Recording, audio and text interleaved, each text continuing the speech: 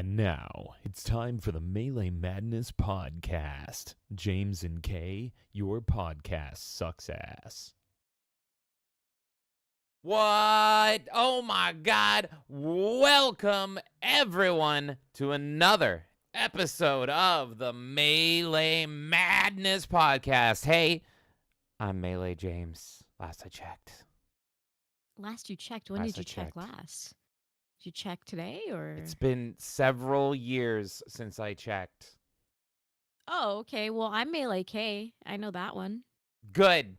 That is great. I'm glad you know who you are because I don't know who the fuck I am. But oh my God, folks, do we have a crazy show for you today. We're going to talk about so much stuff. We're going to get into a news story that's probably illegal in my country, but fuck my government. Fuck them. I hate them. Tell them I hate them. They know I hate them. So let's get into it. This is going to be a crazy, crazy, crazy fucking show because there is some crazy, crazy, crazy fucking news. And I'm already breaking the rules because apparently I can't say fuck so much within a certain amount of time, but I'm saying it anyway, so fuck. There's there's a checkbox for anyone who's wondering this, because people always make this joke about the swearing or whatever. I don't actually look into it. No, but there's, so when you upload videos, not necessarily live streaming, when you upload videos, you have to self-Janny now, which is so fucking retarded and gay. Whip my back. Literally, it makes you self-Janny. And it's like, did you swear in the first few minutes? Yes, did you I always swear. And then it'll ask you, like, to what severity you swore. Was it like you said fuck, shit? It says words that they don't let you say on the platform, but they write them out for you. So they're saying them. Do they censor it? Or do they just straight up just drop it? They don't drop it, they censor it. But it's just really funny to me because it's like, huh, why were you thinking about that word? Because I wasn't thinking about it. So anyways, they make you self-Janny. Only when you're uploading, though, when you're live streaming, they don't make you fucking do it. So I don't know, maybe we'll get the partial thing. We get the partial block or the adult-only filters sometimes. During August, we got that every single day because the butterfly intro by default, because of how sexy it was, Come My Baby, was getting flagged every single time. So I can't even... I can't upload it like I mean, I can upload it manually to YouTube by itself, but it literally will just hide the video and no one will see it anyways. It's so funny. And you pretty much, it's like every video in August on our channel, when you get that block specifically, means that you have to be logged into YouTube to even see the video. So like if you're not logged in, it doesn't show up in your algorithm or anything. It's so fucking weird. My God. You reminded me today when you were on Side Scrollers today, I was playing Dead by Daylight at the same time while I was listening to you. And Dead by Daylight's so cucked now. Used to be able to have so much fun talking shit to all these young people that are very sensitive. That's the nice way to say it. In the in-game chat, and you could talk shit and then get reported and it would be funny. But they over-censor now, and the censoring isn't like a filter. You can't choose not to censor. It just censors no matter what. And so I was saying words to them, but it was just like blur, blur, blur, blur, blur, blur, blur, blur, the blur, blur, blur. And they would be like, huh? And I'd be like, I fucking hate this game so much. But then it would censor that, just me typing aggressively. So I had to very eloquently say, this is what I am trying to say, and these are the swear words and slurs I am trying to get across to you. And they would go, oh, okay, thank you. I will report you now. I fucking hate Dead by Daylight. Take out all the fun of it. It's so weird with Dead by Daylight, not only like just despising the people behind the game and everything, but also just the community is so fucking terrible in Dead by Daylight, everything. And yet I love the gameplay. Yeah. It's so fucking annoying to love the gameplay of a game so much and hate fucking everything else about it. Well, this is why, like, video games, even the most paused, horrible games like Dead by Daylight, there is always, like, video games take so many people to make nowadays, unless it's a weird, obscure indie game, that there's going to be somebody on that team you like, and there's probably going to be somebody on that team that you fucking hate. For the Dead by Daylight crew at Behavior, I hate most of you. Most of you. But there's probably some of you are very good people. But let's get into it. How's it going, everybody? Welcome to the Melee Madness podcast. We're not talking about shit by Daylight today, even though we just did. We're talking about better games. Unless it's in your plays of the week. It's not. It's not. Okay. It's not. Even though I just talked about it and I literally played it today. So let's get into it. Let's get into our opening segment. But first, we got to say hi to chat. How's it going, everyone? Kay, why don't you read me some chat? Oh, my God. Do you have Kick up? Do you have Kick? Should I take care of Kick? Because we got a very special person over on Kick. Yeah, you take care of Kick. Oh, my God, guys. Else. Can you believe it? In the intro, the second we went live, Kartavar said, hey, nice, you play well. I don't even know how they knew that I was such a good gamer. Looking at how to pronounce this Japanese name. Insidious Bliss tipped $50. You know what else is annoying? Cotton shirts, time to purge them. I thought that was going in a totally different direction. Like picking them?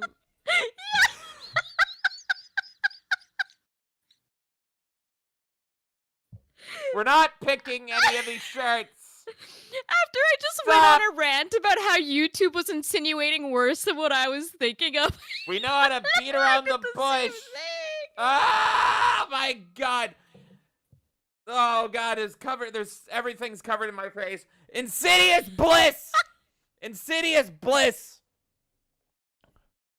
Came in for just a cotton picking minute, and he said, cotton shirts, it's time to pick them. Time to purge them. Shit. Okay. Thank you, Bliss. Thank you so much, Insidious Bliss, with the 50. You didn't have to do that. And then you did. And now I have to do this. Thank you so much. Oh, my God. And now we have Cotton. Oh, no. Force no. 1. Cotton Cotton Force 1, everyone. Cotton Force 1. He knows what he did. Thank you so much. You know what you did, and I love you for it. Oh my God! And now for the Cotton Force. Look at his smug Power Rangers laugh in chat. Oh, and now I have to generate an image of this. Okay, let's see. Oh no. Oh no. Wait, I got a better. Oh my God. Okay, wait. Let's see what this one has. I got a couple ideas for an image.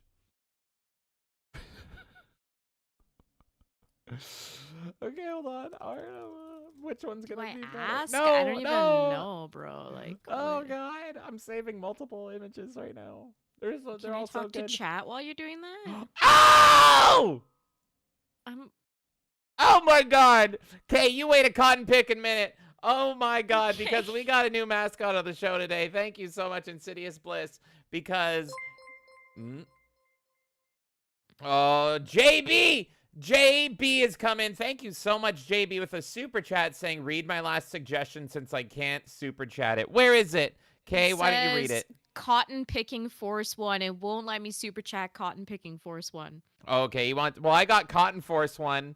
Are we going to upgrade it to cotton picking? I think thank you so much, JB. That is a great suggestion. I think all of you are never, ever, ever going to look at cotton picking the same way. Because look at this little rascal who just wanted to pick some cotton. Thank you so much, JB. Thank you so much, Insidious Bliss. There he is. Look at him. Oh! I'm just saying. You found a bear that's doing I didn't find it. We made it with the power of AI. Look, I'm just saying everybody would be on the side of keeping those little bastards on leashes. If that was the cotton pickers we got. Why is he wearing a gay sweater? What do you mean? He made that himself from the cotton he picked. That's 100% cotton sweater, Kay. We call people like this metrosexuals. He is not a metrosexual bear. That is a metrosexual bear. No. He is an efficiently enslaved bear who's picking cotton. And he's like, I might as well save some more money for my honey. And that way I can make my own clothes. I salute my cotton picking bear. And don't you dare insult him. Look at him. I want him metrosexual. I want him in chains in my basement, and I will keep him forever because I love him. That's weird. No, it's not. No, it's not. And why did my brain instantly go to Coffin of Andy and Lele? I don't know, but thank you so much, JB, for the Cotton Force 1, the Cotton Pickin' Force 1, and thank you so much, Insidious Bliss, because I knew that this episode today was going to likely get everything taken down, but Insidious Bliss, you went ahead and ensured it. You ensured it. Yeah, there's a certain organization that might feel very, what's the word, vindicated? Justified in their hatred of me. Yes. Conversation. But they won't know what the fuck to do when we unleash the Cotton Pickin' Force 1 on them. 3, 2, 1. Oh, I gotta turn it up. Kay, remind me to turn you down or else you're gonna be all like, that's what you sound like when I have you at max volume. So don't let me forget to turn you down. You're up now. 3, 2, 1. Hit it. Oh! Here we go.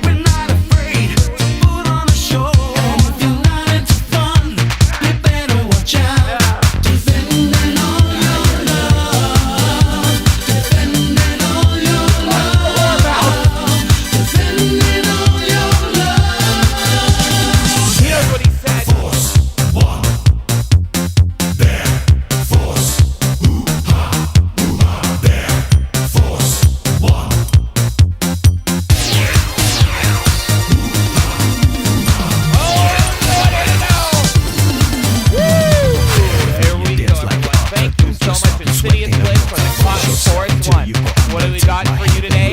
Illegal activity. We're gonna get into everything. We're gonna get into the Game Awards. We're gonna get into Steam. I'm gonna get into the ADL. Fuck the ADL, and I'm gonna enter Germany through its ass. Germany, I'm coming for you. Defending all your love. Defending all your love. Do it now. That'd be the last show ever. So dance like it is. Defending all your love.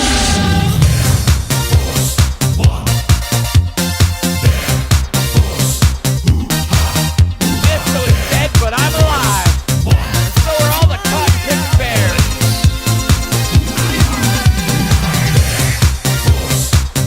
Bang, bang, fart ain't got shit on me.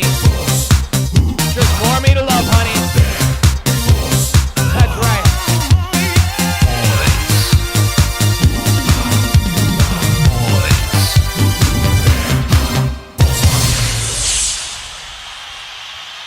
The Air Force One have left the building. Oh my God. Oh my God. Thank you so very much, Insidious Bliss, for unlocking the Cotton Force 1, patent pending the Cotton Pickin' Force 1 by Mr. JB. Thank you to both of you gentlemen. And oh God, if this is the last episode of the Melee Madness podcast, what a one to go out on. If there is nothing better, I want to be shirtless, sunglasses on, and yelling slurs at the ADL, and now I get to do it thanks to you. Thank you so much. Let's go.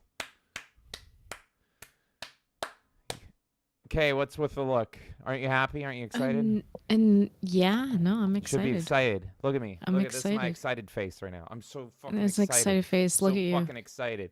Thank you You're so so fucking hype. much. Oh my God, Insidious Bliss. Thank you, JB, as well for the super chat, and thank you to all the new subscribers that I can see on my end. Yes, Yukissa, thank you guys so Simao, much. Pepper Wolf, Bruce Belden, Natural One Nation, and Zug Zawane, and Thunder Angel. Thunder. Bear Force Ho!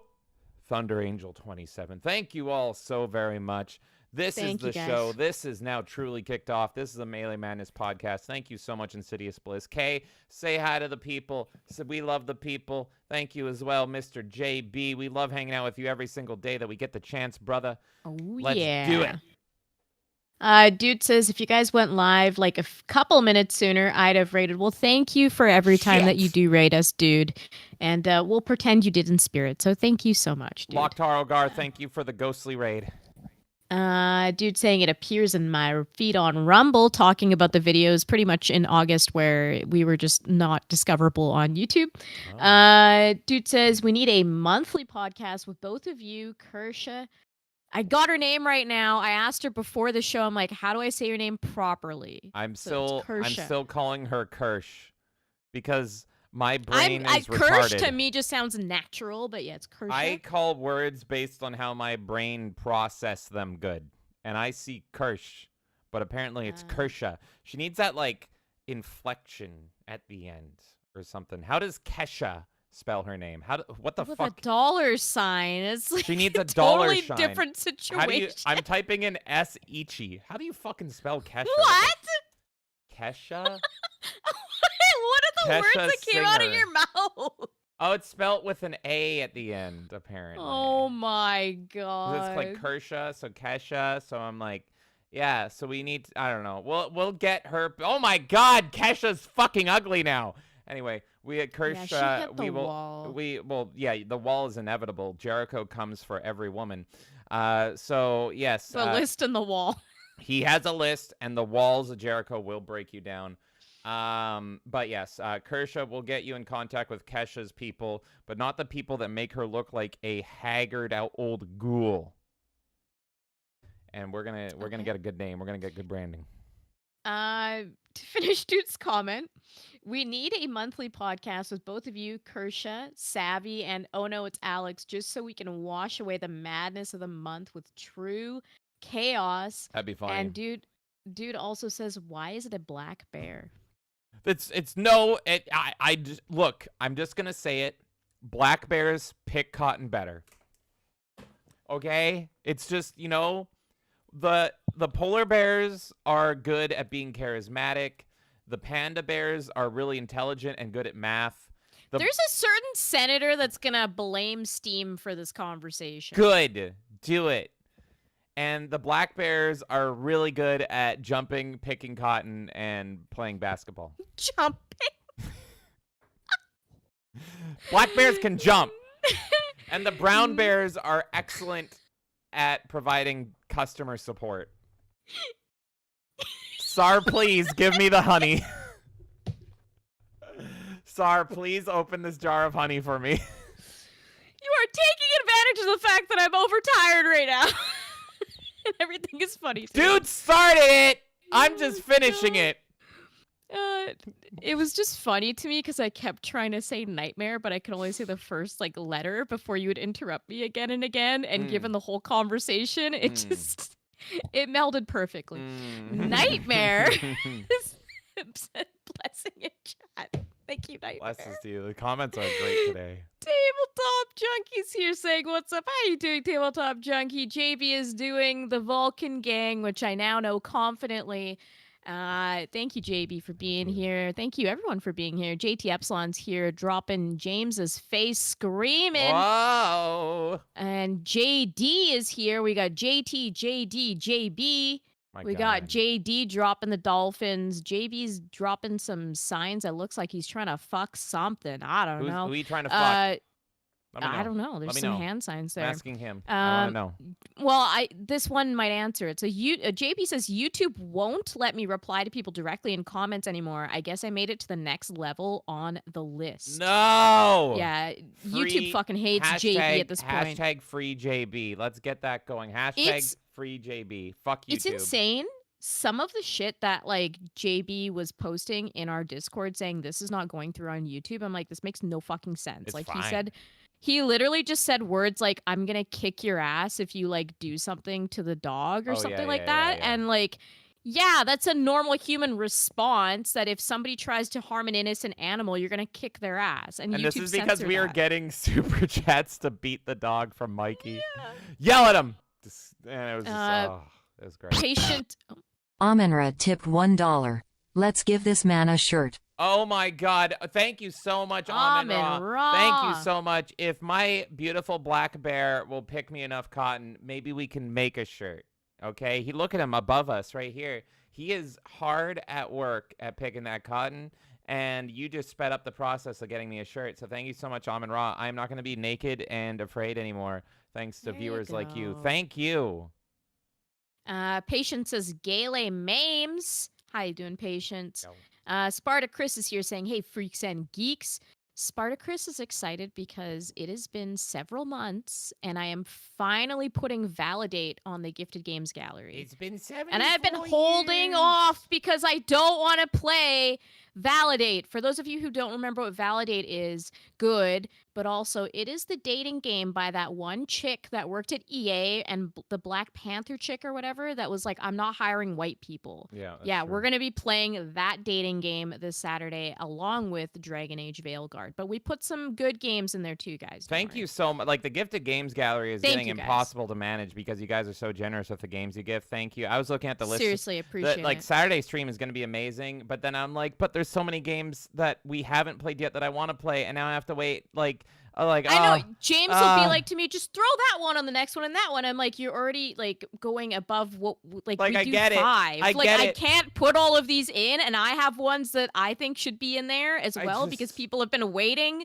So let me organize it, James. I got it. And you're like, why is it? Don't worry, put this one in. I'm like, we can't. Do you realize what I have to go through? I have to play this Saturday Dragon Age Veilguard when I could have been playing Space Marine 2. But no, everyone wants to see me fucking suffer through tranny dragons instead of killing them. So I'm just, oh god, I'm gonna be sad and angry this Saturday. But what other games did I put in there? Look, guys, The I know we like to keep the mystery alive too, but like I do post them in Discord. So if you're in our Discord, you already saw. But we're gonna play an awesome game called Mouthwashing, which a lot of people have been ranting and raving about. Thank you, Alpha. You put that in there because everyone says I need to wash my mouth out. Totally, yeah. And we're also going to be playing System Shock Remake. Thank you, JD. Thank you. And there was one more. There was Cuck one more. What is holding. that? I mean, click holding. Click holding, but from In Black Belt. So thank you guys so much. That was Nightmare Doing Dragon Age Veilguard, Spartacus with Validate. So a lot of torture, but a lot of fun interlaced with that too. Yes. It's going to be crazy. Nightmare says, thanks to the intro, you're good on swearing. Yeah, exactly. That's why I make you a nice little 6-minute intro, 7-minute intro. By the time it gets to us, it doesn't matter what the fuck we say. And that's why the butterfly intro was causing us so many problems, is because before we even had a chance to speak, I was already ruining everything and making it too sexual. That's what I did. So. Come, my baby. But I have no regrets. I'm probably going to make another sexy intro in the future. Good. JD says James is better seen than heard. No. Wait. Are you calling me pretty? I think so. I will take that. I will take it that means I'm pretty. That's all I've ever JD wanted. says Kay is putting him in this place because I went on a rant about YouTube rules. I'm here to know all the boring knowledge, and he's here to jump around and entertain all of you. Here to take off my shirt. JB says, my brother sent a letter to someone's customer service department that said, fuck, shit, goddamn, motherfucker, asshole, bitch, cunt. Thank you for your consideration, and signed it. Did you send that to like Blizzard or something? I feel like we had this conversation. Maybe I'm thinking of something else. Oh. JD says, same. I hate Dead by Daylight, but it is very fun to play.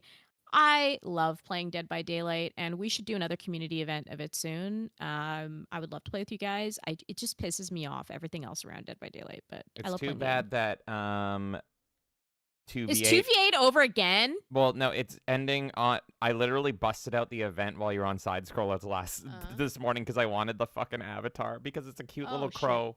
But it ends on Tuesday. So if anyone wants to play DVD 2v8, it ends this Tuesday, and I grinded it out during side scrollers this morning because I wanted the cute little profile picture you get for completing the event because it's a crow with 3D glasses and a bucket of popcorn. I only got to play like one match with you, and that was literally for the award show. If you play Killer, you're in a queue for about 40 minutes. If you play Survivor, immediately. So I just went in, and I just was like, boom, boom, boom. I busted out the event in like 4 matches as a Survivor. I don't even like playing Survivor, and we just did it. And that new feature for people that are deaf or whatever, but everybody uses it, is so OP. The fucking heartbeat feature, oh my god. It's a free perk, and it's like the most OP perk, and it's not even a perk in the game. This morning, accessibility bullshit. I was able to play the game on mute while I was listening to the 3 of you ladies on side scrollers today, and I was winning. I was fucking winning playing Dead by Daylight on mute. I've been playing Dead by Daylight since launch, and that is crazy to me. That really it turns the game into an entirely visual experience, and killers get nothing. Killers get nothing to offset this accessibility feature so that deaf people can play Survivor. What about all my deaf killers? But no. Patience says Dead by Daylight. True. That's very appropriate. Nightmare put dolphin with a question mark. Patience says, Raffle, that was great. Nerdy Neo says that's because K is racist. Well, the ADL thinks so. JB says cotton picking force 1. JT Epsilon says Carl is a racist white male. It has been 0 days since I've been called a racist white male. Thank you, JT Epsilon, for always resetting the clock. Thank you, JB, for that super chat, and to Insidious Bliss and Amin Ra as well. Thank you. JD says James brings up cotton picking. He's not even trying to hide it now. And JB says he's Canadian. The bear has angry eyes. Everyone dropping the bears for the Bear Force 1. Thank you again so much, guys. It's always fun. This poor little bear came over to Canada via the underground teddy bear railroad seeking salvation, and he wandered into my forest, and I captured him, but he captured my heart. What the fuck? JB says it's best when he's reading news while the music is on and you can't hear shit. Yeah, you always... Oh, did you turn me down? Yeah, thank after God. like 3 minutes later. Thank God. Okay. So for 3 minutes you were like, and no one could understand you probably. And every time that happens, I just want it to be clear. It's not in my control that it happens. That Well, I'm I need to screaming in all of pump your it up ears. for the Bear Force, and then I forget because I'm so excited. It's just like I'm more making a joke about it because even on like side scrollers and stuff, it's literally StreamYards will take control of your audio, like out of your control. Yeah. JD, yeah, JB, JD, JT. There's so many JD, JTs. I'm sorry if I mix them up. It's best when he's reading news while the music is on and you can't hear shit. Yeah. So when you're doing Bear Force 1 and you start like ranting and you do your thing, Yes. the music is so loud that sometimes we can't fully make out what you're saying during That's that good segment, but it makes because it funnier. what I'm doing in that moment, my bit is that I'm actually spoiling the entire news segment, but you can't hear That is me. true. And the point of that is that you get interested enough to go, huh? Well, I better stay around and listen. I better figure that one That's out. the logic behind it. JD says Kay is now legit and has to put up with James. We all know who the better half is. James is the better half. Let's be real. And I love him for it. JB says, do you have emergency services number handy for the inevitable t-shirt related accident? There is Look, a button around my inner thigh that I can press if anything bad happens. Oh my God. Okay. It's we'll in go a with really that. uncomfortable spot, so when I press it, I have to be really sure that I want to press it. What? Eh? Huh? Eh? JD says, why would it be the last? Do you have a doctor's appointment?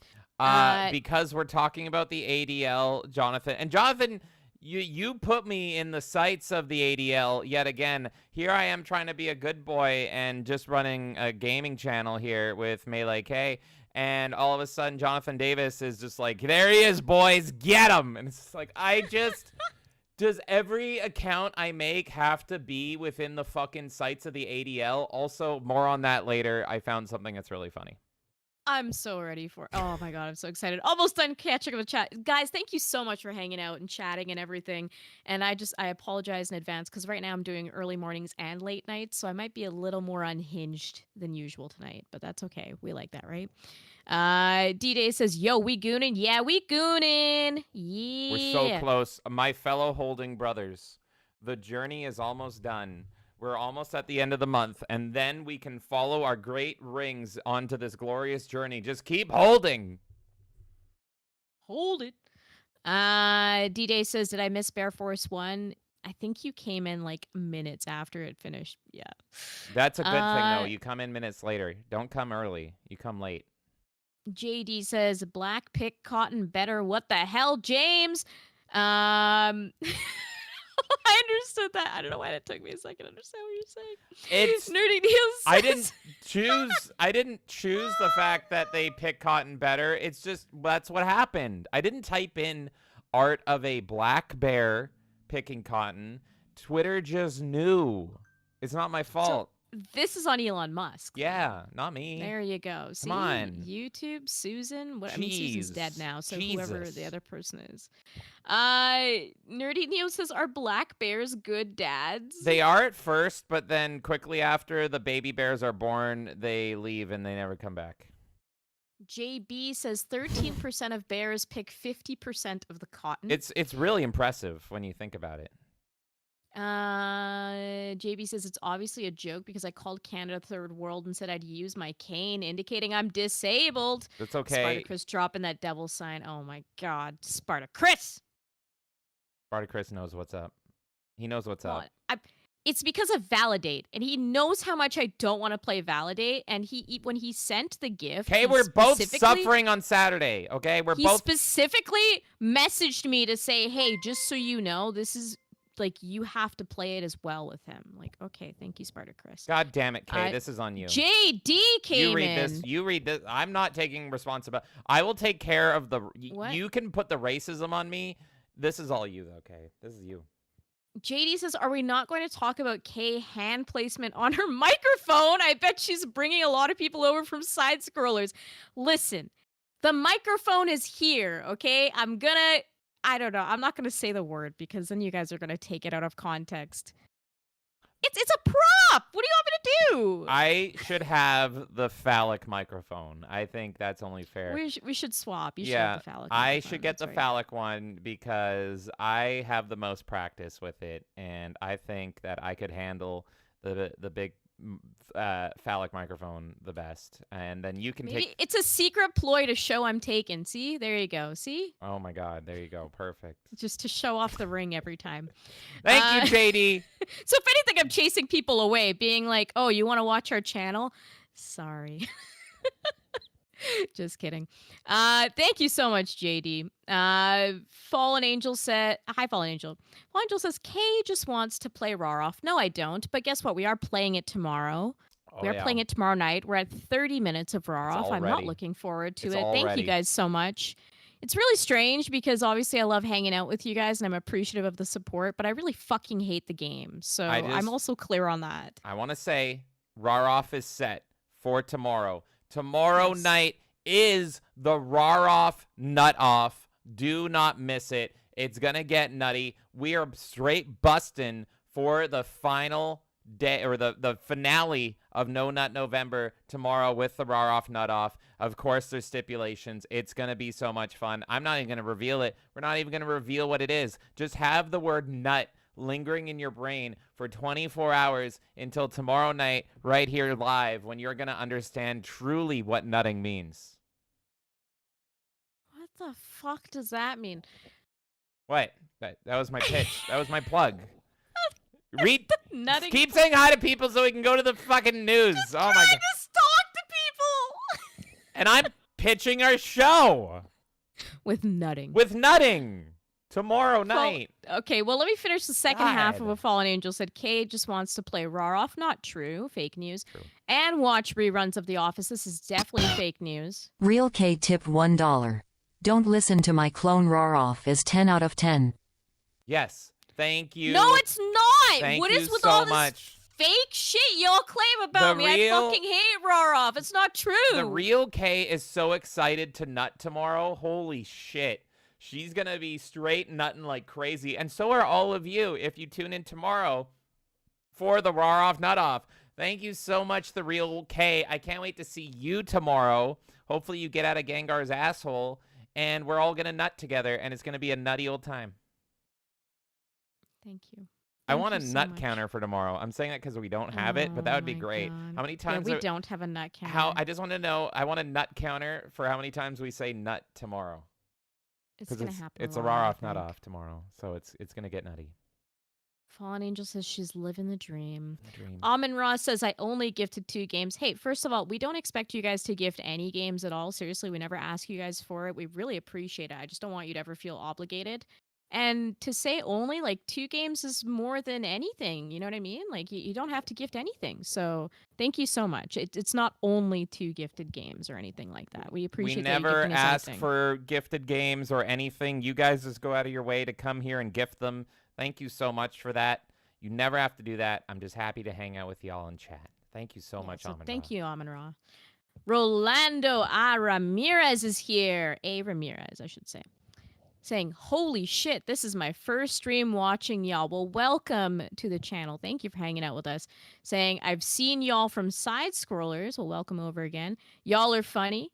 That black bear picking cotton joke sent me, bro. I think I'll like it here. Welcome to I the hope party, you enjoy Rolando. You will really like it here until I say something that offends you. So enjoy it while it lasts. I hope you enjoy the show. And if I never hear from you again, I totally understand. It's totally fine. But I hope we get to have you here as long as possible. Yes, thank you so much, Rolando. Nightmare says, okay, remember to ask Lumi about feet tomorrow. She's very passionate about podiatry. Pod What is racing? this word? What, pod racing? Yeah, ask her about Okay, pod racing tomorrow. If the opportunity arises, I will bring up feet tomorrow, if it makes sense. Okay. Dax's JD JD says, oh yeah, I should bring up There you go. Dax's feet. Should Let I, her should know I about- ruin everything for Dax? Should I bring Let up his her feet? know on side scrollers about Dax's feet. He will appreciate that. Oh my god. Well, let's see. I don't know. I tried. Sometimes I make jokes on side scrollers, and people are like, "What the fuck are you saying?" Every time I make a Sam Hyde reference, it's like crickets, man. Anyway, Rolando says, are they streaming on multiple platforms? Yes, we are on YouTube, Rumble, Kick, and Twitch. And Fallen Angel says we need to talk about the ADL. We're going to talk about the ADL. Don't worry about it. Rip. And let's see here. Just scrolling through, guys. Thank you so much again. Neo says, would that mean that Kay would do Bear Force 1? No, I'm not doing Bear Force 1. That's James's thing. I'm not doing Bear Force 1. Neo says you only the get ons. mine. Only me shirtless here, which it's really a treasure. You guys, it's been thank you so much, Insidious Bliss. We've been really spoiling them with my shirtlessness, and I really appreciate it. Yes, that was why the Raroff thing was even introduced. It was to torture me because James was already getting his little action, right?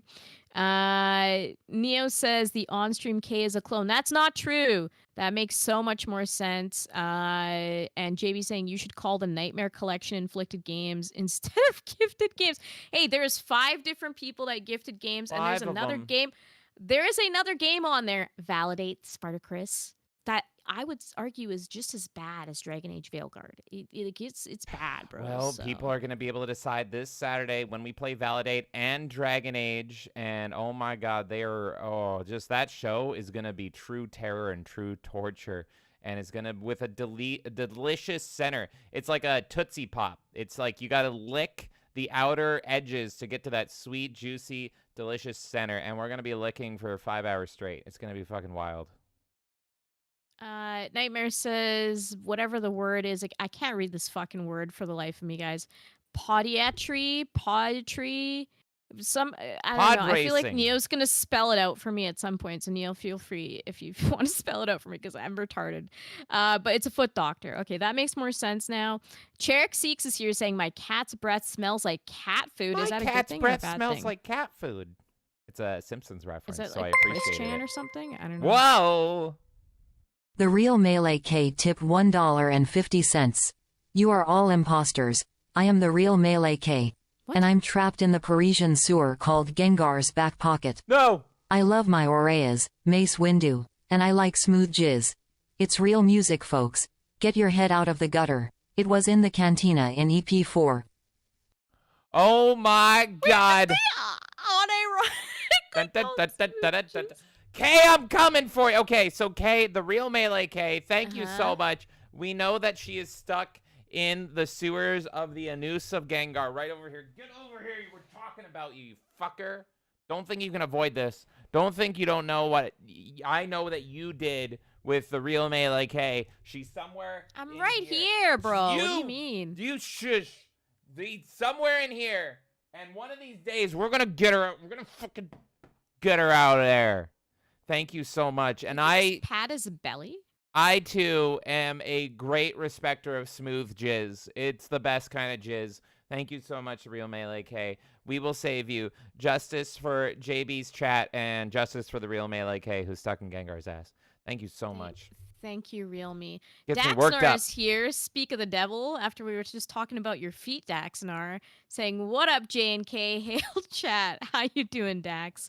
And everyone's spelling it out for me. Podiatry. Okay, I got it. Also, yes, I agree today. Mace Windu, ew. Dude says, when are we going to see James's parking skills? Don't worry, I didn't forget about it. I didn't forget about that game. Thank you again, dude, for gifting that to us. And he said, I thought it was nonstop, not November. No. You're supposed to nut tomorrow with all of us. That's when we're nutting. Stop nutting. Yeah, Everyone hold your nuts until tomorrow, and then we're all going to go nutty tomorrow night for the Raw Off Nut Off. It's going to be great. Exactly. And we'll end off with Neo saying Jizz is the best music. All right, James, let's get into our plays of the week. It's time for our opening segment. Believe it or not, only 48 minutes into the show. It is time for our plays of the week. Kay, what the fuck have you been playing today in the world of video games? I'm going to be super quick with mine. Good. 'Cause of course, I've... No more. Oreos. No more Oreos. Nightmare tip $2. Nightmare will return with more inflicted games. Don't, no, I haven't Oh, even, no, God. Nightmare, please. What does that mean? Nightmare, stop. I can't take it anymore. Nightmare, we've had too many games. We've had too many infections. And it's all going to peak this Saturday with Dragon Age thanks to this man right here and his AI Valley Girl GF. Oh my god, I'm so jealous of his AI Valley Girl GF. Nightmare, you make me type heinous shit into a document. Oh my god, Nightmare, thank you so much. Why do you get the AI Valley Girl GF that now is angry and hates you, and then you make me suffer so much? Why? What did I do to deserve this? What did I do to deserve this, Lord? Thank you so much, Nightmare. Oh my god. Oh my God. Also, hello, Flame Mage. Hi. Okay, continue. Oh yeah, it was me. Never mind. Mm. Thank you, Nightmare. So my plays of the week, I'll be quick about it. 'Cause, I have been gaming, but honestly, I've been super busy setting up for the Game Awards, which are going to be on December 6th, as you guys know. The Melee Game Awards, I should say. So yeah, I've been playing a little bit here and there, but not as much as I usually do. So I have been playing Mario Party because, of course, I've been super addicted to Jamboree. But you guys have heard me talk about that at length. I've been playing a little bit of Vampire Survivors, Castlevania DLC. Also love it, as you guys know. That shit's like fucking crack. And I can't wait to do another co-op session with James. It's just so much I will fucking add fun. that after I grinded out Dead by Daylight this morning, I went over and played more Castlevania. Vampire Survivors Castlevania, and that's what I was playing while I was listening to y'all. And I'll probably, when you're on Side Scrollers tomorrow, I'll probably be playing it again. And I actually did my first run with full-on curses, and I've played Vampire Survivors for 60 hours. I've played it for 60 hours total, and I've never played with curses. Pretty much what curses are is, hey, is the game too easy for you? Here, you can fuck your shit up. And I went from 0 to max curses, and all it does is like massively increase the difficulty, and you feel it. You fucking feel it, especially going from 1 to 5, or 0 to 5 rather. And for the first time in probably like 40 hours, I actually died before extinction in Vampire Survivors, but I did get to 20 minutes. Damn. So it's fun. So next time we play co-op, I think I'm going to keep the curses on because it's just like, oh, the game is challenging again. It's actually more fun. We couldn't even accomplish our goal last time. Well, it's because we don't know how to, because I haven't looked it up. Yeah. Most people that play Vampire Survivors, they just look up like how to trigger all the secrets, and we haven't looked it up yet. So I'm sure that there is a way to fight Dracula, and that was our goal, is fight Dracula, but we don't know how. So I've just been trying to unlock all the Castlevania characters, and I have about half of them. I don't even have all of them, because even that is a mystery on how you unlock them all. But it's fun. It's so good. Everyone go play it. It's literally, it's fucking wonderful. The last game I'll mention, I didn't play super long of, but it's a game I played in the past. Shaman King Master of Spirits. It's a Game Boy Advance game. And this is for you Metroidvania fans out there. This is like, I guess, a hidden gem Metroidvania. I wouldn't say it's an excellent game by any means, but if you're a fan of like Shaman King, you'll like it. It's pretty much you're going through different levels, and there's like different spirits eventually you can accumulate, and there's like currency and blah, blah, blah. So what is Shaman King, an anime? You're pretty much... Shaman King's an anime, yeah. Okay. This was like an anime I used to watch on like Fox Kids back in the day it just like casually was on TV, and it'd be like, oh yeah, Shaman King's on, whatever. But yeah, I actually ended up rewatching the anime just in the background while I was playing this game, and also while I was working on the award show. And I was like, I'm in the mood for this game. So I cracked it open again. Looks pretty good, actually. It's really fun, man. It's really fucking fun. It's fun. I'm not saying it's like the most polished fucking game in the world. Like, it's a slow start, but essentially, like, there's a book for the Shaman King, and they're trying to like summon a character back. So someone confronts you. Did Konami make this? I think so, yeah. Because this looks like Sure. Castlevania. Like, this straight up looks like I'm seeing a lot of the GBA. I had a GBA like anime like phase, where I'd play those random tie-in anime games and stuff. So this was one of them, but I'm not like super knowledgeable on it. It's just something I've casually played back in the day, and I revisited like a few days ago. But Master Spirits is really fun. It genuinely looks like it's made by the same team that does the GBA Castlevania. So that's crazy to me, because I would have never heard of this game. I wouldn't be surprised. Damn, yeah, cool. but it's a lot of fun. It's a slow start, but like once you get into it, it can get really fun. Like I said, it's not like a polished masterpiece or anything. Mm-hmm. But essentially, yeah, they tear up these book pages for this like item that's important to the show and to the story and everything, and you're just going and recollecting the pages of that. So that's the motivation of it. It's fun. It's fun. Go check it out, guys. Why does the grandpa look younger than him? He looks like baby Hiachi. Do you see this? He looks like a baby Hiachi Mishima or whatever from Tekken. So he does. It's like Hiachi got a fucking babality in Mortal Kombat or some shit. What the fuck is going on there? I don't know anything about this anime, but the game actually looks fucking sweet. So thank you, Kay, for telling me about that. God damn. Like I said, I'm a filthy casual with Shaman King, but you just have those random animes that came on back in the day, right? Like Ultimate Muscle and shit like that. Oh, Ultimate Muscle! I know of that one because of the wrestling association. Yeah, Fighting Foodons. And he Monster looks like Rancher, a young it's squall. everything. Like from Final Fantasy. Metabots, like there's just tons of like random anime type things I'd be watching when I was young. Metabots is amazing, man. I fucking love Metabots. Yeah, it's been recommended me a lot. To me, Shaman King is just a part of this whole thing, but it does have a decent plot. I think it starts out strong, but it kind of gets convoluted. But yeah, the games are good. Go play Master of Spirits, and I think you can get it pretty cheap still because people don't really know this game exists. So enjoy. Damn, that's super cool. And yeah, no, I genuinely thank you for bringing that up because that's crazy that looks like straight up a Castlevania game, like made by the same people. It's not just a Metroidvania, but it looks like it was made by the same team, like just with the HUD and everything and how like the treasure chest was and all that stuff. Like, that's pretty much like maybe a Castlevania game that for Castlevania fans that may not know, like if they never saw that, it's like, hey, you want more? Here you go, some random fucking anime. So thank you for that, Kay.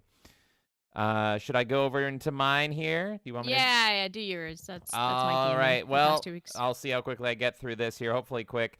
And I don't want to spoil this because this was only 10 minutes total, but I highly recommend that anybody that is a Halo fan go and watch our Halo 2 20th anniversary stream where for the first like 40 minutes, Microsoft literally induced audio issues in the stream. You can skip that, but it was funny.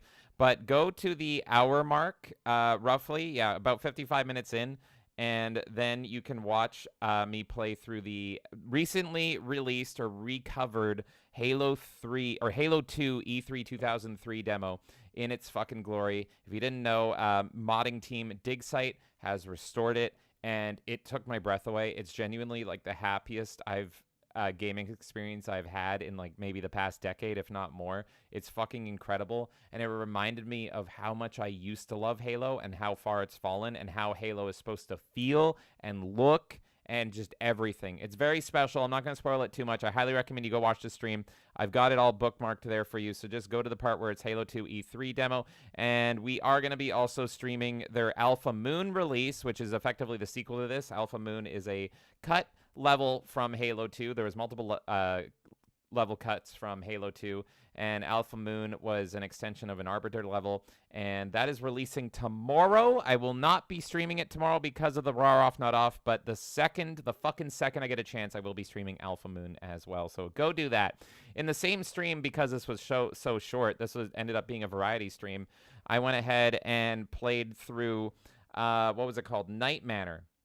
And if you don't know, if you're like, what the fuck is Night Manor? It is a UFO 50 game. And if you go, what the fuck is a UFO 50? UFO 50 is an incredible game that was released this year. Absolutely incredible. We did a UFO 50 roulette dedicated to it. It is a spiritual sequel to the infamous Action 52, which was a collection of games, 52 games to be exact, and they were all fucking garbage. They're known for being garbage. But UFO 50 came out recently in the past month or so, and it is incredible. Fucking incredible. 50 games for about $30 Canadian, and the value is insane. I played this during afterwards, after Halo, because I thought this would be a quick 20-minute playthrough to do everything, and we were doing good. Like, we didn't get stuck once. We were fucking flowing. It took from 3.3 hours. It took about over 2.5 hours, so it took close to 3 hours to get through this game. One game in UFO 50 to complete it took us close to 3 hours, and that is, so we got 49 fucking games to go. But Night Manor is the horror game. It is a point-and-click horror game, and it was awesome. It was fucking awesome. Like, if I spent $15 on this, like on Steam on its own, I would be happy. And for double that price, I got 49 other games. So that's the main takeaway from this is Night Manor was incredible, and you can own it by just getting UFO 50, and then you get 49 other games, which are all incredible. I've seen a lot of people talk about what their favorite games are from UFO 50, and I don't see Night Manor even come up. So there's so many incredible games in this. There's a couple there that are hilariously bad, but for the most part, it's just... It is arguably the best value you will ever get for a game, period. Like in UFO 50. So that is just incredible. And people say there's no good games that came out this year. There's 50 at least in one game. There's no good games that came out this year. For $30, you can get 50 good games that came out this year. It's crazy to me, man. So shout out to the UFO 50. That was fucking awesome. And last but not least, I don't know, Kay, do you have anything to say about UFO 50? Because I know you're a fan as well.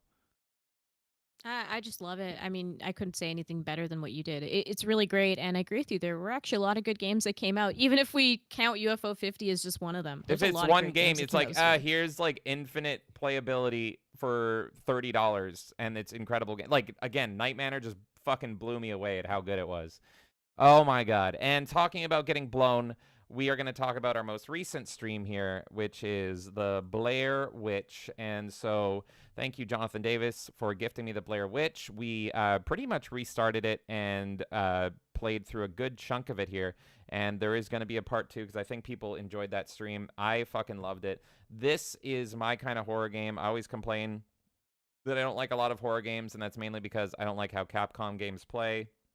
I don't like tank controls. And I don't like survival mechanics, so like limited ammo and all that shit. And Blair Witch is a mostly narrative horror game. It's not a point and click like Night Manor is. So I love horror games when they are told in a non-tank control or survival horror scenario. And both Blair Witch and Night Manor are not survival horror. Blair Witch is like narrative horror with time travel mechanics, and the combat is the combat's actually Alan Wake-ish. And so the enemies, to fight them, you have to pretty much shine and hold your flashlight on them or else they kill you. And if you saw that stream, you might be saying, well, you didn't die. But you can actually get killed by those enemies. In our first stream of this on the Gifted Games Gallery, if they run through you enough times, they will kill you, and you have to restart at a checkpoint. So it's actually, the combat's similar to Alan Wake, which is pretty cool. And it's got a lot of unique mechanics. And we got into this because I'm a horror for movie-based games. Me and Kay recently went through all things Blair Witch, including the mockumentaries. Last night, I believe it was, we finished Blair Witch 3. Fuck that shit. The Blair Witch game is genuinely better than Blair Witch 2016. Fuck that movie. So I can't wait to do part 2 with you guys. And I love Bullet the dog. I will not bully Bullet the dog. He is a good boy, the best boy. And that's one thing, is like the dog, like the amount of attention they put into this dog and the mechanics and making him feel like a dog. I swear to God, if something bad happens to this dog, I'm going to lose my shit. So I can't wait for part 2. Maybe you'll see me cry if they hurt the dog. So do not miss that. And that is my plays of the week.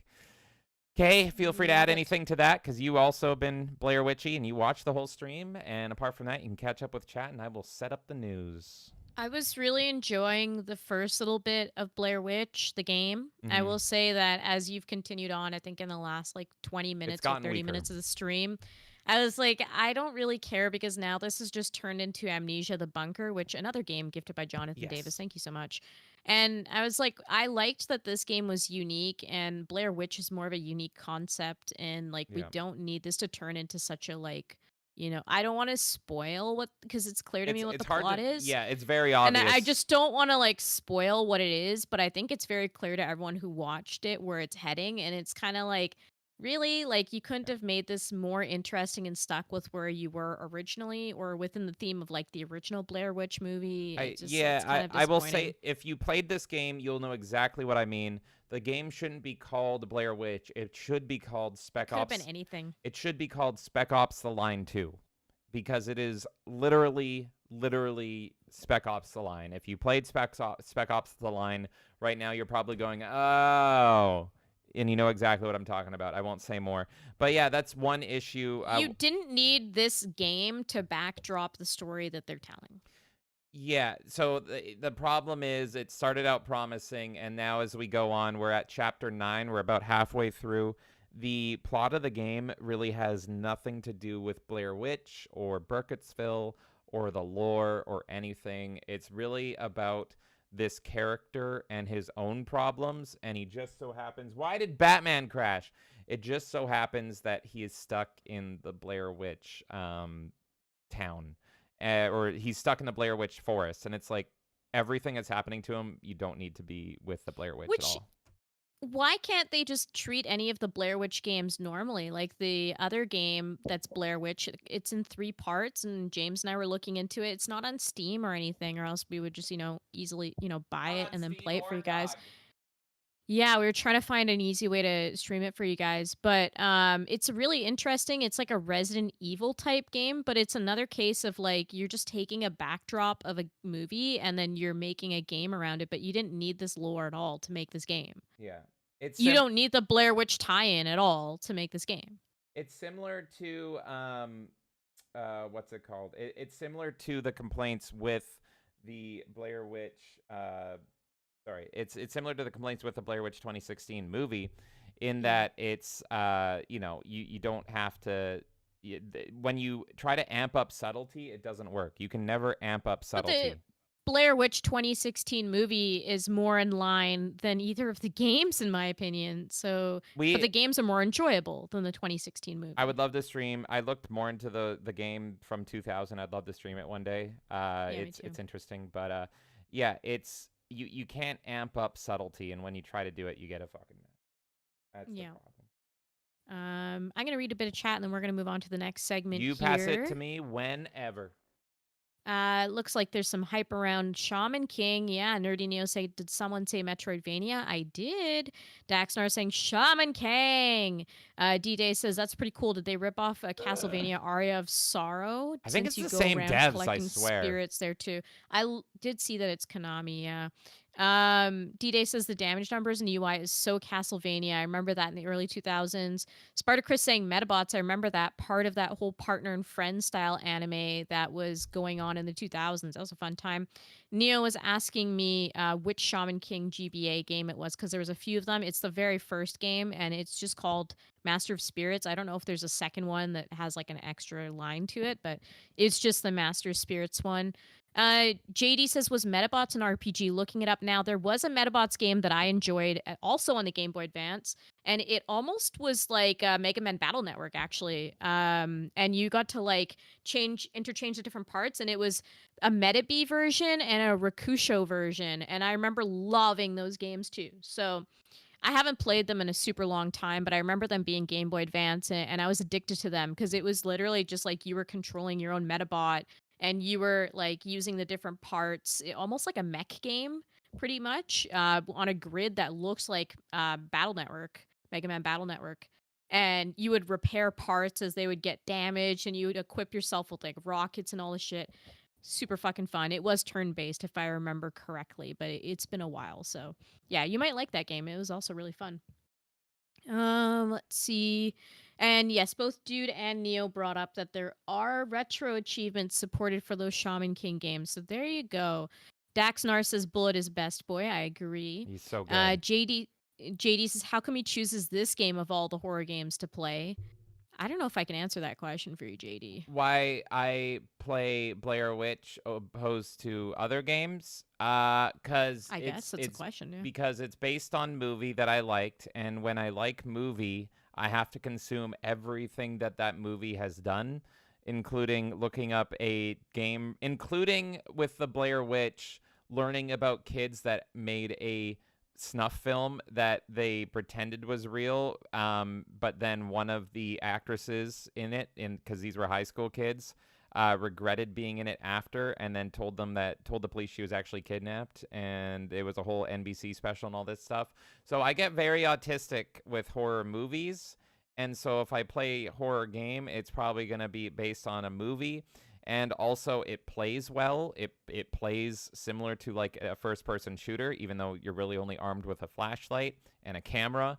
But the movement feels great, and at least so far, there's no survival mechanics, which I hate. So that's the 3 reasons why I go to Blair Witch. Movie, good controls, not tank controls, and no survival. It plays more like Alan Wake, which I used to call my favorite, one of my favorite horror games of all time. It still is, and I'm looking forward to still. I have to jump into that second one and American Nightmare. I think there's a few horror games you've wanted to play though. Like you really enjoyed Dead Space remake, didn't you? Yeah, I want to get back into that. I was surprised how much I like that, and yeah, I like the more obscure, weird horror games. So I'm looking forward to this weekend where all the games that we're playing are horror. Yeah, true.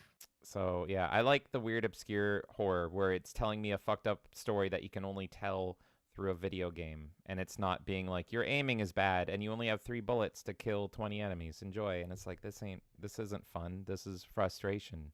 I'm not scared. I'm just angry because I want to be able to kill enemy. So yeah, that's why. That's how I play my horror games. JB says limited ammo is normal. Survival games is when you have to eat, drink, sleep, take a shit, and make sure to wipe. JD says that. play Never more wipe. of the bunker. What? What? Never wipe. Never wipe. Never mind. JD says play more of the bunker. That game was funny. Oh God, so that game, that fucking game. Oh, maybe one day, maybe fucking Amnesia, my eternal nemesis. Was that the one where you gassed yourself? Yeah. Yeah. More on that later. JP says tank controls like you push the left stick and the left foot moves. You go in a circle around your right foot or a steering wheel. Like old Either school. way, you have pedals also. Tank controls are to describe old Resident Evil games and Monkey Island Yeah. 4 primarily. So tank controls is your character when you push up walks in the direction they're facing, and that is the only way they walk. And then if you want to walk in a different direction, you hold left or right, and then they turn, and then you push up and they walk. So yeah, think old Resident Evil. That's probably the most popular tank control game ever. I fucking hate it. I hate it so much. I think the only tank control game I've ever beaten is Monkey Island 4, and it was fucking terrible. I love Monkey Island 4. It's actually the first Monkey Island I remember playing. I think I played Monkey Island 1 when I was super young, but I barely remember it. But Monkey Island 4 is the first one I ever played, and it's like excruciatingly painful to turn a point-and-click game into a tank control game. Holy fuck, that was stupid. And that would be an incredible remaster of just point-and-click. That's what they did with Grim Fandango, because Grim Fandango originally is a tank control game. Because LucasArts, yeah, you only saw the point-and-click version. They fixed that. Originally, Grim Fandango was just like Curse of Monkey Island, or not Curse, Escape from Monkey Island, Return to Monkey Island? I don't know. Fuck. Escape. Monkey Island. Escape from Monkey Island. Originally, it was just like that, and they had tank controls, and everyone's like, why would you make a point-and-click not a point-and-click? This makes no fucking sense. Why would you make a point-and-click where you point-and-click into Resident Evil? This is garbage. And, yeah, for the remake of Grim Fandango, they fixed that, but for some reason, they have never remade or touched Escape from Monkey Island, even though I love that one. I love all of the Monkey Islands, except for the Sea of Thieves one. Yeah, fuck that one. JD says consume product and move on to next product. I And will. JD also says, so I was right, Bore Witch. Yeah, it got boring in my opinion, but you know, it might change. We'll see. D-Day says Dead Space 1 and 2, liking them. JD says, James, I don't like survival horror, but always recommends me survival horror games, Fear and Condemned. I recommend you survival horror because you like survival horror, and so I want to make you happy, Jonathan Davis. And also, Fear is not survival horror; it's an FPS, and it's one of the best FPSs ever. And it's a horror FPS. But if you play it, you'll know what I'm talking about. It's so fucking good. It feels so good. Oh my god, it's like sex. The gun mechanics in that are sex. There's nothing survival about that game. The only thing is, can my erection survive playing it? That got graphic, but I really love Fear. It did, but it was funny. Dude says the MCC has finally added some Halo 2 anniversary cosmetics recently, as well in the weekly reset store, The Exchange. And he says technically Metroid Prime uses tank controls. Yeah, I mean, I've played a little bit of the original Metroid Prime style of controls. Even that is like super unique. You all know what I'm talking about. Resident Evil's not the only game to use tank controls. I'm pretty sure Silent Hill and a whole bunch of games, a whole bunch of Dino Crisis as well. Like a whole bunch of Capcom games use tank controls. And yeah, Metroid, I would say, even though I don't like how original Metroid Prime controls, at least compared to the remake, y'all know what I'm talking about when I say tank controls. And it's pretty much you have a character. I will never forget being a small kid and playing Resident Evil 3 for the first time, and Nemesis is fucking beelining, darting down hallways at me, and meanwhile, here is fucking Jill Valentine. Oh no, I have to run in the opposite direction. Okay, I can run now. Oh, I hit a wall. I have never understood when games that are good exist at the same time why people fucking tolerated that. That's what survival horror is to me. It is scary because it plays like shit. I don't fucking get it. I don't fucking get it. I've never gotten tank Resident controls. Evil does such an amazing job with character development. The story is great. Atmosphere, everything about it is great. But I'm playing a video that's why I game. was so excited for the remakes, because like Resident Evil 2 remake, which people say is the best one. I haven't like dabbled into the other ones, but it feels great. That's It why I was solves all the excited for problems that the you're complaining about. movies. That's what I was excited for the movies, because I'm like, oh, I get to experience the story without having to play them, because I've always thought Resident Evil has great characters and a great story. That's what I love about Resident Evil, is great writing, great story, great characters, and you have a guy that wants you to fuck his sister. And then the movies are garbage, so that's unfortunate. Actually, I thought they were okay. They're like so bad it's good. You know what it is. I think Resident Evil also hit a lot of people when they had more patience for clunkiness, personally. Yeah, I think people got used to the controls and they kind of worked with it, even and they then were I fine. did not. And I did not. like gaming had more limitations back then, and I think our expectations are sometimes at different the same time, I was playing like Clive Barker's Undying, which was like a horror shooter around the same time as Resident now. Evil. Isn't Clive Barker does notoriously shitty games, no? He did Jericho, but Clive Barker's Undying, I think, is a lost gem, and I would love to stream that and play it again. It's like an FPS horror. And then, what was that point-and-click spooky house game I played? I think, oh, God, Night Dive ported it anyway. So, I don't know. I've just always hated tank controls and survival horror mechanics so much. But you know this. You know this. We do. You're the Resident Evil expert. No, I'm not. I am the Resident You have Evil. this tendency to be like, Kay knows more about this topic than me, therefore she's the expert. And it's like, no, I just know more about the topic than you. It doesn't mean I'm the expert on it. I am the Resident Evil detractor, and you are the world's biggest Resident Evil fan, and you've literally beaten me because I shit on tank controls. But I could get away from you because all I had to do was run in a different direction, and you were like, get back here. And I didn't have the doors as loading screens. Yeah, no, and that's the thing, is I just closed the door on you, and you don't even know what to fucking do. You don't know what to do. Exactly. All right, let's get into the news here. All right, folks. Well, Resident Evil and tank control, autism aside, I will say I've always wanted to play through Dino Crisis, but man, tank controls, that should be fucking remade. Oh my God, what the fuck? What were they thinking? Remake Dino Crisis and make the redhead fucking sexy. The problem is, if they fucking remake Dino Crisis, they could make it exactly like the Resident Evil 2 remake, which is great, but then they will have to put a sexy redhead in the game, and they'll be like, do we make her black or a man? Do we go Joanna Dark with perfect dark and give her man chin, Bruce Campbell chin? Or do we make her a black chick? Oh, you know what? We better make her fat while we're at it.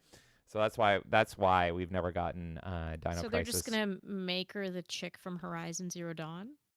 Yeah. Yeah, Okay. James or Nick Avocado, that's right. All right, folks. But anyway, enough of that. Let's get into what the fuck is going on in gaming. And man, oh man, do we got some crazy stories for you. And if you hate me, go tell the Canadian government, because some of these stories, I don't know, Canada, lock me up, you fuckers. Let's do it. So, this is a personal story. I don't think a lot of people are talking about this, and that's why I wanted to talk about it, because I stumbled across this, and I think I stumbled across onto a Steam issue that is actually impacting a whole lot of people. It may be impacting you, and you don't even know it, but it's especially impacting you if you're watching this from Germany. And it is mostly impacting you if you're an indie developer that is selling games in Germany. So let's get into it right now. As you know, we love Steam Roulette. We love playing on Steam here. And very often, I will look at my Steam wish list. My Steam wish list has like almost 2,000 games on it. And so I always just check to see what's on sale. And I look at it quite frequently. And then I noticed this. So here you go. This is actually my wish list here. And right up there, I have never fucking seen this before. Unavailable item. And I also sort of rank my games. So it's like, okay, what? Why is it that unavailable item, number one, it's my number one ranked game, is unavailable? And then I scroll down, number 6. Number 6 is unavailable. Never fucking seen this before. And I've been using Steam pretty much daily for over a decade, almost fucking 15 years now. And then there is more of them. There is more of them. So you just scroll through. Again, there's 2,000 games. And oh my God, there's another one unavailable right between AEW Fight Forever and Fatal Run. So I saw that and I'm like, okay, the wish list is too important because that's how we track games. That's how I track indie games. That's how we choose what we're adding to our library for Steam Roulette. And I'm like, I don't know. This seems like a fucking bug. I don't want to fuck with it and accidentally lose things, especially my like number 1 and 6 most desired games. And I couldn't even remember what they were. I was like, what the fuck is above reanimation? But couldn't even remember what they were. And I'm like, I don't want to fuck with it. I hope it's just a bug that goes away in a day or something. And I didn't even see anyone else talking about it. And so I'm like, okay, I will leave it. I didn't make a fuss about it until I saw this. And this comes from @90s Graphics, almost 1 million views now. @90s Graphics says, hey, German followers, post the absolute state of your wish lists. And right there, very similar look, whole bunch of unavailable item. So then I go, fuck, what do you mean? And there was no other context. No other context, just, hey, if you're in Germany, looks like your wish list is getting fucked up. Why is that? And so I did some digging. And I went over to my usual source of information. I went over to 4chan V, and I found out what it was. And then I found a tweet that was explaining what it was. And so let me read through my Twitter thread right here, because I think I think it's two things right now. This is something intentional in Germany, and I think it's caused a global issue. And what is intentional in Germany is fucking terrible. So let's get into that right now. So @Kiro_37 says, basically, if your game doesn't have a rating, think the ESRB or PEGI, then it's not allowed to be listed. Games that have to go back and rate their games, and if it's an older game that has been, quote, done, or the devs aren't around to rate it, welp. So there you go. So I took that, and then I made this Twitter thread that I'm going to read through with you guys right now. I said, looks like on top of the censorship calls from Steam from Mark Werner, Germany is, and more on that later, Germany is also causing Steam to censor games in their country if they don't have a specific rating.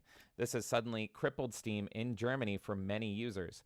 Additionally, this change has seemingly been affecting old games in users' wish lists to globally reappear as an unavailable item. I personally have a ton of these, and you can copy and paste the URL into SteamDB to find out what they are.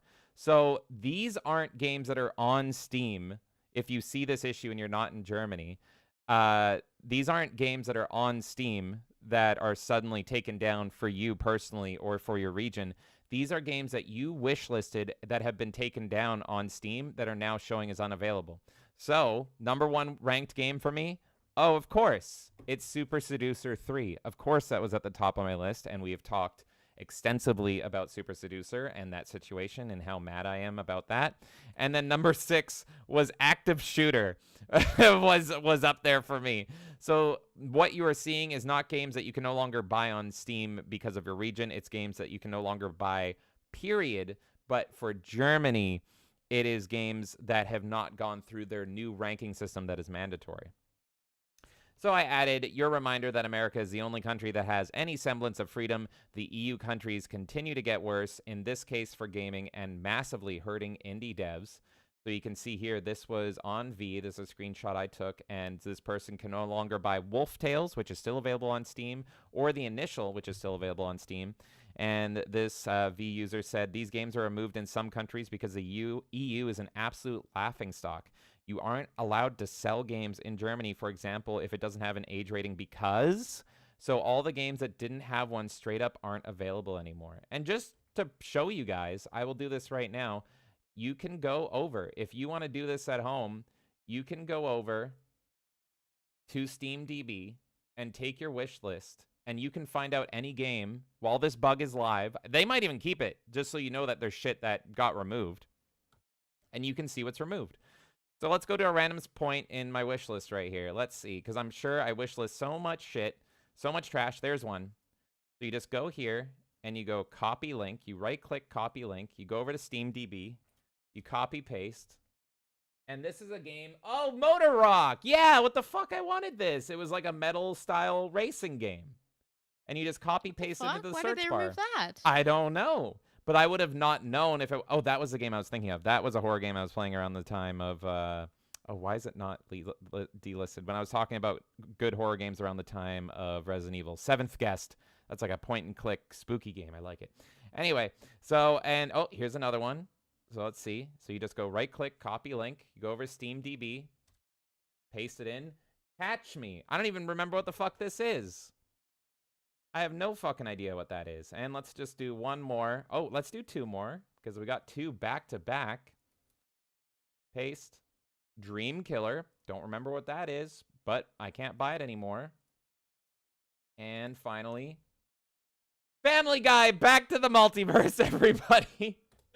So you guys can go very easily do this with your own wish lists. I kind of hope, I don't know if this is a bug or intentional, but I guarantee you, because I look at my wish list almost every day, this happened as soon as the Germany thing happened and as soon as they kicked in those rules. And if you want to know more about those rules, let's go look at an article from October detailing this. So from November 15th, all Steam games sold in Germany will need an age rating. Earlier in 2024, Valve announced that games sold in Germany were going to require an age rating to continue to be sold, and now there's a deadline. An update was posted to Valve's official Steamworks documentation, thanks SteamDB, that now makes it clear that the game developers have a deadline of November 15th, 2024 to ensure an age rating is provided. If one is missing from that date, the game simply won't be displayed to Steam customers in Germany. Developers will need to truthfully complete Steam's built-in content questionnaire and publish the results. Thankfully, Valve has a built-in system for this, so it shouldn't take developers long to do so. And here's from Valve's own FAQ. When do I need to complete this questionnaire by? November 15th. If I fill out the questionnaires, is my game guaranteed to remain available in Germany? Valve bluntly says no, because Germany is fucking terrible. There are certain kinds of content that are not... How many games has Germany fucking censored? I mean, the Great Yup. Rebellion got censored in Germany, Great right? Republic, So... like every Wolfenstein game for obvious reasons, because they can't handle the past. There are certain kinds of content that are not allowed for sale to customers in Germany. If present in your game, this content must be disclosed in the content questionnaire. Please complete the questionnaire completely and truthfully. Steam will automatically generate an appropriate rating for your game in Germany. If the generated rating allows, your game will automatically become visible to customers in Germany. What if my game has a USK rating? If your game has been issued an age rating by going through the rating process directly with the USK, you may also enter that information within the store page editor for your game. This is rare. If you do not have an agreement directly with your USK, do not enter a USK rating. And finally, here it is from the horse's mouth themselves. Here is the post on Steam. For a few years, both Brazilian and German laws have required that games in those markets have a content rating to help customers find age-appropriate content. For Germany in particular, there has been a legal debate whether this requirement only applies to games newly introduced to the market or also to the back catalog. The German Regulatory Authority, BZKJ, has expressed to us the interpretation of the law applies to all games on Steam, including ones that were launched before the law came into effect. As a result, we'll be required to only offer games for sale in Germany that have either been through Steam's built-in rating process or have a rating issued by Germany's rating agency, USK. Therefore, to ensure your games do not experience any disruption in sales within Germany, please visit this page to check whether all your old games have a rating. If not, please fill in Steam's content review questionnaire for each game to help us assign an appropriate rating. And then they're just answering it down there. So, anyway, I think I speak for everyone when I say, go fuck yourself, Germany. I fucking hate this. This is aggressively terrible. And it's completely unnecessary. And you know who you're hurting? You're not hurting the big guys. You're not hurting Ubisoft. That's obviously going to adhere to this. You're not hurting EA. You're not hurting any of these companies. You're hurting indie developers, and you're hurting gamers, because Steam is a great bastion for finding old games and finding classic games that you can't get anywhere else. And there's a lot of games on there that are just like not maintained anymore. The developer's effectively gone, but you can still get them on Steam. A lot of classic games, like The Seventh Guest that I just pointed out, and all those old games that really don't have an active developer anymore, you just can't buy in Germany for no fucking reason. It could be a totally family-friendly game, but if they aren't bothered because they released their game in 1989 to update their questionnaire exclusively for fucking Germany, every single German gamer cannot buy that game anymore.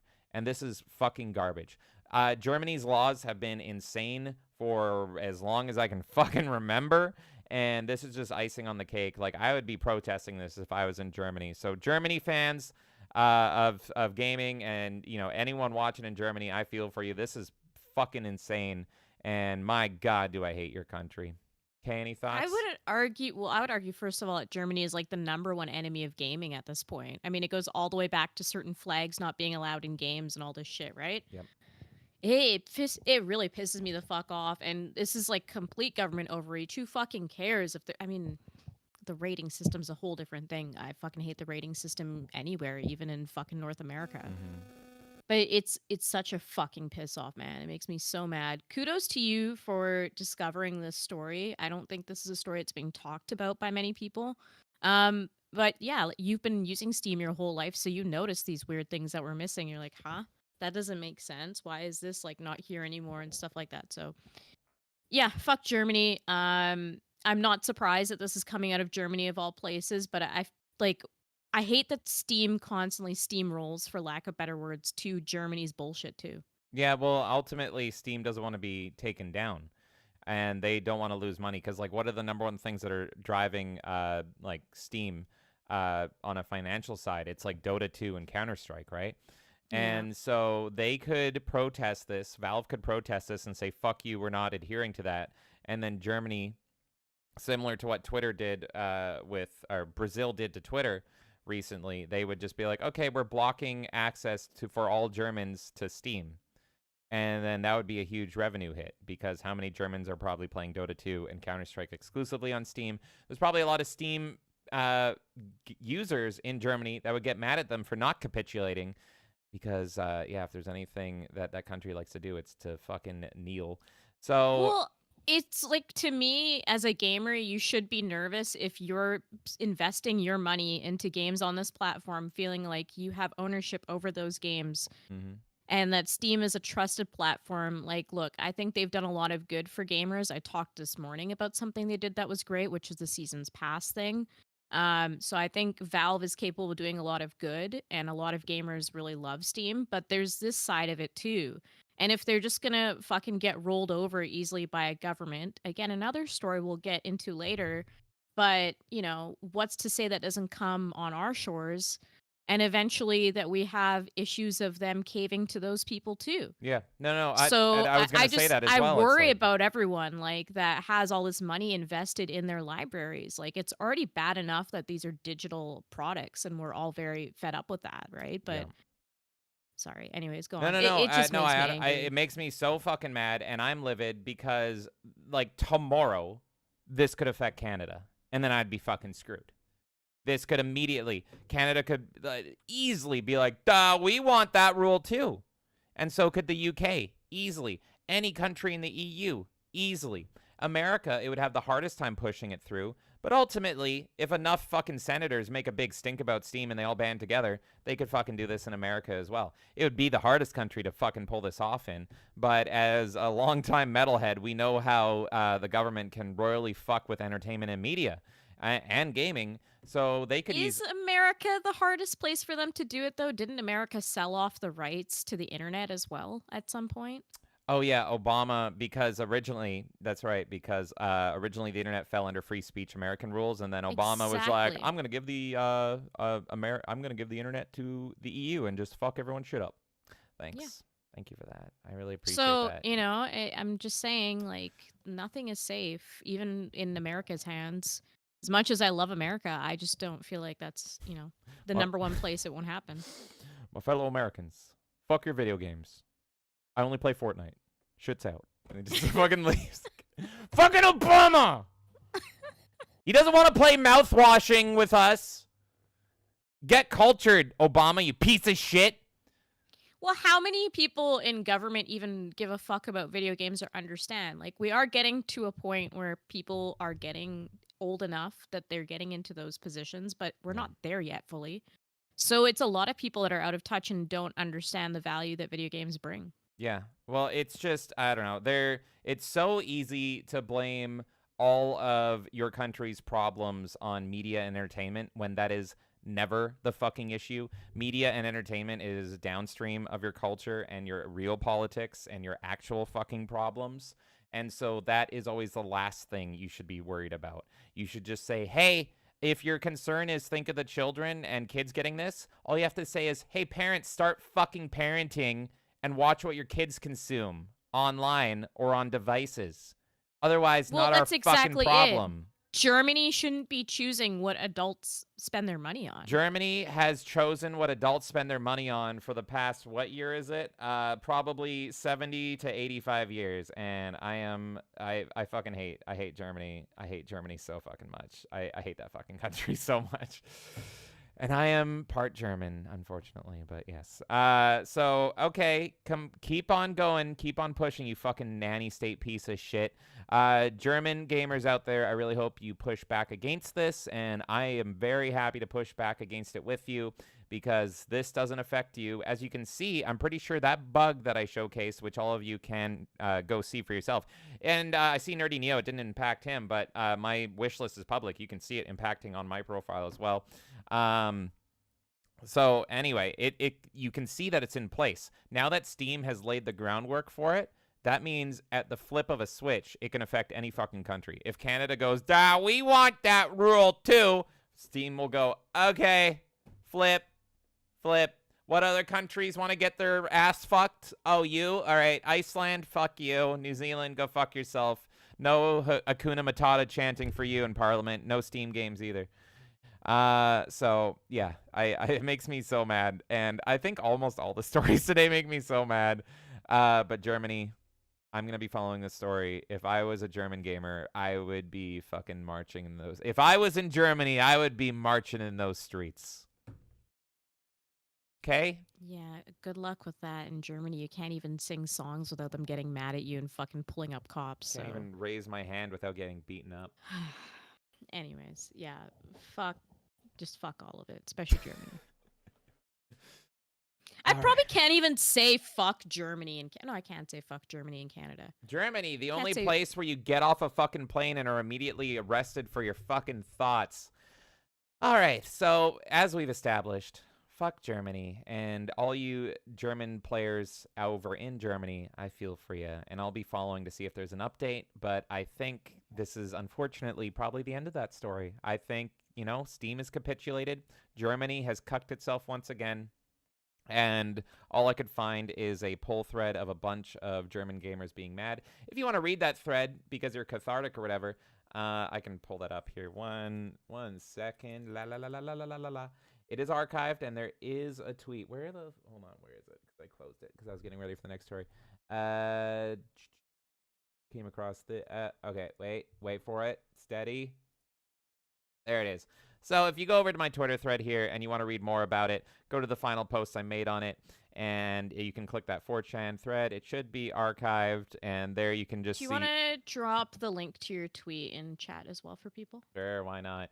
Thank So with that, you can go and get a nice dose of knowing that you're not fucking insane, and you can read through this 4chan thread of a whole lot of people saying fuck Germany, which is not uncommon for Germany, of people saying they can go fuck themselves. So yeah, a lot of people are mad because they're not even playing games that are offensive or anything. They're just wanting to play fucking games, and suddenly they can't play their games anymore. It's the motivation. I should have just posted. I should have just had that on That's the all fucking you screen. need, really. That's really yeah. Germany. It's so over. It is over. Iced is the vortex. JD just came in saying, James, do you have a PC VR?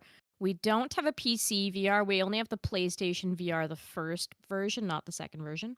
He said, I would love to see you play some Half-Life Alyx. Oh my God. Thank you so much, Jonathan Thank you, Davis. JD. I appreciate that. Unfortunately, I do not have a PC VR. I would love, if I was to get any of them, it would probably be the MetaQuest 3, just because I'm a Batman whore, and that fucking that new Arkham game, which doesn't even look that good to me, is exclusive only on the MetaQuest 3. So I would maybe invest in that, and I do not have one currently, but I do have PSVR. But if you're interested in seeing me play some VR games, that is good to know, Jonathan Davis. I've always thought about doing a test stream because I'm a big fan of Arkham VR, the first Arkham VR, and a lot of people have not played it, so I thought that would be a cool stream one day if I stream through Arkham VR for you guys. And you can easily do it in one standing, not one sitting. Even though I played it for like 5 days straight because I wanted to pretend that I was Batman and that my real life was fake. So maybe we'll do that someday, and maybe one day we'll get a PC VR and we'll play some Half-Life Alyx, which I hear is just the absolute best VR game ever. But one day. Thank you so much, Jonathan. Thank you, JD. Fuck Steam. Fuck Germany. Steam. Fuck Germany. It's so over. I'm going to prep the next story. Kay, read some chat, and I'm pretty much ready to go, actually. I'm so mad. I'm already ready for the next one, so you pass it to me whenever. I'm just going to read a few comments, and then we'll continue on. Fallen Angel's wondering if you heard about the Andy leaks. I personally haven't heard about them yet. Yeah. Are they real? Are they... I heard that there's drama and people are making fun of Keynote Casino now, but I don't know so the why. allegation is, I've only seen this briefly, that Andy Worski is back on the coke and Kino Casino. But the thing is that was confusing is I was seeing these tweets that like Kino Casino is canceled tonight and all this stuff, and it's so bad, and he got into a bad batch, blah blah blah. And I'm like, oh really? Kino Casino is canceled tonight, and this is around the time that they're live. And I checked their Kick, and they were live when people were like, "It's canceled, it's canceled." And I'm like, I don't watch regularly enough to know if this is a like recast or something. But they were live and they were talking, so I'm like, is this bullshit? I don't fucking know. So Fallen Angel, feel free to update me. But yeah, I didn't look into it too deeply. But that's all I know. That's pretty much everything I know. Cocaine bad. Yeah, I don't know. Let's see here. JD says this is the worst thing the Germans have done. Easily. By JB a landslide. JB says I was pretty sure the German law prevented anything that glorified Nazism, not games where you pew them. But I'm pretty sure that they like censored flags in those games too. Yeah, in all the new Wolfenstein games, there's no swastikas allowed, and even Hitler, because he's in one of the new Wolfenstein games, they remove his mustache and they pretty much just refer to him as Evil Man. So that's the thing is how Germany treats the Nazi Party and World War II history is very similar to how the WWE treated Chris Benoit once upon a time. It's not they don't have like the fucking Disney warning being like it was wrong then and it's wrong now or anything like that. Which I also fucking hate. And they full blown erase it and they just pretend that it never fucking happened. And yeah, I mean I could fucking go off forever on this, but yeah, it's fucking wild. I hate them so much. I've literally seen videos of people that get beat up in Germany because the fucking German mindset is so fucking cucked because people thought they were doing Zeke Heils in the street and they got beat up and the people that beat them up faced no repercussions at all because someone went, and they yawned, and it's just like, Nazi, beat him up.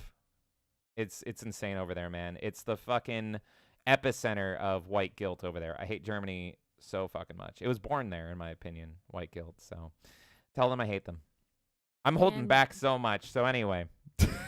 JB also says that like adults should be able to buy non-rated games. I completely agree. If like you're over a certain age, Yeah. I don't see a problem with you buying any game that exists. What they should have just done is be like, oh, you're in Germany, you have to have a fucking age check. You have a, hey, to play on Steam, you have to be 18. Have a little fucking age gate. Are you over 18? We see you're in Germany. Yes. Okay. And then if you're a parent and and little Timmy is 16 in Germany playing on Steam, it's up to you if he's going to keep playing Steam in fucking Germany. I hate it. I fucking hate this bullshit about the nanny state has to be the fucking parent. But in Germany, they're the parents until the day they fucking die. And if you question that, you go to prison. D-Day says, good shit, James. Germany is cucked. I hate it so And sadly, too many people that make decisions here are boomers, the same type of people that have been destroying the country for decades. Day of the Pello when? Imp Sorry. Black Belt's here saying, for the last forever, what's up, nerds? How you doing, Imp? And he says, James, you just have to watch the angle of your hand. Oh, right. I have to be left-handed Hitler. No, right-handed Hitler. Not left-handed Hitler. Which one is it? If you're watching this video in Germany, you're already arrested. Isn't it right-handed Hitler? Right-handed Hitler. Nerdy Neo says there's a no VR mod for Alex, and Yes. Alex is on sale right now. I'll probably get it. I assume that Dax- Jonathan wants to see me play it specifically in VR, and I know the whole reason for that game is to push VR. And as with the Half-Life 2 documentary that just released, the excuse is from Gabe Newell why he never finished Half-Life is because he wants it to push the envelope in terms of gaming and game design and game development. And so to him, Half-Life is a vehicle to push forward gaming, and it is not about the story. Therefore, he has no reason to finish the game just for the sake of the story. And it was full of comments being like, fuck you, you ended on a sad cliffhanger. So anyway. So yeah, I don't know. I don't really have an interest in playing it, not in VR, because the whole purpose of it is the VR. But hey, for big Half-Life fans, I think that's pretty fucking cool that there's a mod to make it so that there's no VR. Daxnar says, eat a dick, Germany, you stupid bitch. Hee hee, just kidding. Suck a bag And- of dicks. Yeah, exactly. And yes, dude, I agree that people are very distracted with certain issues to talk about real gaming sometimes, unfortunately. But I'm glad we could bring you guys a real gaming story today with this issue with Steam. I hope to see it improve, but unfortunately, with how Germany is, I don't think that the situation is going to improve. It's just good to be aware of and to hopefully not show up on our own shores. Yeah, and it totally could. All right, James, let's go to the next one. All right, well, let's go to one of those fake gaming stories that nobody cares about, because we're going to talk very quickly about Geoff Keighley's Game Awards. Now, I know that, Geoff Keighley's Game Awards, they're small fry compared to the Melee Game Awards. I understand, everybody. Everyone is so excited for the Melee Game Awards on December 6th, but let's look at the little guys here. Let's look at the Geoff Keighley Game Awards and everything, and let's see how they measure up and compare.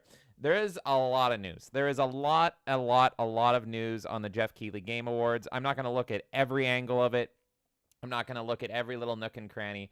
There is just pretty much, we made this a news story because I have a whole lot of links of little interesting tidbits on the Game Awards, and, they're a big deal come this time of year, and I thought we could poke fun at them and take a quick look at them. There was one part in particular I thought that was interesting. I don't even know if we'll get to it, but If I don't, that's let what me made know. me feel like it should be a story. Okay. If I don't have it in my list by the end of all my links, then you can let me know and I'll add it to the end there. All right, so let's talk about fake gaming that will not fake gaming news that will not get me arrested, unlike the previous story and the story following it. Let's talk about the Geoff Keighley Game Awards. So, right over here, ladies and gentlemen, I present to you the jury for the Game Awards by Geoff Keighley, and I thought this was pretty funny and interesting. According to the official website of the Game Awards, the opinion of fan counts in the selection of winners, but the value of their vote is much smaller than the jury. Thus, the jury's decision counts for 90% compared to 10% of the popular vote. So pretty much anyone can vote, but their votes are effectively meaningless. And it's just like politics. You can vote, but it's fucking meaningless. It's the jury's decision for 90% of it. So let's look at these highly... I don't really, I just have to say, what's the point of voting if 90% of the vote is a jury of journalists that no one fucking trusts? It's just to give you the illusion that your voice matters when it doesn't. And I'm pretty sure... Do they still have the People's Choice one? Yep. Didn't they have that a while ago? So I remember, because I've always loved the Game Awards to laugh at them, similar to E3, which I miss. I wish we still had E3 and we didn't have the Game Awards. I much prefer E3. But I remember a time when you couldn't even vote except for in the People's Choice one, and it was all left up to it. And I guess people have complained, so now they give you the illusion that you can vote for it all, but it doesn't actually matter. So I assume, but I don't actually know, that the People's Choice one is 100% the People's Choice. Otherwise, that is retarded. That's how it used to be. They're gonna eliminate the vote entirely eventually. It just doesn't make sense to make it 90-10. Well, what they're doing right now is it used to be eliminated entirely except for one category, and now, and more on this later in a different segment, now you can vote in every single category, but your vote doesn't matter. If I ballot dump at the middle of the night at the Game Awards, Geoff, does my candidate suddenly win? Can I do that? Can I get 20 million voters to show up randomly after covering the Game Awards windows with pizza boxes? Hey, Geoff, if... You're gonna bring in the buses? Yeah, Geoff, if there's suddenly a sprinkler that breaks in the middle of the night and I have all these fat women that have suitcases, do those count as votes, Geoff?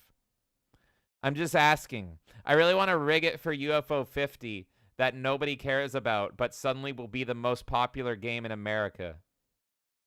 Does anyone understand? Anyway, so let's look at... I understand. Also, hi forking around. How you doing? Hi forking! All right, so anyway, let's look at these esteemed panel of judges whose opinions matter more than all of yours. We got IGN. Holy fuck. Yay. IGN, who gave Dragon Age and fucking Wicked like a 9 out of 10, but then good... And Brotherhood a 5? And I think Space Marine was like a 6, if I remember correctly. Yeah. Fuck off already. That was the most... That's how I know you're a true Canadian, by the way. You said, Yeah, fuck I off. You know. did the donkey fuck off. That's the most So Canadian thing fucking ever. Canadian. Fuck off. Inverse, I don't even know who they are. The Jeff Gertzman Show, I don't even know who that is. Kind of funny, who I... He's from Giant Bomb. Giant Bomb is another journalist website. Well, that site giantly bombed. I remember them from way back in the day, but I don't know if they're still okay. around. Kind of funny, who I'm slightly aware of. The LA Times, which has no business Greg reporting Miller. on this. MinMax, which I don't know. PC Gamer, that used to be cool and has been royally fucked since 2014. Polygon, the laughing stock of the fucking industry. VentureBeat, fucking why. The Verge, why. Touch Arcade, don't know them. What's Good Games, don't know you guys. Game Rant, which is okay, I guess, but also sometimes fucked. NPR, isn't Probably that... the best one out of that list is Game Rant. Isn't NPR like the hentai version of cuckoldry or something? What? Oh, that's NTR. Whatever, same thing. Then you have the gays, and then you have variety. And more on the gays. This is just a little segment from Learning the Law on how the gays view your video games. Are you gay? Right here, Stellar Blade. And here's the lovely reporting going on at Pride magazine, my or Pride website. God. What is a ninja lesbian? I don't know, but actually you kind of have my attention right there. It might be because it's November, but, that sounds actually kind of interesting. So that is who is reviewing your games. And, yeah, before I go to the next little bit of this, do you have any thoughts on our esteemed panel of judges, Kay, who all their opinions matter more than yours? I would love to know. Sorry, guys. I'm losing my voice. I've been sick for a week, actually. If you want me to go on, I can, by the way. No, it's okay. Just Okay. for them to know why I'm, sounding all froggy and weird. I would love to know how many Mikey! of those...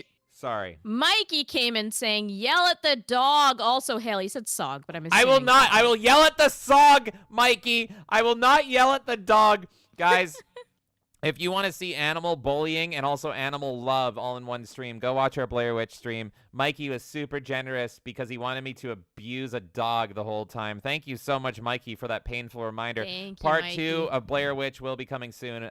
You guys are so much fun to play it with. I'm not going to play it offline. I'm going to savor that, and then we're going to play Blair Witch, or the boring witch, as Jonathan Davis calls it, with all of you. And I will still not bully the dog, though, Mikey. I will pet him, but reminder, if you tell me to bully the dog, I will instead show Dax's feet, which I know he loves. So thank you so much, Mikey. Yeah. So I would like to know how many of those jury panelists have written Gamers Are Dead articles. Oh, Because I think anybody who I think at has least half of them. participated, yeah, and anyone who participated in a Gamers Are Dead type article shouldn't be rating games in general Yeah. in this kind of manner for Game Awards. they need to be summoned to a life in Germany. Mikey came in. Mikey, Cock slaps are revoked. Wait, who's getting cock is that slapped? good or bad? I don't even. Is that like a good cock slap or a bad? Who's cock getting slap? cock slapped? Who is? Are we just gonna lay it on the table and measure it, Mike Matei style? Like, how the fuck? Like, what are we gonna do here? How do we measure our cock slaps, and who are they revoked against? Germany? Is that the latest rule in Germany? Is that you can't do cock slaps anymore? See, I'd be fine with that. Germany, leave video games alone. But imagine if someone in Germany was like, "I declare that there's no more cock slaps. I am sick of getting my cock slapped." Can we slap the cock for every time they censor a game in Germany? Oh my god. Not during November, we can't. It'd be Not like during- fucking God hand. That's got to be in the month of Goon. Oh my god. Thank you so much, Mikey. Thank you, Mikey. JD says there needs to be amount of money super chat. Wait, there needs to amount of money super chats that will kill the dog. How much, James? I don't think you can kill the I dog. don't think, even if you could, you don't understand. I don't think you can. You're talking to the motherfucker that happily and joyfully murdered every single little girl in BioShock and thought it was funny. But also at the same time, the person that I will slap my cock in sadness every time I accidentally hit the key in Blair Witch that has you reprimand the dog. I can't do it. I want to spoil that dog. I want to mod the game so I have unlimited dog treats. I hate that you only have 10 dog treats and I have to fucking save them, because I just want 99 dog treats and I want a fat meter so I can make him a chunky boy, because I think that's animal abuse in real life, making your animals too fat. But in a video game, that could be fucking adorable if the Blair Witch had like GTA San Andreas mechanics where if you overfeed the dog, he gets fat and then he like wobbles. Imagine that. That would be so cute. Oh my god, can I please? Is there mods for this game? I'm getting excited now, so much so that I have to slap my cock. Thank you so much. Thank you, Mikey. And JB has posted a mic cock in Discord, which I don't even think we can show. I don't know on you can't YouTube. show. Yeah, because last time I know we had that to, image like, all too well. Yeah. It cannot be shown. I have seen Yeah, that image is burned in can't my show skull. it. And I have considered making that image a super chat image, but you cannot. You We cannot. can't. You cannot But do that it. is funny. But I know that image, JD. I know that penis very well. Anyways, yeah, I want to know how many of them wrote Gamers Are Dead articles. I don't think they should be giving a vote on what games should win in this award show. No. I'm still stunned that the People's Choice is only 10%.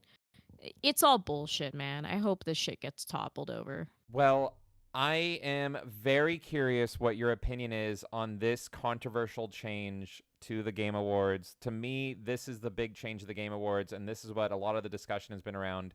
And it's an interesting discussion. I'm not going to lie. I can kind of see both ends of this.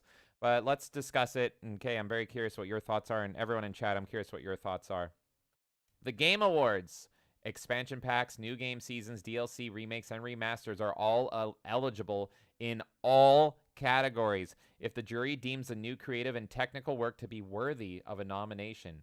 The Game Awards aims to recognize the best creative and technical work each year, irrespective of the format of that content's release. Expansion packs, new game seasons, DLC, remakes, and remasters are eligible in all categories if the jury deems the new creative and technical work to be worthy of a nomination.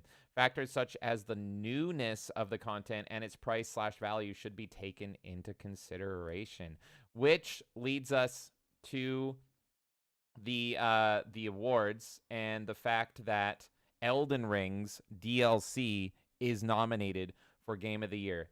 And this is what would be so fucking funny. Christina Tasty over on Twitter says, Elden Ring winning again, because it won Game of the Year at Geoff Keighley's Game Awards last year, would not only be an indictment of the current state of gaming, but also real funny. It would be so fucking funny if Elden Ring for fucking DLC, not even an expansion like back in the day, like you'd see in Diablo and StarCraft, but a fucking DLC would be the retaining champion like WWE of Game of the Year. So, Kay, I genuinely don't know what your opinion is. What is your opinion on the fact that DLC can get nominated in any category?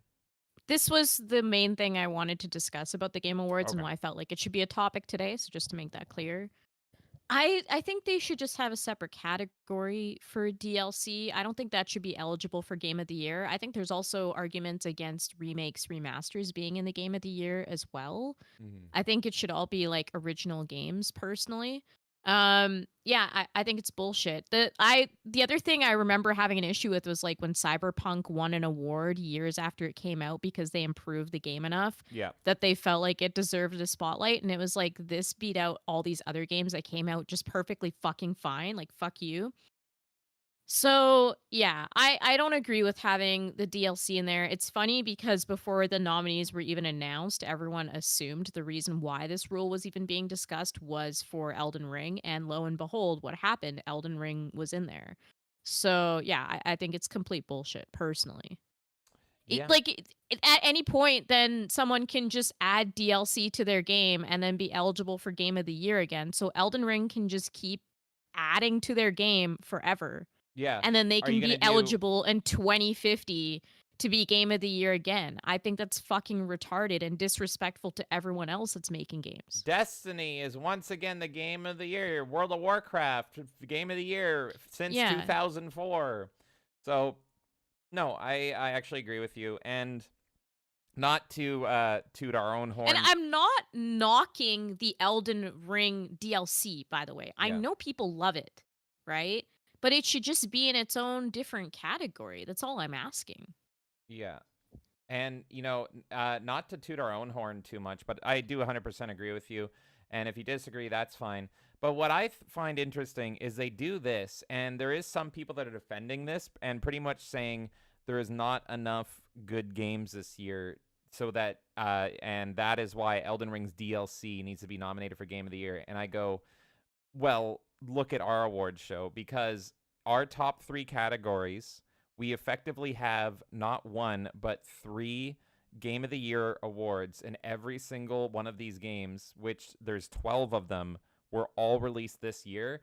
And these aren't even like the games that were exclusively released this year, because this doesn't include Super Mario Party Jamboree. This doesn't include Maniac, which I fucking love. That could be my Game of the Year, and we didn't even nominate that for any of our 3 Game of the Year awards. So it's like, And for the record, like games like that were on the chopping block for us. James and I, we just locked ourselves in a room for an entire day, and we were just debating back and forth on what the picks should be for all of these categories. And Yeah. there were games that we felt should have been in this category, and for one reason or another, we eliminated it. And we were very, very intense with each other on like which ones we felt could be in there. and not only And that, I just feel like there's not the same like kind of conversation happening over No. there if you're gonna let in something like fucking Elden Ring. And on another thing is, not only do these 3 categories, so it's 12 games, are they all released this year? Not only are these not the only games that are eligible that released this year, but we also add the rule onto ourselves that they have, apart from this category, these 2 categories, we have had to have personally played them. So for these, and on the channel, they had to be seen on our channel. So 8 games released this year that were shown on our channel, and then 4 games released this year that were specifically not shown on our channel. So, and these motherfuckers can't even think of 4 games that have come out this year, period. It doesn't have to be on any fucking channel. It doesn't need to be on Geoff Keighley's YouTube. And this is my criticism forever. because even when it was a Spike TV Video Game Awards, every time, because they say they've only been doing this like since 2012 or whatever. That's only as long as Geoff Keighley's been independent. But I've been watching his Game Awards forever since it was on Spike TV. And my number one criticism has always been, motherfucker, do you even play games? Because it seems like the most blatantly obvious and boring and milquetoast games are all that get nominated and all that fucking wins. And there's been every single year I go, are you fucking kidding me? I can name a dozen games that have come out this year that you would not even fucking think of that get nothing. But you're just there eating your fucking gross cereal going, Last of Us, though. Neil Druckmann made game. That's the only game that matters. It's a Sony game. There's a new God of War. That's it. Well, it's like, the what?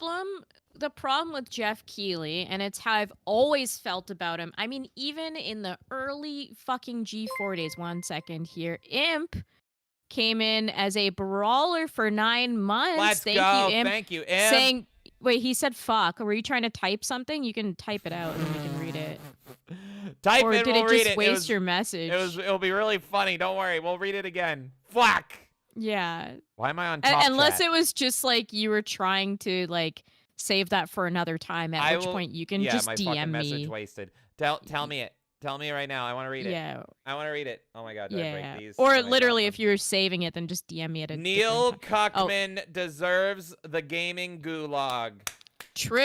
I agree. Thank Fucking you, true. Imp, so Thank much you, for Imp. being a member for 9 whole months as a brawler, and I couldn't Yes, agree thank more. you, brother. They're like, what is everyone's Rushmore of hated people in the industry? Because Neil Cuckman is Druckmann. 100% on mine. I fucking hate Neil Cuckman so much. I hate Tim Schafer so fucking much. too. I hate Randy Pitchford so much. There's another. Who is my fourth? Oh my god, there's gonna be a fourth one. Thank you so much, Imp, for being a member. And I'm Dat Slayer has come in, and he says, just watched Kay on Side Scroller today. She seems like a real gamer. Last I checked, she thank is. you. Kay, do you actually play games in real life? What's a video game? Shit! Video games? Shit! I've been LARPing so well. Oh my Nah, god. thank you so much. I'm Dad Slayer. I do like to partake in video games. Yes, thank you. Phil Fish. And thanks for coming over here. Phil Fish is a great pick, Imp. The only reason he wouldn't be on my Mount Rushmore of hatred is because he hasn't been fucking relevant since he made one game. Fucking one game. I'm trying to think who mine would be, but yeah. Peter Moore. Maybe was his I know, name? I love Who the Peter. fuck is the EA guy? No, not Who Peter. am I thinking Andrew of? Wilson. You're thinking of Andrew Wilson? Who's the guy that fucked up EA? EA? Who am I thinking of? EA as a whole. It's a Well, yeah, demonic entity. EA as a whole. It's a Anyways, horrible yeah. cesspool of a place. I don't fucking know. Anyways, and not Matt. Is it Matt Booty, Xbox guy? There's so many Xbox There's people. oh I yeah, fucking Phil hate too. Spencer would probably be on mine right now. Yeah, Bobby him. Kotick. I don't know if I hate Bobby Kotick. Flammate just saying. I have a love-hate relationship with Bobby Kotick because I find it hilarious how much he loves Guitar Hero. But anyway, let's keep going here. Right. So what I was saying about Geoff Keighley. Thank you guys once again. Thank you, Imp, for that member message, and thanks, I'm Dat Slayer, for joining us today. Geoff Keighley, and I've actually know his content from a very long time ago because I used to watch G4 religiously. And I always thought he was just super normy and basic with his takes, and he kind of just got away with coasting and saying whatever. But the other thing you could always sense is that he really wanted to belong, I felt. Yes. And he always really wanted to be like that person in the industry that like was cool and popular with everyone and got along with everyone. He's a very good networker, right? And that's how he's gotten. He's to very where he is smart. today. If you watch his old So- footage, he's always been the same guy. Even Yeah. in the edgy era when you could say whatever you want and things are more free and base and rebellious. Oh my god, yeah, wasn't it BMX Triple X or some shit? I remember fucking seeing him bitch about it. I think it was BMX Triple X. And that was the era where everyone loved it. There was an era in G4 where everyone would just simp over the sexy shit and they wouldn't care. And look, they made jabs at Dead or Alive, and that makes me really angry. But they would make jabs at Dead or Alive, but then they would also be like, well, we like it and whatever. But Geoff Keighley would be the type of person that would be like, no, it's not acceptable and blah, blah, blah. But it's because he knows that that's how he would move up, in my opinion. So Yeah, my no. point with all of this shit that I'm saying right now is that Geoff Keighley has always wanted to be accepted in the industry, and the industry has twisted and turned. And it's not, this makes me upset is it's not the boys club anymore. It's not that like you could just drink beers and make jokes and have fun, and that's what I miss about gaming. Yeah. Now we fucking capitulate to all this feminine bullshit, and he just fits in with that completely. So he's going to continue to jive and groove with the industry and go with all of these little trends and whatever, and pick the games that are, you know, they fit in with the narrative. And like, it makes me all really angry because it's so predictable from him. And you look at like the nominations, and of course PlayStation got the most nominations because everyone calls Geoff Keighley a PlayStation shill, but he doesn't prove any different. Yeah, I know. He never proves any fucking different. So it all really bothers me. Yeah, I don't know. He is very It smart, doesn't and surprise me. if you watch his old footage, it's hard to argue that he's not smart because you can see that he is not burning any bridges, and he is there to network and move his way up the ladder, and that is what he's been consistently doing since he's been in the industry. Is that he has always been careful what he says, and he's always watched what he has said, and he has always been very much him, and he has never fucking changed. And so he is just that. He is very much like the silent corporate guy that just moves up, and while we're all getting drunk and having fun and partying and like being passionate, he's just there. He's just constantly, perpetually there, moving up, even though nobody actually really likes him. So yeah, it's just look, him being in charge of Game Awards, it's always, no matter what, I think no matter who's in charge of Game Awards for the entire industry, there's always going to be a group of people that feel like there could be someone who represents us better, you know?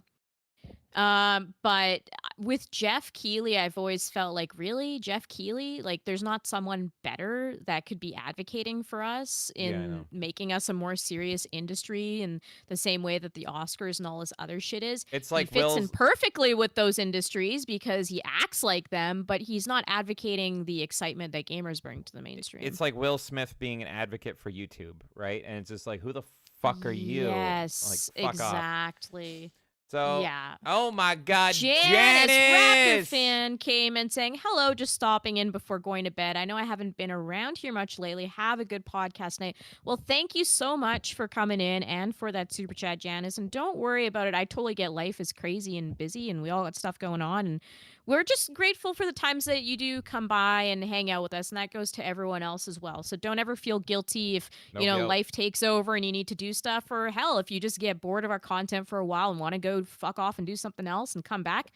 I'm totally cool with that. I understand. There's a million people on the internet, and you still chose to drop by and hang out with us and to even super chat us today. So thank you so much. Thank you, Janice. It's great to see you. I hope you have a good night. And we really appreciate it. Thank you so much. Absolutely. And it's just great to see you. I hope you're doing well. Exactly. So, Hope you're doing well. I fucking hate TikTok unless the purpose is to bring the boom. I hate TikTok so much. No, I don't even like it for that. What the fuck? You have to bring up fucking AJ Boom, whatever the fuck his name is. That's who should be representing the industry is the Rizzler. That's who I want. Is I want the Rizzler instead of Geoff Keighley to be like Fortnite, and he does this, and it would be great. But I don't like TikTok at all unless it's about bringing the boom. But there was one TikToker that I think kind of summarized a lot of opinions on this quite well. So Kay will want to watch the stream here. Just a quick minute. I think this summarizes a lot of people's opinions. And this comes from @JacobWeeby. I don't know if anyone knows this guy. I assume he's like a TikToker or something. But here you go right now. Game of the Year contestants for 2024 are Final Fantasy VII Rebirth, Astrobot, Black Myth Wukong, Stellar Blade, and Elden Ring, Shadow of the Erdtree. Wait, what? Why is Shadow of the Erdtree included? Because from now on, the Game Awards is acknowledging that remakes, remasters, DLC, and expansions are all eligible to win Game of the Year. That doesn't make any sense. I love Shadow of the Erdtree, but it should not be nominated for Game of the Year. Elden Ring already won Game of the Year in 2022, and this would not be a good precedent to set. What do you mean? Allowing DLCs, remakes, and remasters to win Game of the Year won't give games made in 2024 a fair shot. Instead, you should make new categories like Best Remake, Best Remaster, or Best DLC. But that would mean that Final Fantasy VII Rebirth wouldn't be eligible for Game of the Year either. Exactly. It would then compete with Silent Hill 2 and Persona 3 Reload for Remake Game of the Year. Okay, but what about Shadow of the Erdtree? Shadow of the Erdtree should also compete with Destiny 2 The Final Shape and Diablo 4 The Vessel of Hatred for DLC of the Year. So I thought that summarized it pretty well, and I agree. It does. It does. Now, the rebirth thing is really interesting. I want to bring this up because it's in our award show, so I think it's worth addressing. We had a debate on this, and my whole thing was like, if it's too much, if it's pretty much a remaster, then I would think it's not eligible for our Game of the Year. But if we consider it enough of a remake, as in a different game, then I would consider it a contender for Game of the Year. So we ended up adding it as an option because we felt like a lot of people did resonate with that game, even if I'm fucking hating it right now.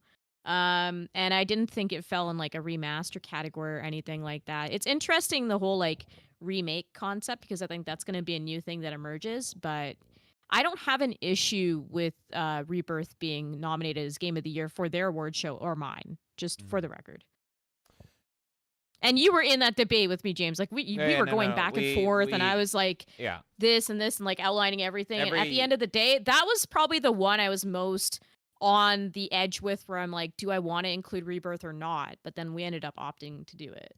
Yeah, even though we both hate it for different reasons.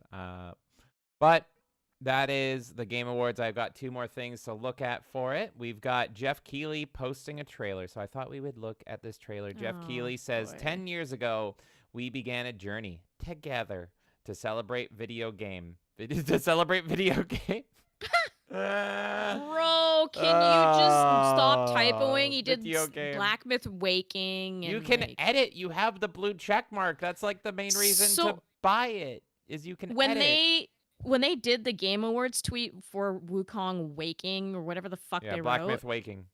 Yeah, they literally edited the tweet and it still kept the issue, like the typo, and then they did it again. And then they finally, the third time, they fucking Waking it. Wukong. It's like so retarded. As we head into nominations, I put together this video to celebrate the decade that was and the one that kicks off December 12th. So let's take a look at the trailer for Geoff Keighley's Game Awards. When he loves this fucking guy so much, oh my god. More than 100 people believing the same vision and build something out of it, we can make miracles. You know who they should show? They shouldn't show any of these fuckers. You know who they should fucking give a spotlight to?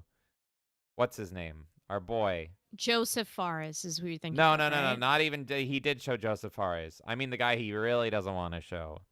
That crashed, that shouted out his favorite rabbi. Oh, Bill Clinton Bill guy. Clinton. What's his fucking... Oh, Matan Evan. Matan Evan. That's who he should fucking... He should bring Matan back. But he can't control Matan, so he won't. For any of you, by the way, who love Matan Evan from that moment, he actually has a podcast he does now, and I watch it, and it's hilarious. He just invites random guests on and trolls them. It's so good. Go watch the Sam Hyde interview. It's fucking amazing. Oh my god. James, I sat you down. You were like, I'm busy doing this. I'm like, I don't fucking care. And I sat you down, and I rewatched it again, because I watched that fucking Sam Hyde, Matan Evan interview, and I was like, no.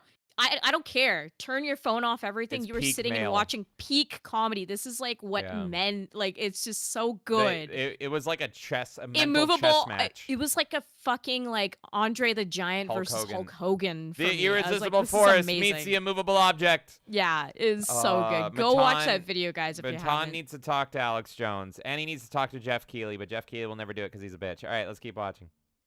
We can make art, and we can be more than the sum of our parts. This show is all about bringing everyone together to celebrate video games. It's an honor to be here tonight to celebrate Fuck gaming you. as an art form. I love games. I love this world.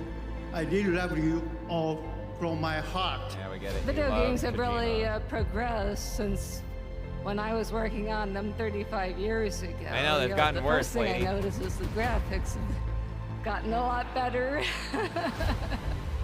We're on the cusp as an industry of new, amazing experiences. Good evening, everybody.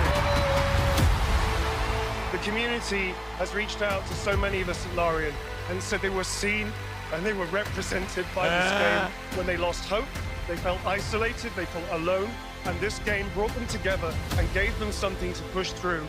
This is the culmination of 10 years of my life. When we first started making games, We knew the potential was there to achieve almost anything, even to change the world. You are heroes because you got so many people in the world through a very difficult, dark time. You know, it's a great space to enjoy and escape from the reality of the world. You know, Geoff, you thought I came all the way up here for only one announcement?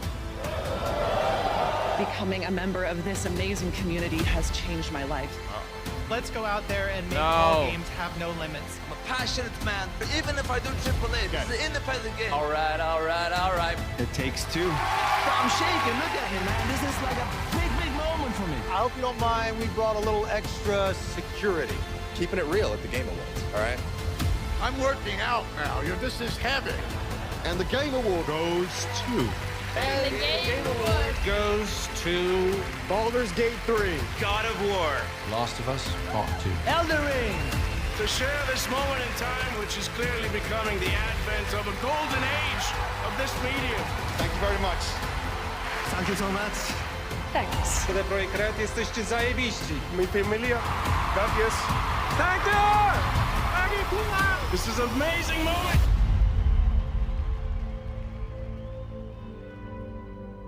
One more thing.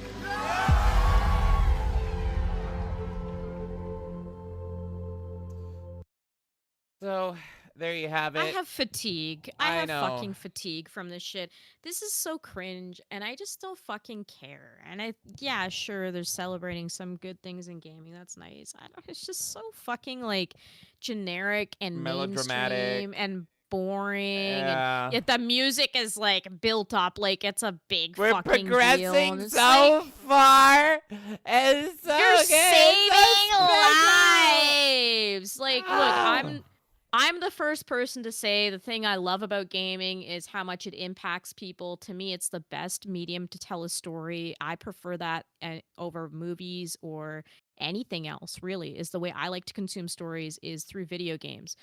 But to sit here and do this whole like fucking gay speech, like it's so cringe and it's so off the mark for what gamers are. That's my takeaway. Gamers are about laughing and having fun and trolling and taking the shit out of things, and it's like you're just acting like it's this serious like Oscars type thing, and that's not our thing. There should be guys fucking cheering and fucking clanking beers and all this shit. It's just not it. Like, where's the fucking booth babes? It annoys me, man. Yeah, no, my takeaway I from don't that know. is that these Geoff Keighley Game Awards are going to be cringier than fucking ever, and I'm going to be seated for that.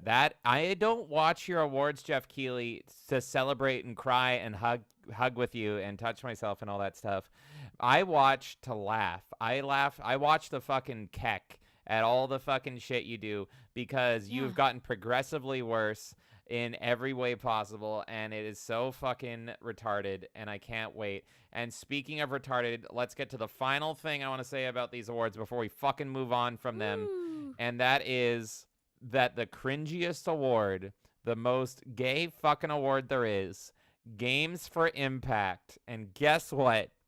The award that is literally designed for you, and you don't even get fucking nominated. Dragon Age. Games for Impact, the Paused Award, and it fucking has 6 nominees, and it doesn't even include Dragon Age when that is the only thing that Dragon Age has going for it. Christina Tacey says, was it worth it, BioWare? You didn't even get the nomination in the literal category designed for pro-social meaning or message. And here's something I want to point out. Not only is Dragon Age just seething here, and not only they're not nominated for Game of the Year or anything of that, they don't even get the fucking nominee in their fucking paused category, but literal AI slop beat out Dragon Age. Now, I haven't played this game. I don't know anything about this game, but I keep seeing this fucking cover. Indica, I'm calling you out. That cover is fucking AI. I know AI when I fucking see it. You may have brushed it up or whatever, but that fucking cover right there with those grannies laughing, that is a fucking AI generated cover. And holy fuck, I don't even care. That's fucking AI, and I'm gonna name it and call it out. But the fact that your AI fucking slop game has beaten out fucking Dragon Age is just glorious. Suffer, BioWare! suffer. So there you go. There you have it. That is the Geoff Keighley Game Awards for Not Even Dragon Age can get a fucking paused nomination. That's it from me for this news segment. Kay, if you want to add anything to it, go for it. I'm going to set up the next story, and I'll let you know when that's ready. Honestly, I just don't care. I've never cared about these Game Awards. I didn't mind the Spike Awards back in the day because it was so fresh and like the sketches Those were really fun. Still fun, even though and Geoff Keighley was everything. there. And yeah, I had fun with those, and some of the awards even then didn't really make sense. I think the first award show ever was like maybe 30 minutes, like the very, very first Spike one, and it was just like, I remember that. all right, and Game of the Year goes to like Madden or something. I remember it being super short, and it was like, oh, okay, the show's over. And now I just don't care. I literally watch to laugh at it. Joseph Fares was the one thing that brought life to it for He's me, the of king. course, beside Matan Evan. But if I'm talking strictly gaming related, Joseph Fares to me was the one person that made it exciting. So yeah, I mean, I'm not surprised that Geoff Keighley is trying to just turn this more into more of a corporate slop, you know, run-of-the-mill Oscars, Emmys, whatever. I don't even know all the shows because I don't watch all this gay shit, Grammys, whatever. But that's what he's trying to do. And like I said, gamers are not that style of people. We are the type of people that are casual, we're having fun, we're having laughs, and things feel unpolished, and it's a bit more flashy, and people come on stage and they say retarded shit, and we all have a good time. And none of that energy is pulled through, so I just don't care about these awards at all. But we will be covering these awards on the channel regardless, just to let you guys know. Yep. Of course, we have our own award show first. So our award show, the Melee Games Awards, is happening December 6th. 6 p.m. PST is the pre-show, and at 6:30 p.m. PST is when the actual awards begin. Those are our awards that you guys voted in. Thank you again so much for everyone that voted. But the week after is the Geoff Keighley Awards, and so we have swapped up the podcast lineup a little bit for December, and we are going to be live with the Melee Madness podcast on the 12th to talk about that award show. So we will be at the very least laughing along with all of you on this shit, and hopefully we have a good time together. I'm going to read some chat, and then James, hopefully you'll be ready for the next part here. Absolutely. I'm just gonna Sorry, yeah, go ahead. What were we gonna say? I'm gonna run to the washroom, run back. I've got the next story ready. So when I come back, we're gonna get to our. I never know how to say this word. Can you guys look? I don't know how to say words. To titular, to tight, the story that the title to titular. You know what I mean. The story that the title of this podcast is based off, it is a good one. I don't think anyone's talking about this, so do not miss it. I'll be right back. I'm going to be listening to Kay reading all your chats, and we're going to get into a big one right here, so don't go anywhere. Sweet. All right, here we go. Flame H says, quick, locate the start button on an N64 controller. I don't know where it is. Shit. Imp says Phil Fish was money laundering. Do you guys remember that like random website or whatever? Phil Fish, like there was I just remember the beginning of Gamergate, he had a meltdown because there was a website. I don't remember if it was his website that got hacked or there was just like an independent website, and there was a whole fucking thing. I need to go dig into that again because that was some funny fucking shit. D-Day says Soiny should be on that Mount Rushmore. Fuck them for what they did to Sandra and Kagura. Fucking bitches, seriously. Let's see here. I'm Dad Slaya says he couldn't be happier gaming as mainstream as in Geoff Keighley. Yeah, this is exactly what he fucking wants. DJ says I'd prefer gaming to be niche again. Is it niche or niche, guys? I don't know. I say niche. I heard James yell in the background, niche. You get higher quality games that way. I completely agree. And people are able to take risks in the gaming industry when you're not like on movie budgets because you're trying to fund a whole fucking studio of like 150, 200, 300 people and all this shit. So yeah, when you're trying to make like movie budget type games, you're gonna fucking, of course, not take any risks anymore. Crazy T's here. How you doing, Crazy T? Saying, are you recovering from the fan fiction rumor? Listen, It's fake news. There's no fan fiction. I do not write fan fiction. The allegations against me are crazy. The lore is crazy. It ain't real, guys. It ain't fucking real. JB says if gaming goes back to being niche, then they won't be able to afford the 10 people to make realistic nose hair. Sergey's here saying, yo, how you doing, Sergey? Guys, if you hear noise in the background, it's James fumbling around. I just want to make it clear that I'm just talking through him, like, dropping things right next to me. There's a lot going on. I'm trying to run a show, and all I hear is, like, crumpling. Like, fucking... I wanted to snack, and then I dropped it, and I still ate it. Oh my god. Imp says he missed Balatro. Give my boy Balatro some fucking love talking about that TikTok. Yeah, you know, some people were confused about the inclusion of Balatro in the awards. I'm actually really happy that they did that. I thought that was a really good thing that they did. Now, is Balatro Game of the Year potential? It depends on your point of view. I think it's a really good fucking game personally, and I know a lot of other people that played it are like obsessed with it. They love it. So I think it deserves to stand there, but I see the argument for other indie games that could have maybe taken over that spot. UFO 50. I think, yeah, 50 like I games. think there's definitely other contenders that could have been in there as well, but I personally don't have an issue with Balatro. I also know a lot of people who are like, what the fuck is Balatro? I never heard of Balatro before this all stuff. And that's cool too. Yeah, it is an indie game that kind of like, wouldn't even say it went under the radar because I think a lot of people knew about it, but it's definitely not as mainstream as what people are used to for Game of the Year. So, yeah, I've heard both sides of it. For me personally, I was happy with the inclusion of Balatro. Let's see here. And yeah, have a good night, JD. Sorry that I'm seeing this so late. FlameH says, celebrate video game waking.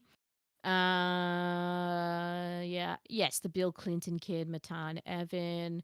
Imp says, for them to show Neil Christie Newbin in this trailer when they fucking shafted him in his speech makes me fucking sick. Yeah, I know. JB says, this is who the Concord team thought they were going to be. Sergey says, hey guys, it's the Boba T crying boy. I fucking hate Simu Liu. Is that his name? Simu Liu? I don't know. The fucking Marvel guy? Not Ken. The Asian guy from Marvel that, like, everyone, like, for some reason loves. So I think he's the most egotistical fucking retard ever. Tell me. And he was in the news recently because he's the guy that was in the Barbie movie. I know. I hate him. Yeah. So he, like, was literally whining about a bubble tea fucking company getting support because he's like, oh, it has to be from the roots of this and blah, blah, blah, and whatever. And then he ended up essentially peer pressuring someone to drop their endorsement of this company. Fuck him. I fucking hate this guy. And then later he's like, I wasn't trying to do that. And blah, blah. I was like, shut the fuck up. You're so annoying. I just... Adam Misner came in with the raid over on Rumble. Waktaro guard to you, Adam. How's it going? How you doing, Adam? You are entering the Melee Madness podcast. We are neck deep in gaming news, and we're gonna get to our titty titled game of gaming news of the stream, the titular titty game. I don't know what the fuck I'm saying. Thank you so much for that raid. I'm Dat Slaya says my main problem the Game Awards is the judges. Yes. Why are places like Variety and the New York Times on that list? And yeah, like I was saying earlier, anyone who said gamers are dead shouldn't be on that list. And yeah, I agree. Websites that their primary thing isn't gaming, why the fuck are you included too? It's just, first of all, it's slim pickings because you even go to those websites that are primarily gaming and they're not primarily gaming. They're primarily propaganda spent on like trying to fucking insult us, normal people who want to fucking play video games. It pisses me off, man. All the judges are shit. They should have picked independent people, in my opinion, and they could have done like a mix of like content creators, people that were in the industry, maybe that retired or something. You know, like they could have found ways. And I just don't like the way that they did it. Imp says they had the chance to do something incredibly funny and just list Last of Us Part 2 8 times. Rolando says, I think I have a tear coming down. Oh, wait, that's blood. D-Day says, so self-indulgent, like Final Fantasy VII Afterbirth and most modern AAA games, especially Sony games. And where's the tits? That's right. Where's the tits? JB says, video game awards, wouldn't it be clanking cans of energy drinks together? Well, yeah. Yeah, beers or energy drinks, That's what I whatever's just your did. choice of poison. Oh, hell yeah. Paul's here. How you doing, Paul? Slosh is here. Oh, scroll 1 second. Saying, what's up, y'all? Just popping in to say, hey, real quick. Still in the final stretch of Sopranos. Hope you're enjoying it, man. Might check back in later before the end of stream. If not, much love, guys. Well, have a good night, Slosh. Thanks for popping in, and hope you're enjoying the Sopranos. And let's see. Mikey's driving. Oh, no, Mikey. Careful about James and driving. Do we know how not that James can go. and drive. Just ask Paul. You never James and drive. Exactly. Imp says, video games are one of the greatest examples of the free market. Hollywood corners movies, major networks monopolize TV shows. Video games have so many options and resources. Anyone can make one, and they can be incredibly good. Balatro being nominated Game of the Year, while Dragon Age falters, is proof of that. Balatro is my Game of the Year. Pizza Tower got robbed last year. Pizza Tower is amazing. Thank you again, Imp, for gifting that to us. Dude says FF7 Rebirth isn't a remake. It changes too much. Also, Warframe not being in the best ongoing game is criminal, especially when Destiny 2 is still there. Yeah, fucking I'm surprised Destiny. And like, I never Warframe's not in played there. Warframe, and I've played a ton of Destiny, but I know that Warframe is Destiny but good, and so 100% agree.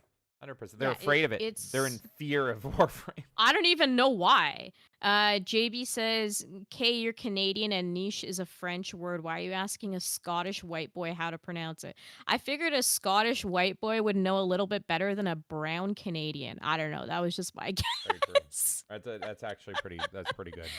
Also want to thank everyone for hanging out with us. We currently have 30 people watching across platforms, so thank you so much, everyone, for spending your night with us. And with that, we're going to roll into the last story for this segment, I guess. I don't even know. You said the main story. Yeah, I was going to say, like, we have a main story. Okay, you made it sound like this is the big kahuna. This. I know what it is. I'm just. This is the story that I've named the stream after. And that's what I was trying to get across because I came up with the name. Anyway, well, let's get into it. Thank you all so much for hanging out here. And I don't think a lot of people know about this story. This story is really interesting, and I haven't even fully fleshed it out, but we're going to keep tabs on it. And thank you, Kay, for tipping me off onto this. And then I went on a little deep dive rabbit hole here. So let's get into it. This story and the name of this stream is Gaming Has More Than One Limited Run. Let's go. Let's go. Let's go. I can't play that too much or else WWE will fuck me in the ass. All right. So, we're going to take a look at a game right here called Goodboy Galaxy. I don't know if any of you guys heard about this, but it's a newly released indie game. Goodboy Galaxy came out October 25th. And Kay, look over at the stream here because we're going to look at the Goodboy Galaxy trailer just to give you guys all context of the game we're talking about today. Let's see it. It is $32.50 Canadian, so about $30 American. Let's take a look.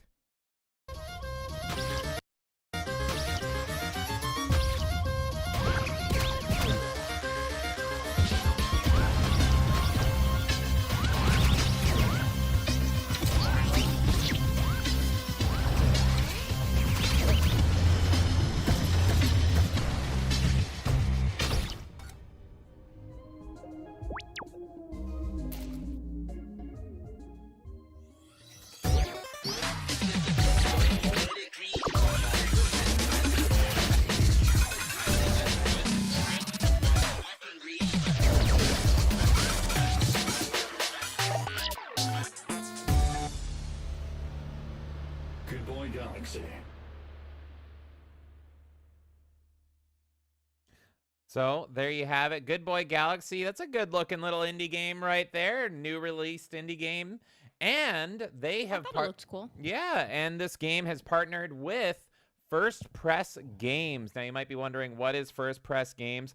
Well, I did some looking into it here. First Press Games is very similar to limited run games, which we have always been a big critic of here. And you can see right there, they have a whole bunch of Goodboy Galaxy merch you can get. But they also have other games like Chained Echoes, a lot of physical stuff. So all these indie games that don't get physical releases, you can go to First Press Games, get the game physical, multi-platform, and you get also collector's edition options as well. So you can see here's some coins, here's cool art books, Here's a cool figure for this game here. So I was like, hell yes, this is wonderful. This is great. And we here hate limited run gamings with a burning passion. So it was really good to see competition to limited run games and an alternative for this. I know I'm very excited for that Croc Collector's Edition. I'm very tempted on it. And that is not being done by these guys. But I'm just happy to see competition for limited run because I fucking hate them. So First Press Games, everybody. And if you go over, they've got a massive fuck ton of editions for Good Boy Galaxy. They have collector's editions, $120, $150, whole variety of stuff. There's even a plushie of the little Good Boy. No, Mikey, I will not abuse this dog, but maybe I'll play the game and I'll die. And that would be dog abuse for you, so enjoy that.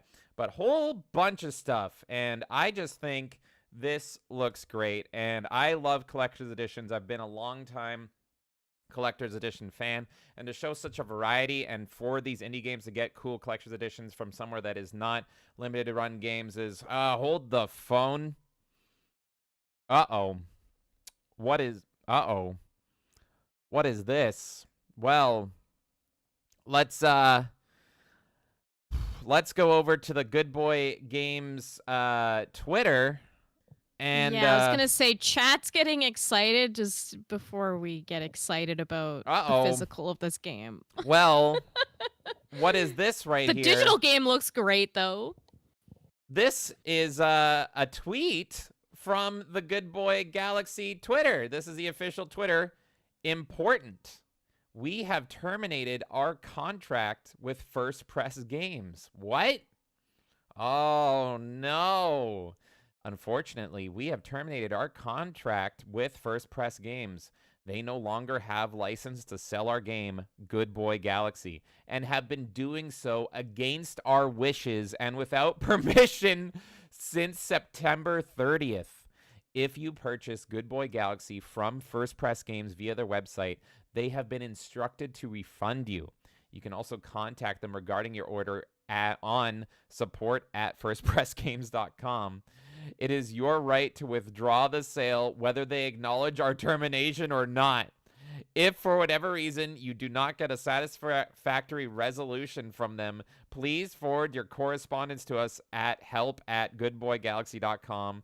In this event, if you choose, you can also file a complaint with Verbennachen. First Press is a German company. It's really the Germans are our enemies today.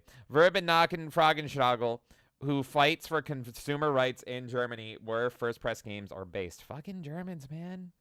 They're fucking responsible for 2 wars and now this. If you backed our project via Kickstarter, First Press Games has also been instructed to refund any shipping fees or pledge upgrades paid directly to them. We intend to fulfill all Kickstarter pledges without FPG's involvement, and we'll have news regarding that as soon as we can. We are personally heartbroken it has come to this. We sincerely apologize for the inconvenience. Good Boy Galaxy. Now, this is brutal, and there's all sorts of responses down here. And there's all these replies, like this person saying, sucks to hear that. I'm sorry for y'all. However, does this affect the Evercade version? No, it does not. Blaze were wonderful to work with, and they managed to release it a full year ago. So what the fuck is going on? What is going on? I gotta know. Fuck, I just wanted one good competition to limited run games, but it sounds like these guys are falling in the same fucking problems, the same issues as limited run games. Here's the funniest part of all of this. The absolute funniest part. If you go to First Press Games that is selling multiple expensive editions of Good Boy Galaxy on their store without the permission of the developer, here's the best part. They promote the game, and they have an exciting description that says, Good Boy Galaxy is a brand new exploration-focused adventure platform game developed for the Game Boy Advanced. It'll get released on a GBA-compatible cartridges, but also modern platforms like PC and Nintendo Switch. Here's the best part. Because they are doing this, and Good Boy Galaxy does not agree with this, First Press Games has a trailer for the game to excite you and get you to play it, but the trailers are uploaded by Good Boy Galaxy. So Good Boy Galaxy updated the fucking thumbnail so that even on the page it says important. First Press Games are selling this game without permission. Every single Best shit ever, man. every single store page, every single one for Good Boy Galaxy on First Press Games, they get a big fucking warning saying, yeah, we don't give them permission. This is supposed to hype you up. We're just telling you not to buy it. And then they go on to be like, this is such a great game.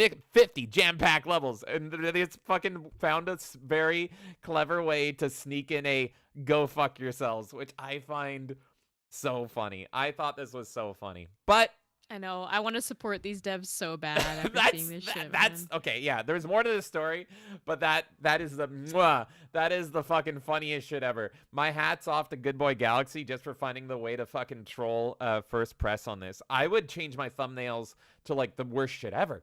I would have like fucking Goatsy there. Be like, take our game down or else we're gonna make the thumbnails to our YouTubes in ever increasing shock porn or something. This is like every day you don't take these store pages down, the Goatsy gets spread wider. Just like fucking bravo. But anyway, even though that's hilarious, I had to go and put my journalist hat on because I am the world's most ethical video game journalist. And I had to be like, okay, maybe I'm being biased here. Maybe I'm just judging First Press and I'm siding with the indie developers because I hate Limited Run so much. And I'm just putting these guys in the same camp as Limited Run. Maybe, just maybe, these guys are in the right. So let's get their side of the story.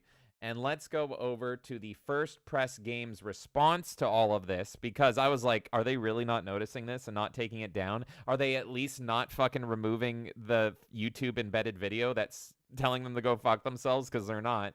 But I did find a response with locked replies over on Twitter. So let's read this if you can. There's a little tease for you. Thank you for your continued support of our company. We would like to issue a statement regarding Good Boy Galaxy developer Mr. Rick Nichols' announcement. We apologize for the length of this statement, but we kindly ask you to take the time to read it, but don't respond to it because it's got locked replies. Whereas, you know, the developer over here with his response has been responding to like every fucking tweet and has open replies. But let's read their replies. Maybe they're right. Maybe they're right, okay? So let's take a look right now. This is First Press Games based in Germany right here. And I'm going to have to take off my sunglasses because they printed this on the fucking hardest shit to read ever. It's like they printed it and then scanned it and their ink was like running out or something. I don't know. It's really like fucking weird. See that? Unless you zoom in. Anyway, let's read it. Regarding the online announcement by the developer of Good Boy Galaxy, Mr. Rick Nichols, dear customers, we have been carefully discussing the developer's unilateral emails and announcements on SNS with our lawyer regarding the production of the physical version. FPG has informed him that the release of Good Boy Galaxy will start this year, the first versions being ready to ship within a very short time frame. In fact, the regular editions are scheduled to be ready to ship before Christmas. However, he has sent irrelevantly misleading messages to the public, accusing us of not telling the truth and plainly saying that he does not believe our statements. So to all our customers who have pre-ordered the game, feel free to contact the developer at help@goodboygalaxy.com, asking him why he is stubbornly preventing the shipping of products that are so shortly before being complete. I'm not having a stroke this time, that are so shortly before being complete. The money you paid for the games has already been invested, and the products are being created with the best quality in mind, aka no refunds. Despite the developer trying to push for a half-hearted release, having only the date and not the quality in mind. He may have done so if he were releasing it as a budget homebrew, but not as a professional release with a company that is proud of continuously releasing products of the highest quality. We have repeatedly announced the now resolved issues with the printing company, even though our paper looks like shit, and are updating our blog with new information in regards to the release schedule. After the collector's edition, the regular edition of Chained Echoes for the PS4 was due, which we are now shipping. We stated numerous times that after the release of Chained Echoes, Good Boy Galaxy was next in line and nothing has changed in that regard. Nevertheless, Each time the developer has said through his lawyer that he does not trust us and was taking a hostile stand, purposely accepting further delay caused by his lack of trust while not communicating with us directly, and thus disregarding his own customers' wishes.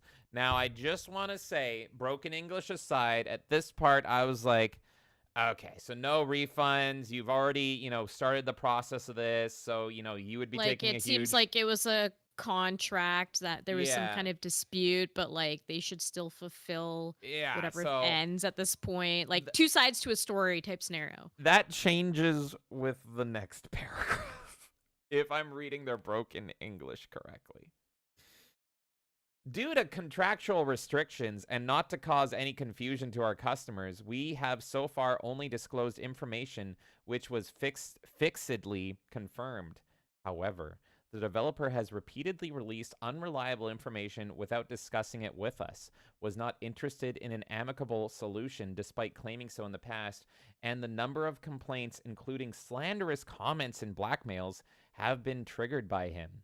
Which, I just want to say, at least publicly, all I could find is him being like, stop selling the fucking game. That's pretty much his request. And hey, if you bought this game from them, I told them no, demand a refund. I don't condone them selling my game. I haven't seen slander or blackmail. It's just him requesting to stop fucking selling the game. Okay. Giving a significantly negative impact on our business. Here it goes. Thus, for those with malicious intention, we might have to take further steps, including a disclosure request of their IP addresses.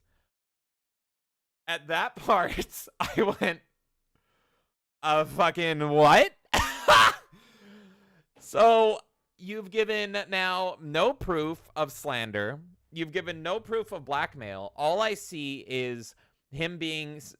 saying, stop fucking selling our game, I don't trust you. And you saying, slander, malicious, blackmail, blah, blah, blah. Plus, at best, you're saying, well, we've already started the process, we can't stop it now. Which, if you could have just stopped there. You could have just stopped there and it would have been like, all right, sell your batch and then take down the fucking game. It's literally, bro, let me sell your game or else I'll dox you. Yes! So then now it gets to... Like, we literally, if you don't shut up, we will dox you. Let us sell your game, or we're gonna fucking dox you. It's awful. I'm laughing, but it's genuinely awful, but it's just so fucking funny the way that it's laid out. I was reading through this boring, broken English document last night at 11 p.m., and then I was like, did I read that right? Did I fucking read that? It's like, okay, yeah.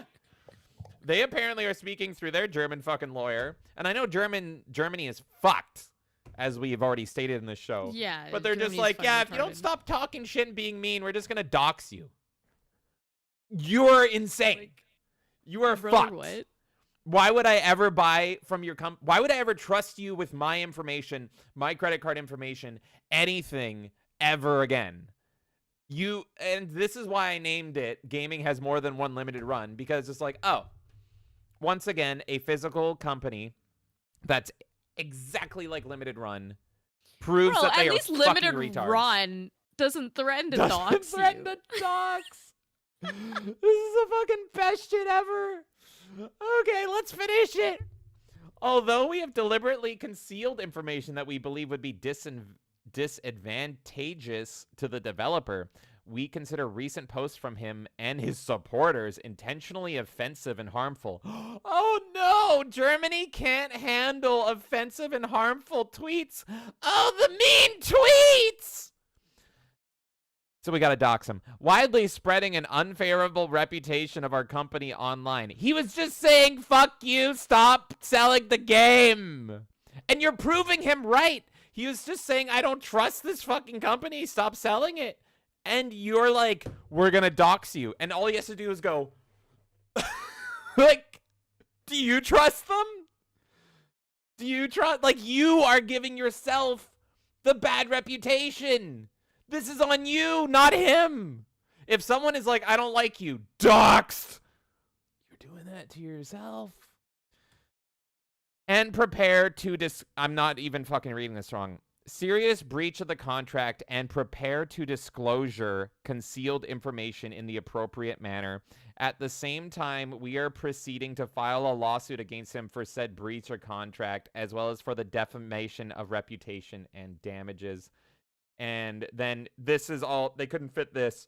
They couldn't make the fucking text smaller. Then he said, please kindly note that the FPG is not in charge of answering questions regarding his arbitrary online comments. So yeah, I think it's safe to say that I'm on Goodboy's side here, the developer's side here. And I think it's suffice to say that this company is insanely fucking retarded.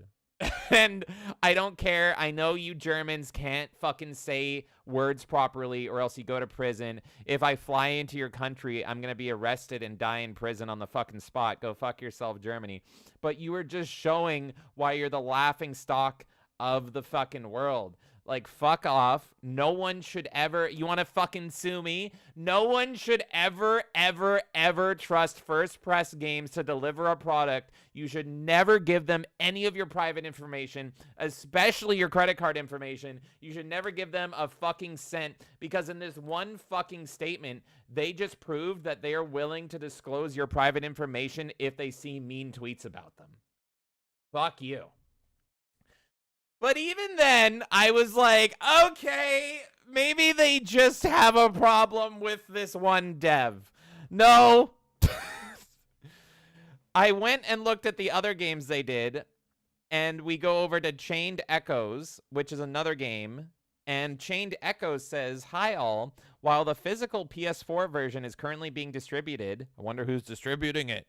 The Switch models are now in production at Nintendo. Yay! I can provide some pictures when they arrive. Once I have a shipping date for the Switch version, I'll give you an update. Thanks for your patience. Let's look at the comments, because these aren't locked. If you go over to First Press's Games Twitter, every single tweet that they do is locked. Every single one, because I'm sure people are screaming at them being like, you are insane. So, hopefully you guys choose a different publisher next time. Hope you guys get a better distributor. The people deserve better. You deserve better. So there you go. Everyone is now that is aware of First Press Games. I wasn't aware until this. Is like, holy fuck, First Press Games are fucking insane. How did you push your game to the front of the First Press Games queue when there are still games unreleased that people ordered 4 years ago, says Gary Grimtooth. And this person replied, favoritism. So this whole company is just royally fucked. Just royally fucked. And here, I just want to go finally on some final replies from Goodboy Galaxy as well. We have Zom here. Well, first we have Rick, who's the developer. We are personally heartbroken it's come to this. We sincerely apologize for the inconvenience. And Zom says, you did everything you could to try to get First Press Games to fulfill their end of the contract. I appreciate you being proactive in handling this mess. Did FPG pay you for the physical pre-orders on the site? They refused to refund, claiming the money was already paid to you, which seems untrue. To Rick said, no, we have never received any money from First Press. In fact, we paid them in advance for the Kickstarter units. Please forward their statement to us. And he said, done. Feel free to follow up with me. So they haven't even been paid for this. The First Press is just selling their game and not giving the developer any money for it. They paid them. And finally, the last tweet I saw that I thought was interesting is from Gary Grimtooth once again, who seems like he's been screwed over. Like many people from Limited Run Games, he is someone that has gotten screwed over many times from First Press. Gary Grimtooth says, to Rick of Goodboy Galaxy, still waiting on my refund for over a year now. I've lost hope that it's ever coming and just try to let people know to avoid them at all costs. Well, you're doing great work there, Gary. Make sure they don't dox you. And Rick says, yes, we've heard this a lot, and it's factored into our decision to terminate the contract with them. I'm really sorry about it. I'm not sure if there's anything we can do, but please forward your refund request to help@goodboygalaxy.com. And Gary says it's fine, but I think you need to reach out to other developers who also worked with them and have unreleased projects and work together with them to get them shut down and stop taking people's money. And Apple here says, absolutely, it'd be great if devs could work together on this. So I have an open call to any developers that have gotten the shaft or any customers that have gotten the shaft from First Press Games. I love shitting on limited run games. And now I love shitting on Germans. Luckily, they're into that. So now I'm going to be shitting on First Press Games. So if you're a developer that has gotten fucked by First Press Games, let Melee Games know. If you're a customer that has gotten fucked by First Press Games, let Melee Games know. First Press Games, go fuck yourself. Dox me, fuckers. I hate you. You're terrible. This has been hilarious. I can't believe you condoned doxing over mean tweets. Why don't you go to Blue Sky, you absolute fucking Melanie Mac words, and cry some more? Oh my god, this is the funniest shit ever. Go burn in hell. Okay, any thoughts? I sent you the story and said this needs to be a main story, and it was based solely on that one image and tweet by them saying they're selling this game without our permission. And the work that you did on this is amazing. Thank you so much, James, for finding that letter where they're threatening to literally dox people. I can't believe It's the most that. retarded fucking shit ever. So funny. I think what you said is perfect, and I would like to echo, if you get fucked over by this company or you have been fucked over by this company, please let us know. We would like to highlight your story. This also goes for limited run game stuff. As you guys know, Fractured Filter, a person in this community, has also been fucked over by limited run and Night Dive recently, and we have been covering his story. So if And it's ongoing. Yes, and that's ongoing. So if you have been screwed over by this company, feel free to let us know. We'll be more than happy to give you a spotlight on our channel to let people know about what's going on with your story. And we hope that no one is getting screwed over and that we don't have to do that, but it sounds like we will. So yeah, just want to put that out there that if you're having an issue, please let us know so we can make other people aware, and hopefully we can get your problem solved for you. This is fucking retarded and so funny. And like I said, when I sent you this story, I had a feeling there was something fucked up there, and I knew it would be like a main story for us. Yeah. But to the degree that you found, I'm like, what the fuck I couldn't is fucking this? believe it. I couldn't believe it. Amazing. You So- sent it to me and my spidey sense went off, and I'm like, there's something more here. And yeah, there- I saw it in passing, and I was like, there's something weird here, and I pulled the tweet right away, and I was like, we need to talk. There might even be more. I don't know. I had to Yeah. move on, but like they're blah. That's why we want to hear from you guys. If you have experience with First Press Games, and especially if it's funny, but even if it's not, let us know, because I want to laugh at these guys again, because oh my god, this is good shit. So, yeah, fuck this company. Fuck people who are predatory against these indie devs who are just trying to make an honest living and get products out to their customers. Fuck you. Like, it makes me so angry in the same way that Limited Run makes me angry, because they also do predatory practices. And yeah, the game looks great. And if you're interested in the game, I would say this is one of the few cases where I would say go digital. I encourage you to go digital and support these devs directly instead of going onto this website and buying this like third-party thing that the devs themselves are not even supporting themselves. Fucking crazy. Let's see what chat's up to, and then we'll continue onwards here.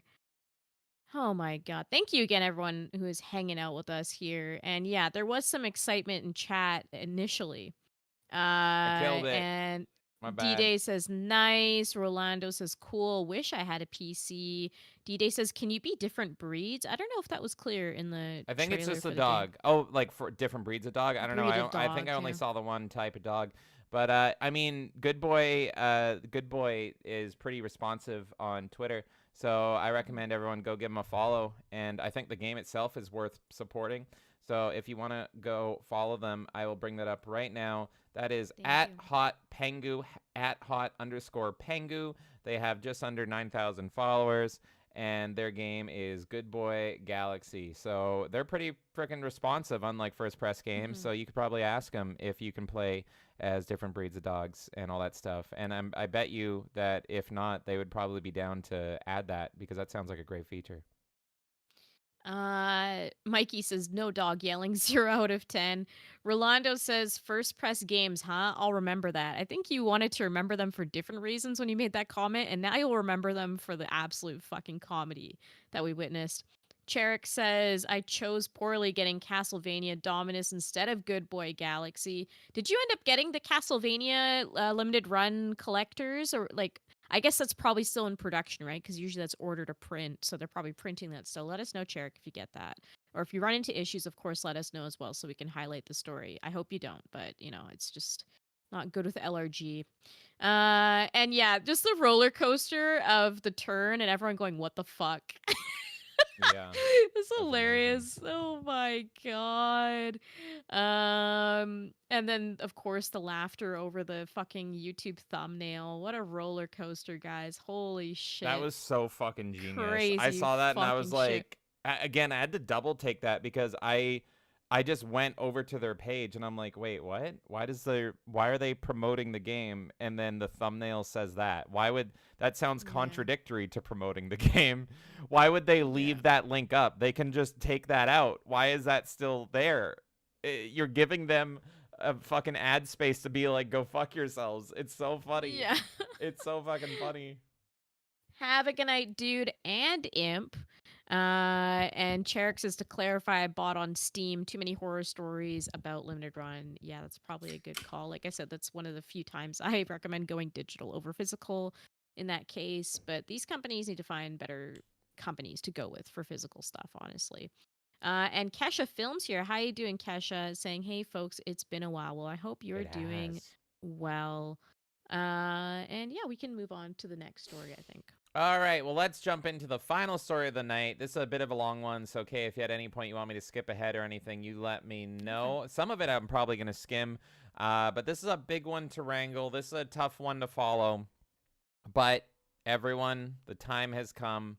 It is time for a news story that has questionable legality in the country of Canada because I am going to name them. That is, I'm going to name the ADL. So, if you didn't hear, the ADL is once again attacking the gamers. Oh, what? no. No way. So let's take a look at it.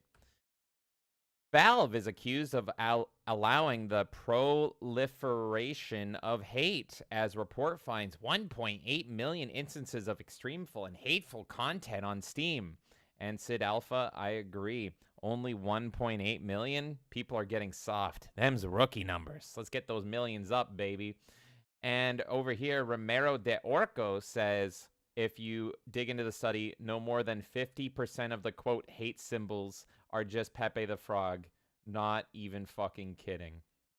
But let's look at this article from Eurogamer, because I haven't shit on Germans enough today. So let's see how quickly I can read this, because honestly, I don't care what they have to fucking say. Company needs to, quote, make significant changes to its approach. The Anti-Defamation League. Uh-oh. That reputable company. Oh, ADL, I've tangled with you a few times. I guess even when I only talk about video games, I have to go and tango with you again, ADL. Let's do it. Has accused Valve of, quote, allowing the proliferation of hate after publishing a report finding over 1.8 million instances of extremeful or hateful content, including Nazi imagery, oh no, and support for foreign terrorist organizations on Steam. The Anti-Defamation League, which describes itself as the, quote, leading anti-hate organization in the world, shares its findings in a report published on its website after conducting a, quote, unprecedented platform-wide analysis on Steam. This is said to have spanned over 458 million user profiles, 152 million profile and group avatar images. Hi, ADL. I wonder if you looked at mine. It'd be real funny if you did. Plus, more than 610 million comments on user profiles and groups. How much time do those fucking ADL have on their hands? I don't think hate is a big concern if you have time to look through 610 million comments on Steam. I think hate is actually at an all-time low if you have to fucking comb the desert that hard. With the ADL Center on Extremism saying it's ultimately identified 1.83 million unique pieces of extremeful and extremist hateful content. Examples given include explicitly anti-Semitic symbols and copy pasta. Oh no, not the copy pasta! White supremacist copy pasta and Nazi imagery, such as the swastika or the Totenkopf, plus tens of thousands of instances of users expressing their support for foreign terrorist organizations like the Islamic State of Iraq and Syria, ISIS, Hamas, and others. The ADL is also claimed to have found 184,000 keywords on Steam used in extremist or hateful content, including 1488 shekel. That's just your fucking currency. You can't just be mad that people say shekel. That's literally your fucking currency. And white power, adding that 1.5 million unique users and 73,000 groups have shared at least one example of potentially extremist or hateful content. The organization went on to claim Steam has no public-facing content policies specifically linked to hate or extremism. However, a quick search reveals Valve's developer and community guidelines do in fact explicitly prohibit hate speech, specifically speech that promotes hatred, violence, or discrimination against groups of people based on ethnicity, religion, gender, age, disability, or sexual orientation. You know, the blanket statement bullshit. That then raises the question around Valve's enforcement of policies, which I'm just going to spoil right now. They don't have to do shit. They're based in America. Fuck you. It's the one country with free speech, ADL. You can cry and kvetch and moan all you fucking want, but technically, Valve doesn't have to capitulate or kneel to you. Will they? That's up to Valve. I don't have a lot of faith in people, but ultimately, you are fucking powerless, and all you can do is cry, cry, cry. So I hope Valve doesn't listen to you. As the ADL highlighted elsewhere in its report, the fact that extremist and hateful content is relatively easy to locate on Steam raises questions regarding the efficiency of Steam's moderation efforts. It noted in instance that while Valve deploys filters and other forms of automated content moderation on user summaries and contents, these do not apply to all user-generated fields, and filters can be manually disabled. Additionally, the ADL called Steam's keyword decisions easy to evade, noting that altered words and ASCII art can be used to circumvent Valve's moderation tools. Heaven forbid we have some fun. While Steam appears to be technically capable of moderating extremist and hateful content on its platform, the ADL continued, the spread of extremist content on the platform is due to, in part, selectively removed extremist content, largely based around extremist groups, publicized in reporting or in response to governmental pressure. However, this is largely ad hoc, with Valve failing to systematically address the issue of extremism and hate on the platform. Valve needs to make significant changes to their approach to platform governance, the ADL concluded. No more Oreos. Nightmare tip $2. Never forget that PewDiePie cucked the ADL, leading Alex Jones to state on his show, PewDiePie cucked the ADL. Oh, yeah, 100%. You never cuck to the ADL. Never ever do it. And you know what? If you don't do it, it's a whole lot funnier. And never forget how the ADL was founded. Thank you so much, Nightmare. I appreciate it. And never ever cuck. Where was I? Yeah, they're just crying nonstop. Valve needs to make significant changes, blah, blah, blah. Both in terms of policy and practice to address the ways in which hate and extremism have proliferated on the Steam platform. It finished by urging Valve to adopt policies prohibiting extremism and hate, to audit and red team content moderation practices, to close loopholes, and to engage with civil society, academics, and researchers. Oh, yeah, you got to trust those academics. More, including recommendations for policymakers, can be found in the full report. Major gaming companies are selling their wares on a platform that is not addressing users' support of extremists and allowing proliferation of hate. Daniel Keighley, Director of Strategy and Operations at the ADL, Center for Technology and Society. Imagine being employed by the fucking ADL. How sad is that? Added in an interview shared by Bloomberg, this, he continued, increases the likelihood that someone will travel all the way down the rabbit hole. Yeah, and you know what? You guys are fucking adding to that. Eurogamer has asked Valve for comment, and hopefully Gabe Newell just took a shit on your front porch. So, there you have it. And I believe that, you know, this is being spread. I won't bother reading this one. This is more of the same. This is being reported by all the fake journalists. So you have PC Gamer. You have everybody talking about this. And I'm sure there might be some new stuff here. I could read the entire report for you right here. There it is. There it is, and it is published in 2024. But the reports are so fucking long, and it's just non-stop crying. But you know what we are going to do is we're going to look at the screenshots, because that is quite funny. Melee K, who is also on the show right now, had a response saying, "Bro, you can call me any name in the book. I don't care. We just want to play video games and enjoy them. Gamers are dead, and extremist shit didn't work 10 years ago, and it's not gonna work now. Now, here's the thing. I almost skipped this over. I didn't even pay much attention to this at first because they've done this before. They have literally fucking done this before. And so I thought this was old news. I genuinely thought that this was just them reposting their old articles. I thought the same fucking thing because the first time this happened, I literally made my Steam profile picture a Pepe Blastoise dancing around with money because I thought it was so fucking funny to me that they were doing this shit. And I remember doing that. And I was like, is this the same article again? Do I need to change my profile picture again?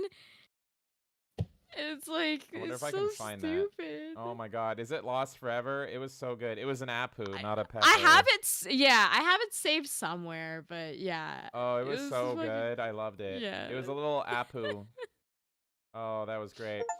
Nightmare just gifted us a game. Don't tell the ADL. What has Nightmare done now? Oh god, don't be from the ADL. Please don't be from the ADL. No. Do you think the ADL makes games? Come on. What is that? This is worse. This is worse than going to an Israeli prison. How is that possible? Ah, no! No, no. No. Nightmare, take it back. Nightmare, take it back. The ADL is going to write articles about me just for accepting your gift, Nightmare. Don't do it! Oh, no. Accepting a gift? That's so bad. We're going to write articles about you now. Oh, God. Nightmare has gifted a game to us. What is the game? He said Nightmare will return with more inflicted games. Stop it! Stop it! Don't salute! Is the salute Nightmare in has theme? gifted a game to me that I swore I would buy used. But now I don't have to buy it used. I will never buy it because now I own it. What? He's gifted us Star Wars Outlaws. He's gifted us Star Wars Outlaws. Okay. He's gifted us Star Wars Outlaws! No! He can't keep getting away with this! Nightmare, I told everybody that I was gonna buy it used, but now I'll do one better. You didn't buy it at all. I didn't buy it literally at all. Nightmare buying it. I didn't buy it at all. So because I always argued, if you want to play a game but don't support it, buy it used. But now I'm not even gonna buy the used copy. I'm gonna buy it never. So Based Nightmare coming in here and being like, "Don't worry, James, I got you. Me, I will now never support Star Wars Outlaws. They will never see $1 from me, even in a used fashion." Thank you, Nightmare. This is actually based. This is so based. I can say I will never buy Star Wars Outlaws. I will boycott that game financially. Let's go. This is actually an absolute win. I see this as an absolute win. This is the best. I buy these games in your name, James. God damn it! No, don't. I was happy for a brief moment. Does it have Steam card support? I'm just curious if I can get like a cool one. I had a feeling you were going to look at that as soon as... Oh my god. Why did I know you were going to say that? They didn't bother adding Steam card support.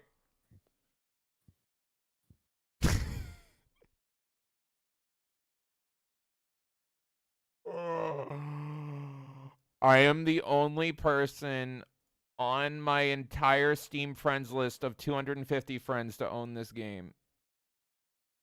Thank you, Nightmare. Thank you. When we were reporting on it this morning, there was only like 70 sales on Steam. I'm one of the 70. I think it's like way higher now, but yeah. All right. I'm Thank you, actually Nightmare. curious. Yeah, what is this fucking Steam charts? I will check. Oh What are yeah, the- you're probably quicker at that. Go Star ahead. Wars. I know my Steam. Star Wars Outlaws on Steam. Well, there's 650 people in game right now. It's like broken for me. What the fuck? It doesn't I even see say. 651 in game, 64% Steam rating, but Are you on Steam can't find- charts? Oh, I'm on Steam DB. Oh, weird. Peak 834, which was 3 hours ago. 24-hour peak 834 players right now 651. Weird. It's not even coming up for me on Steam. I guess Steam Charts needs to update for it. I like Steam Charts. That's the #1 place I go to look for this shit. But Star Wars Outlaws is like broken on the site right now. Thank you so much, Nightmare. I want to die. Okay, speaking of death, I'm going to take you back to the past. And the ADL can suck my ass. We are going to look at an article very quickly. I'm going to skim it because all they do is fucking cry. Of course I do. From the ADL. And this is the original time that they cried and bitched and moaned about Steam. And this was from 4 years ago. That's why I was just like, they're just retweeting their own articles. But they're not. They've actually just rewritten this all. So I'm going to skim through this right now from the ADL. This is not a game. How Steam harbors extremists. Oh, no. On June 10th. Oh, God. No, don't worry. It gets even funnier. On June 10th, 2019, authorities in Northern California arrested Ross Farka, 23, on state felony criminal threats and weapon charges. They acted on an anonymous tip sent to the Concord, California Police Department, flagging an imminent threat. Once again, this is their new article, 2024. It's the same thing. There is no difference. Kay, you love The Office. There's no difference in this picture. I don't love The Office. Why? It's the same picture, Pam. It's the same picture. Actually, I think I know some of these guys. Oh, yeah. Oh, okay. It's the same picture. But I'm looking at the one from 2020.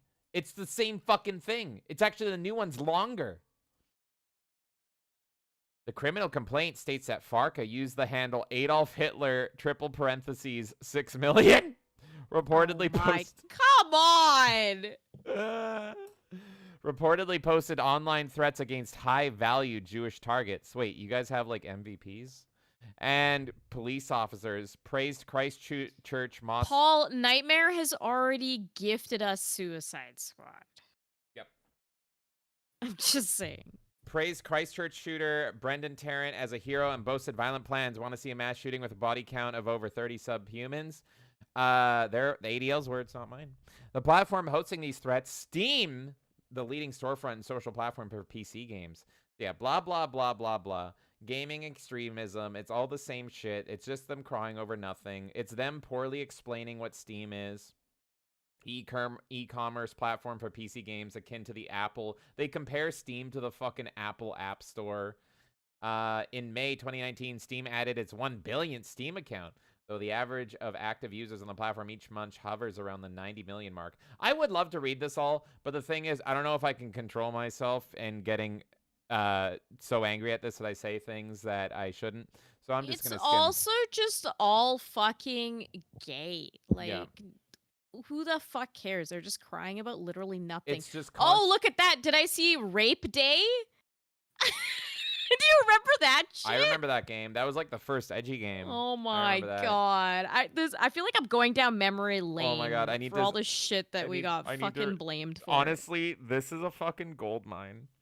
For example, on August 9th, 2018, Steam user Neurons posted a message encouraging violence 3 months prior to the 80th anniversary of the Kristallnacht, the Night of Broken Glass, when members of the Nazi Party and their supporters destroyed nearly 8,000 Jewish-owned businesses and homes across Germany. The user wrote, "Happy Kristallnacht. Don't forget to smash some censored on the night of the broken glass. Send this to 6 Gorillion of the sluttiest goyim you know, or you'll go through a dry spell that will be so rough that it'll literally be another Shoah." The ADL posted that unironically.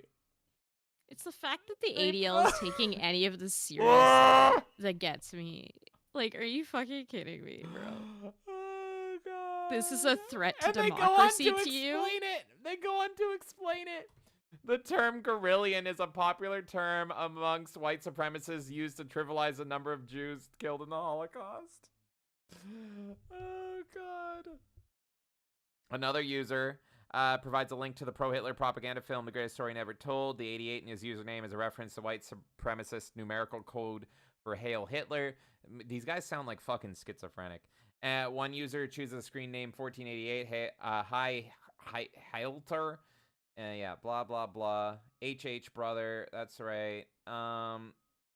Agent Peppy Kexton.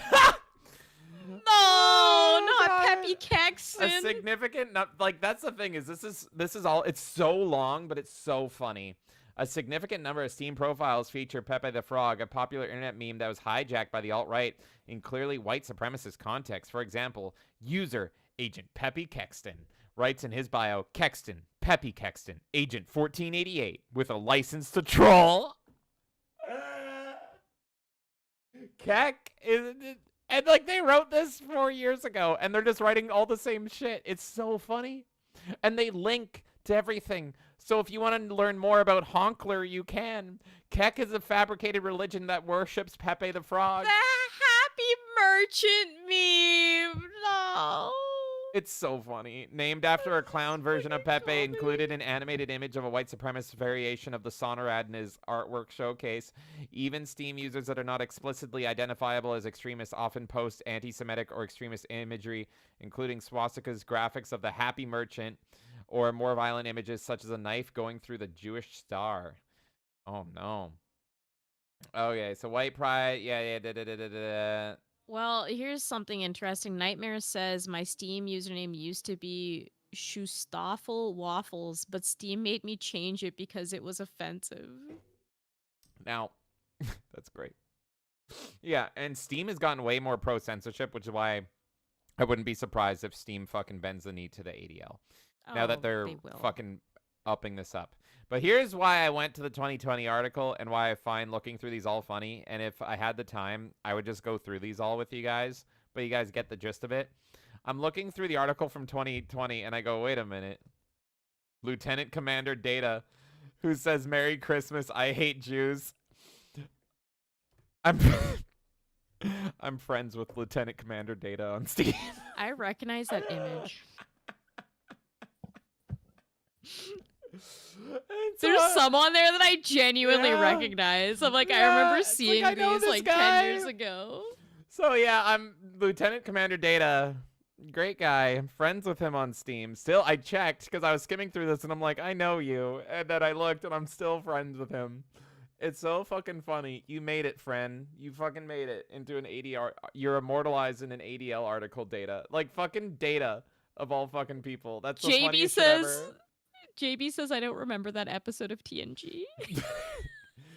It was actually Lore that said that. It was not Data, but anyway, no. Oh my god, I'm just skimming this here. I'm just seeing if there's anyone else I recognize. Any other friends that are... Yeah, Flamage says it was Lore. Nightmare says I should set my description to Good Morning. I hate women. Oh my god, obviously some of these I can't even get away with reading in Canada, but they're just as funny. I'm just skimming through it right now. Oh no, evil video games, bad.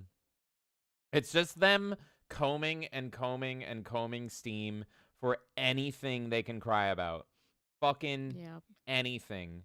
And then you go to the new one, and I'm curious, this is new. I love the bottom of that article too. This work is made possible by viewers like you. I know.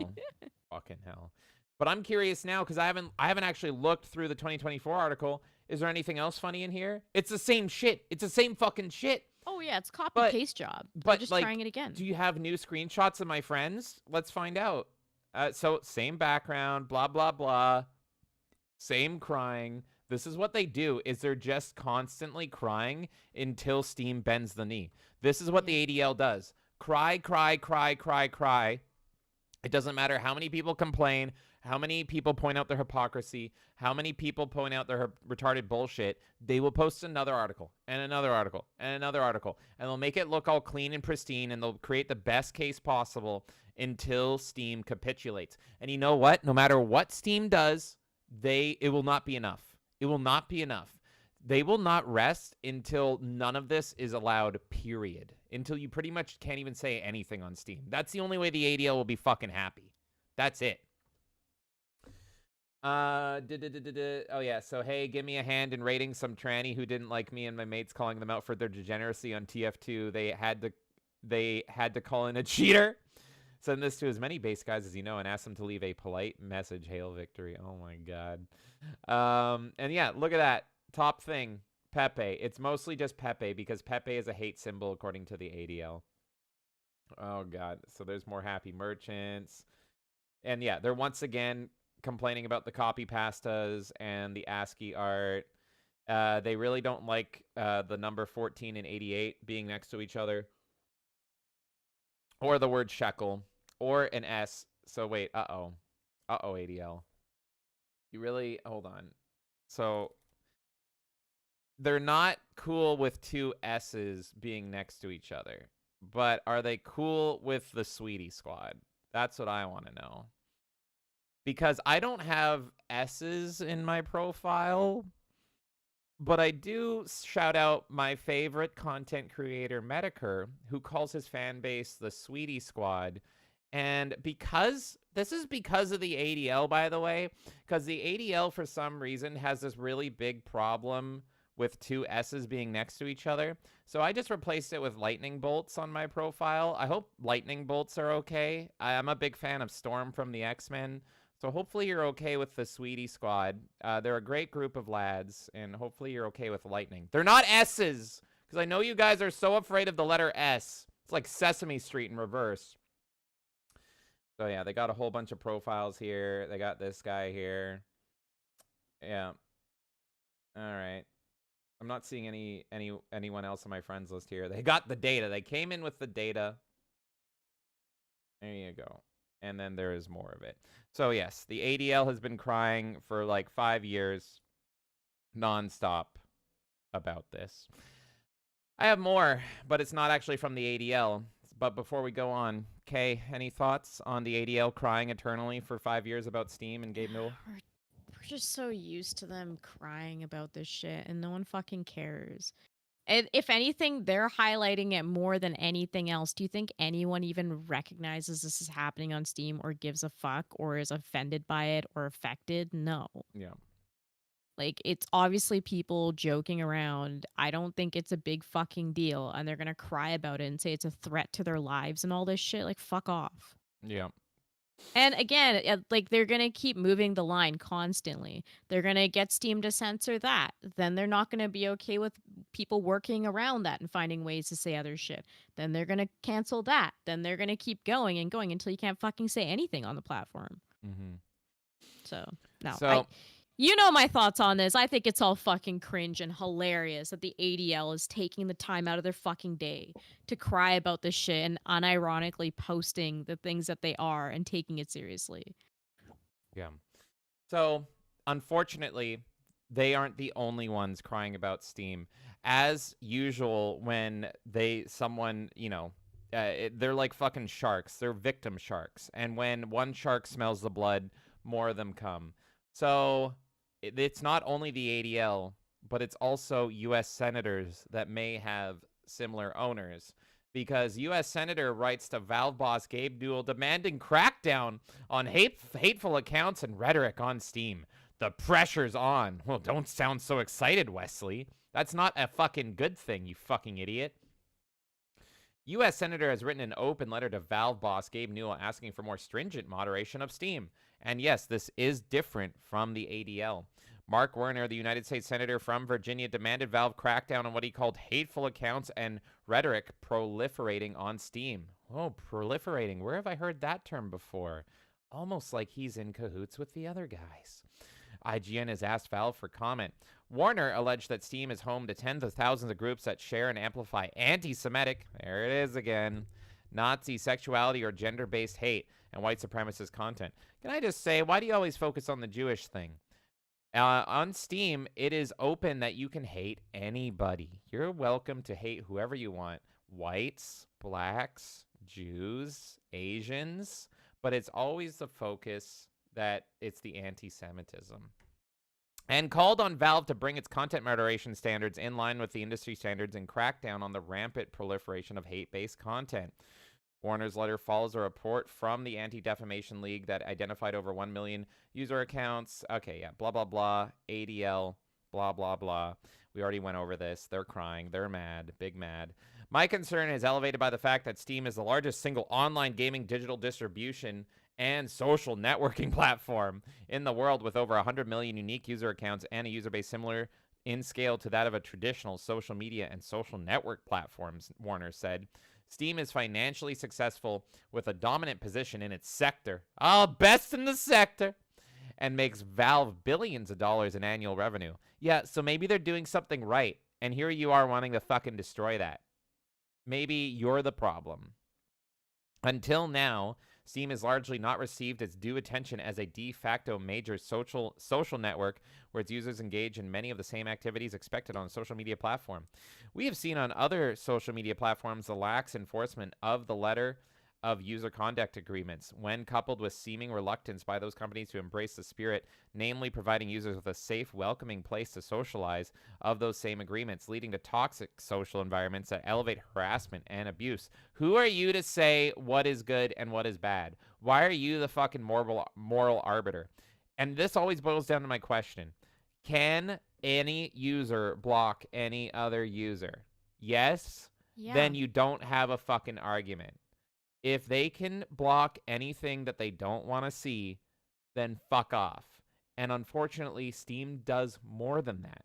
I wish they actually regulated Steam way less, but more on that in a bit. But this is the same, like, it's for the meme from, like, 20 fucking years ago, just close your eyes and walk away from the computer. Yeah. You know what I mean? Like, you don't have to consume this content. If it offends you, you don't have to fucking consume it. Mm-hmm. Are you worried about jokes radicalizing people? Like, do you really think that this is gonna cause World War III? Maybe giving a foreign country billions of dollars will cause that. Leads to toxic social environments that elevate harassment and abuse. You should want your users and prospective users to not have to wonder if they or their children will be harassed, intimidated, ridiculed, or otherwise face abuse. And there it is, the classic think of the children argument.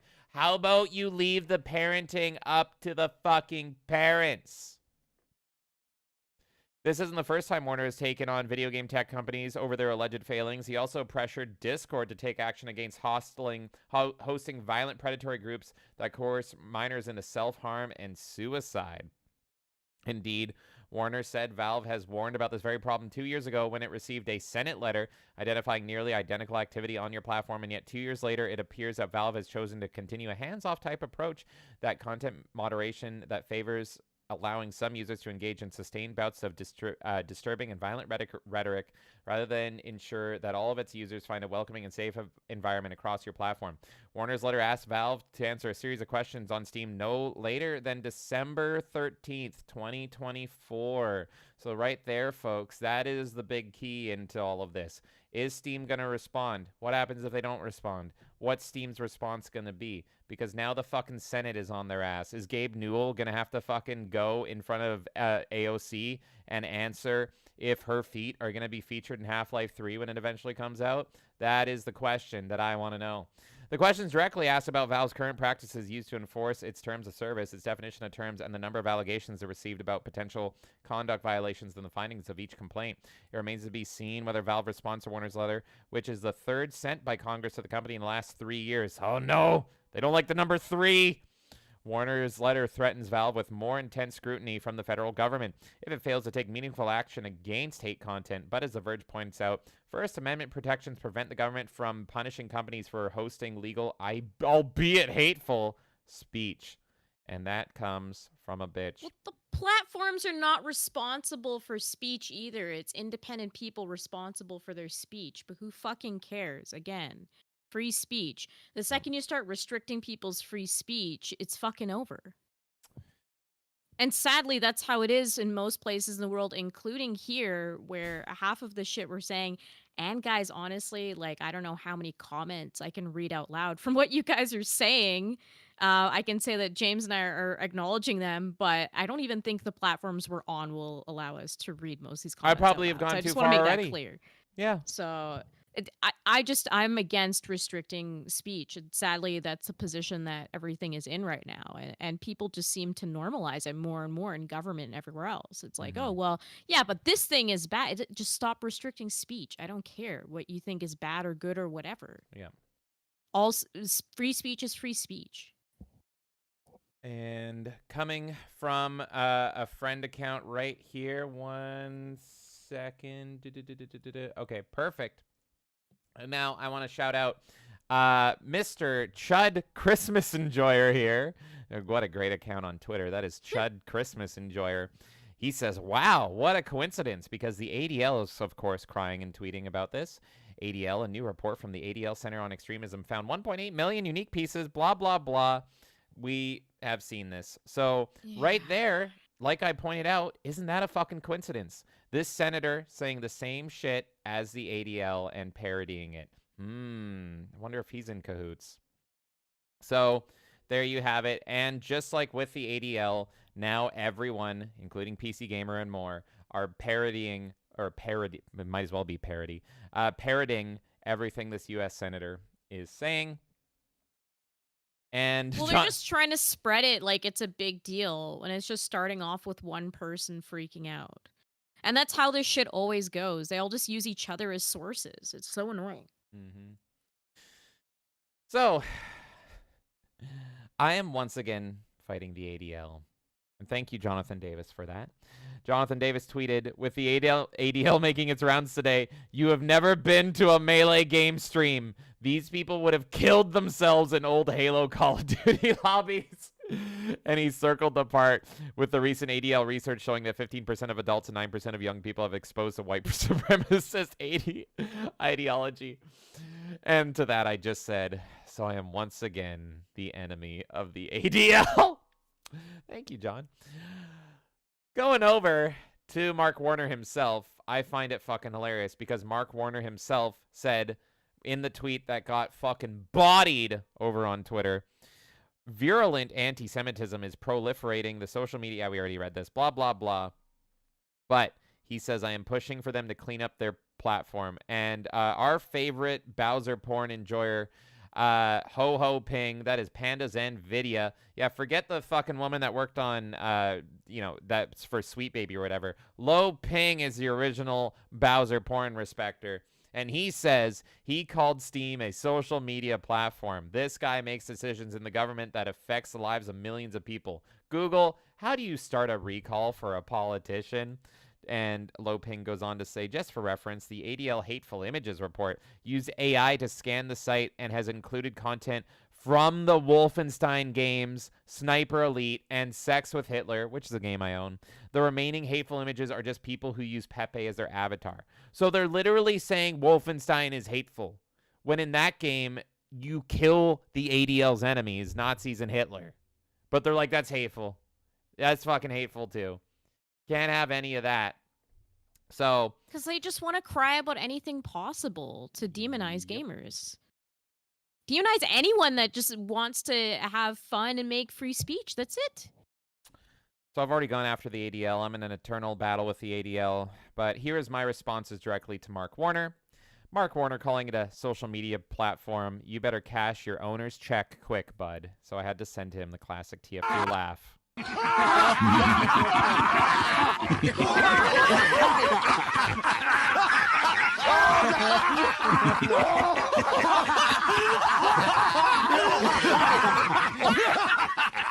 And that goes for all you guys. If you want to know how to handle these people, it's fucking laughing. They hate laughter. They hate smiles. They hate people pointing out their retarded bullshit. So if you're mad about this, if you're irritated at this, and if you're worried that the ADL and out-of-touch retarded boomer senators are coming for your games, the best thing you can do is smile. The best thing you can do is laugh. And the best thing you can do is mock them for their retarded bullshit online. It makes them so angry. It makes them seethe so hard. And at the end of the day, that's why they want to control speech. That's why they want to ban free speech in the only country that has it, America. Because once they dominate that, they can fucking dominate the world. So don't let them and laugh at them because they're fucking retards. And that's how they should be treated. I have also an alternative. because I just think this would be funny. Now, I don't know if a lot of people agree with me on this, but on top of laughing, Kay, are you good? I know what you're gonna say. That's why I'm reacting like this. I know what you're gonna say. I don't know if people will agree with me on this one, but in addition to laughing, I think this would be really funny. What if we just lied to them for the lulz? Maybe we could kill two birds with one stone. So in a tweet that I thought was funny, I quote tweeted Mark Warner and I said, "Bro, Steam isn't the issue. Look what I found posted on Ubisoft Connect, the new Uplay. That's the real hate speech platform. You should totally shut it down." Now, here's the thing. Obviously, this wasn't posted on Ubisoft Connect. But I hate Ubisoft, and I hate Uplay, aka Ubisoft Connect. So if enough people convince Mark Warner that Steam isn't the issue, but it's its competing platform, Ubisoft Connect, and that's where the real bigots are, that would be so funny. So over on Ubisoft Connect, because that's totally what this screenshot that I took is from, this anonymous Ubisoft Connect poster says, before entering politics, Warner became involved in telecommunications-related venture capital during the 1980s. He founded and led the Columbia Capital firm. He also co-founded Capital Cellular Corporation with a net worth of $214.1 million. Warner is actually the third wealthiest member of Congress and its wealthiest Democrat. Uh-oh. Uh-oh. It sounds like the people over at Ubisoft found you out, Mark Warner. Uh-oh, they're really smart over there. They're finding out your entire history. That's, like, dangerous or something. You should, like, totally shut Ubisoft down. They're so evil. And here's what another Ubisoft Connect player that loves Assassin's Creed said. With a net worth of $214.1 million, Warner is the third wealthiest member of Congress and its wealthiest Democrat. Bullshit. Nancy Big Tits Pelosi is the wealthiest Democrat in Congress. Let's go. But here's the thing. I have it on good authority that Nancy Big Tits Pelosi is a big Steam fan. She loves Steam. I actually played Unreal Tournament with her back in the day, Unreal Gold, and she fucking got, like, yeah, she's just crazy. I could not, like, destroy her. She rocket jumps like a fucking lunatic, and when she's rocket jumping, those big tits are so distracting. Woo! My God, my gal, Nancy Pelosi. So I know that Nancy Pelosi would never go after Steam or Ubisoft Connect. She's a great girl. She's the best girl. But, you know, Mark, I really think you should ban Ubisoft Connect. I think their hate's gone far enough. And I totally see 6 gajillion comments on there that say that you're a mean guy. So I really think you should ban them. So, yes, everyone's running with this. And here's another point that I think is really funny. They're all focusing on Steam. They're all focusing on all this shit here when the U.S. has, I don't know, actual fucking problems. The U.S. from Woman Definer. Hold on, let me just follow this account right now. I need new friends, everyone. Let me make sure. At Woman Definer. Right there. You got to follow. 13,000 follows. What a good chud there. At Woman Definer says the U.S. has 200,000 overdose deaths a year, and they are worried about Pepe memes and 0.00001% of interactions that take place on Steam. Government officials who do this need to go to jail. This is at face value unconstitutional. Couldn't agree more. And here we go. Here's my last opinion on this before we end the news segment. But I just want to point out that it ain't all sunshine and rainbows, because while Germany, as we pointed out, the ADL and owned American politicians demand that Steam is censored, I yearn for the old days when you could just enjoy a little bit of trolling on the platform, because you can't anymore. So I don't even know what they're fucking complaining about, because this post was banned from a member of Steam support. This is not my post, but Steam Jannies are running wild because someone over on Buckshot Roulette said, please add LGBTQ plus representation to the game. It would mean a lot to people like me. It's not just about representation, it's about making everyone feel included. To which this person replied, I mean, it's already a game about shooting yourself in the head. What more representation do you need? Which, uh-oh. I may have caused something because when I posted this, Winky Wanky Woo went onto the forums and posted the same thing because he thought it was funny. And so did JT Epsilon. Uh-oh! I'm spreading hate, everybody! Uh-oh! JT Epsilon saying, but you can already shoot oneself seems pretty representative already. Oopsie. But that's what you do if you push people like me, trolls, and people that like to have a little bit of funny. We push back even harder, and we laugh at you for being retarded. But I really hope that Mark in the ADL goes after the real mean comments over on Ubisoft Connect. Those French people are so mean to me, and they're so anti-Semitic. I can't take the conversation. I just can't.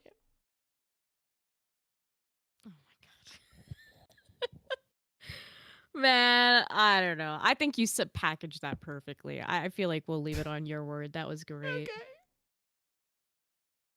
Well, with that, that was our news. Oh my god, thank you so much. That is what the fuck is going on in gaming, and that is why this might be the last episode ever, because now I have the ire, I have the star on eye of Mark Warner, or whatever his name was, and the ADL, and unfortunately, Nancy's big tits are not looking at me. So, we're going to get over into our rapid-fire news here in a second. Kay, I know that a lot of the comments we cannot legally read, but we appreciate them all. I can't read most of chat, so I think we can pretty much go to rapid fire. But Polaris mentioned something that's interesting, saying Mark Warner is Barbara Walters' ex-boyfriend. Oh my god, imagine tapping that. Anyway, sorry. Yeah. So we read your guys' chats, but sadly the platforms we're streaming to will probably not allow us to actually read those out loud. I wish I could bring up my favorite Barbara Walters interview ever. I assume it would strike this channel down faster than the ADL could shake their fists at us at. But I'm just going to explain it to you all. If you guys want a palate cleanser after the stream, go watch Barbara Walters interview Sean Connery. Best interview ever. It's so great. Sometimes women just need a good schmack. Or maybe the ADL needs a good schmack. Anyway. I can read that Senran Kagura is amazing, D-Day. That I can do. Ooh, it is. And I think Mikey's saying you're pale as fuck. He said, holy fuck, you're pal as fuck. I'm pal world as fuck. I think it's... I'm so pal world. You're so pal worlding right now. So pal worlding. D-Day says also Fire Emblem and DOA. Yes, I could read that too. Oh, good. All right. JB says my last one about opiates being safer than... Yeah, I can't even read that. Nightmare says, can you read your Office fanfic, K? It's fake. It's true. About as fake as everything that the ADL is freaking out about, to be honest. There you go. Mikey says pale. I typed too fast. Don't worry about it. I got what you're saying. Oh man, thank you guys for all your comments and for going on that wild ride, I should say. Almost like a roller coaster. Roller coaster, exactly. James, hit us with the rapid fire news. Let's do it. All right, everybody. Thank you all so much. We're going to get into the rapid fire news right now because no story goes unturned here at Melee Games. So, okay, if at any point you want to turn any of these stories into a full-blown story, you just got to tell me to hold it, and I will hold it. So with that, let's get into it right now. Welcome, everybody, to rapid fire news. All right. Shigeru Miyamoto was asked in an investor call about the trend of rising development costs and said that what Nintendo creates is more important than what it spends on development. EA CEO Andrew Wilson was asked the same question but refused to answer unless we bought him a new boat. Amplitude Studios is once again independent after being owned by Sega since 2016. The main reason for the Sega fallout is constant requests from the parent company to make the devs' next game in their Endless series be titled Endless Sonic Feet Pics. I don't know if today's jokes are very good. I may have busted it all on the ADL not that. stuff. It's just I didn't want to think about Sonic Feet Pics. Oh, okay. Just like I don't want to think about Daxnar's Feet Pics either, but here we are. Oh, those are much better. The latest round of Nintendo lawsuits are firing up with a new one starting stating that Nintendo can now sue anyone just for playing Switch games in an emulator regardless of how it's obtained. And with this news, Nintendo has announced that it will be taking swift legal action against the Nintendo Museum.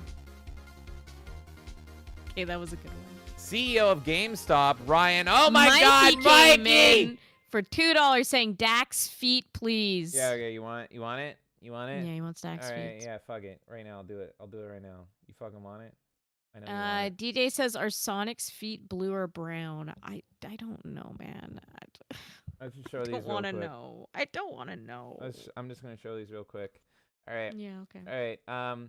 So I just want you to know that I consider this more hateful rhetoric than anything outlined in either ADL article.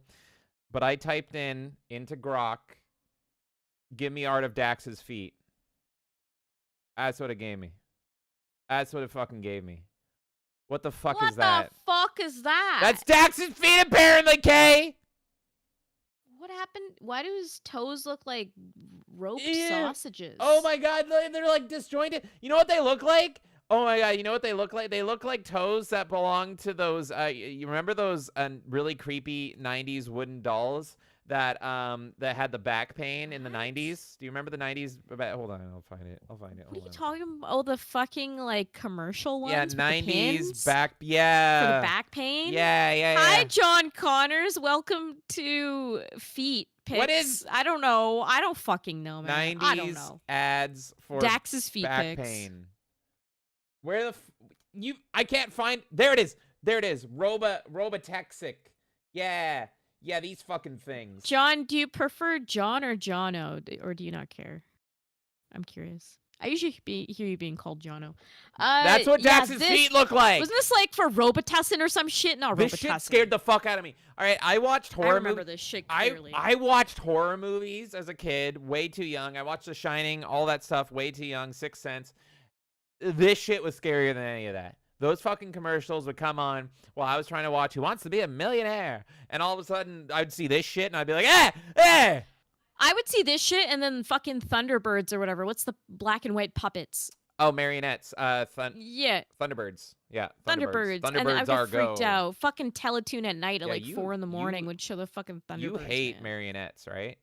You hate them? I don't like hate them, but like I don't enjoy them. Yeah, right here. No, So I guess, yeah. I thought you had like a fear of them or something.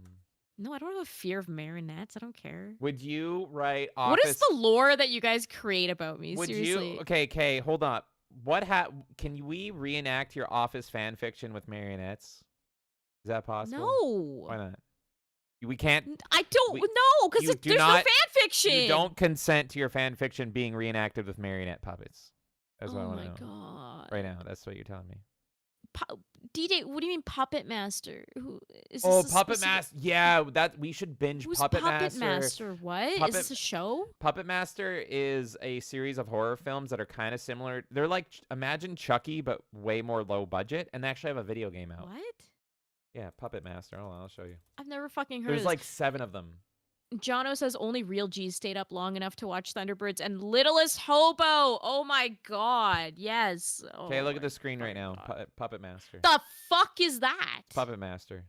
And there's a free game on Steam. Is he wearing a tinfoil hat or something? Was he choking a fucking Don't question it. angry cock? What was that? And here's the coolest thing. If you guys are fans of Puppet Master, there is a free Puppet Master game. So it is a free movie-based game on Puppet Master. I haven't played it yet, but isn't that fucking cool? It's on Steam, Puppet Master the game. And it's like, it's super low budget, but like, that's fucking great. Like a free horror movie-based game. Cool, yeah. Fuck yeah. So, okay, I'm totally down if you want to binge all the Puppet Masters. There's like 7 Puppet Masters, but it's pretty much like, imagine horror Toy Story, right? I think you made D-Day's day there. Holy shit. Yeah, it's free. Add it to your fucking library. I don't have enough friends. Like, why are none of my friends owning this game? It's fucking free. It's got... One friend wants the game. Just add it to your library, Brother! bro. Wait, why does it say he's played it? Economically viable Jason, who always criticizes me for my... It says one friend wants this game. Oh, yeah. Yeah, big babbler. Add it to your fucking library. You've been on Steam for 20 years. Add it to your fucking library. It's free before I write an ADL article about you. And this is all just to say thank you so much, Mikey, for the $2. Thank you, Mikey. All right, let's continue. JB says Team America had 3 good parts: the theme, the dicks, pussies, assholes speech, and puppet sex. Rest of the movie is 4 out of 10 at best, but it's 10 out of 10 for the theme. I genuinely think that Team America, I've watched it so much that it's no longer funny to me. But for years, I said it was my favorite comedy movie. It's a 10 out of 10 film. I fucking love Team America. Love it. It's genuinely sad to me that now when I watch it, I don't laugh, because the first like 5 times I watched Team America, I was like tears fucking crying. It was the funniest movie ever made for me. Ever. I don't think I've seen it. I've shown it to you. America. I don't remember it. Well, I know what we're doing after the show. And I'm sadly not going to No, laugh. you showed me Tropic Thunder. That's a very different movie. I've shown you Team America. We're But watching you've Team shown America. me Tropic Thunder, which is also offensive, isn't it? Very different films, though. Very. I know they're different films, but I'm just saying, I don't think you showed me Team America. Well, I I think will we've had show the conversation you. about I will watching show it, but you you've never Team shown America, it to me. and I will watch it for the 25th time, and I will sadly not laugh, and it will make me laugh because I know all the jokes. This is, by the way, I don't know if anyone else. No, you know what? I haven't seen it because I don't want to see the fucking puppets vomiting. It's weird. They do a lot more than vomit. And I don't want to see it. So I definitely have not seen this film because I've only seen Guys, gifs of it and it grosses me out. What's it gonna take to get her to watch Team America? We got to do it. Fuck Mary Poppins. You're watching Team America. Are you gonna propose this as one of those member exclusive movie streams that we do? Okay, Rizzler. All right. Keep doing it. If the tier 2, tier 3 members request it enough, I will watch Team America as a member exclusive stream. Let's go. You heard it here, folks. Members, do it. Please do it. We'll watch it. It'll be great. But yeah, I love that. But movie. expect this. Like when I'm watching like things I don't want to see, you guys don't really witness it because you don't watch me watch film. Yeah. But I do this a lot. You will do it for that movie. You will fucking do it. It's great. There you go. D-Day's in. Fuck yeah, let's go. All right, America. Yeah, I don't know if anyone else feels this way, but I rarely call comedy movies like my favorite films because after you watch a comedy a certain amount of times, it stops being funny. So there's a lot of comedies I love, but like I never think of a comedy when I think of like a favorite film. A few exceptions. Star Wars is comedy. Like, this is why I think Star Wars is a perfect movie because Star Wars Episode 4 in particular literally has elements of every single genre of movie. And that's why I always that cite could be your favorite rom-com. Rom-com, adventure, buddy cop. Star Wars has a sprinkle of everything, which is why I always say it's the perfect movie. Episode 4 in particular. It's got everything. You could argue that Darth Vader is the biggest horror monster ever, right? In the history of film. That's true. And I love horror. He's a blend of Frankenstein and Phantom of the Opera. Anyway, we got news, but a few exceptions to that rule is I love the original Clerks and Big Lebowski so much because those movies, even if you are sick of the comedy, stand on their own with the storytelling and characters. JB, I want to make it clear, I am not offended by your comment. He says, no offense, but there is a reason no movie has a theme song of Canada. Fuck yeah, you're not alone. Well, We the own it, same USA. makers of Team America in a different movie, they have a song called Blame Canada. So that's kind of funny, right? You go from Blame Canada, Canada sucks, to America, fuck yeah. Man, Trey Parker and Matt Stone were the fucking best back in the day. And that's one of the best musicals ever made. All right. You just rapid fire? Yeah. I was going to ask a question that would have just prolonged that. You So, want to? yeah, go ahead. You're the one that has to get up for side scrollers tomorrow. I just didn't realize who is involved in Team America. It's a Trey Parker and Matt Stone. South I didn't Park. realize. Yeah. Because it, like, at a surface level, like, I've watched some South Park, but I'm not, like, a huge fan or anything. It's very different. They've done a number of films that are nothing to do with South Park, basketball, and, what's their porn one? They made musical. What's it called? The Amish musical. God. Yeah, so they even have a Broadway play. Oh, my God, it's bothering me. But anyway, they've done a number of films that are not related to South Park. And myself and many people have always been like, we need a sequel to Team America. And it's Nerdy Neo says Thank you. organometallic. Orgasmo and the Book of Mormon. Thank you Oh, guys there you so go. much. Yeah, chat's hopping in there. Thank There you go. so much, everybody. And yeah, they're all great. Like, honestly, old Trey Parker, Matt Stone, funniest shit ever, especially if you're a 90s kid. But everyone, at least for me, me especially, wanted a sequel to Team America. And it wasn't even that it wasn't successful. You know the one reason Team America never got a sequel? Because Trey Parker, Matt Stone fucking hated working with marionettes. They were like, it was the worst shit ever. It was almost, the movie was really cumbersome. The movie was almost canceled so many times because like the strings would get all tied up and like one little thing would be off and it's like, there's the fucking scene, because there's every character is stringed. It's all 6 strings, right? So they were like, we will never do a sequel to Team America because of the marionettes. That's the only reason.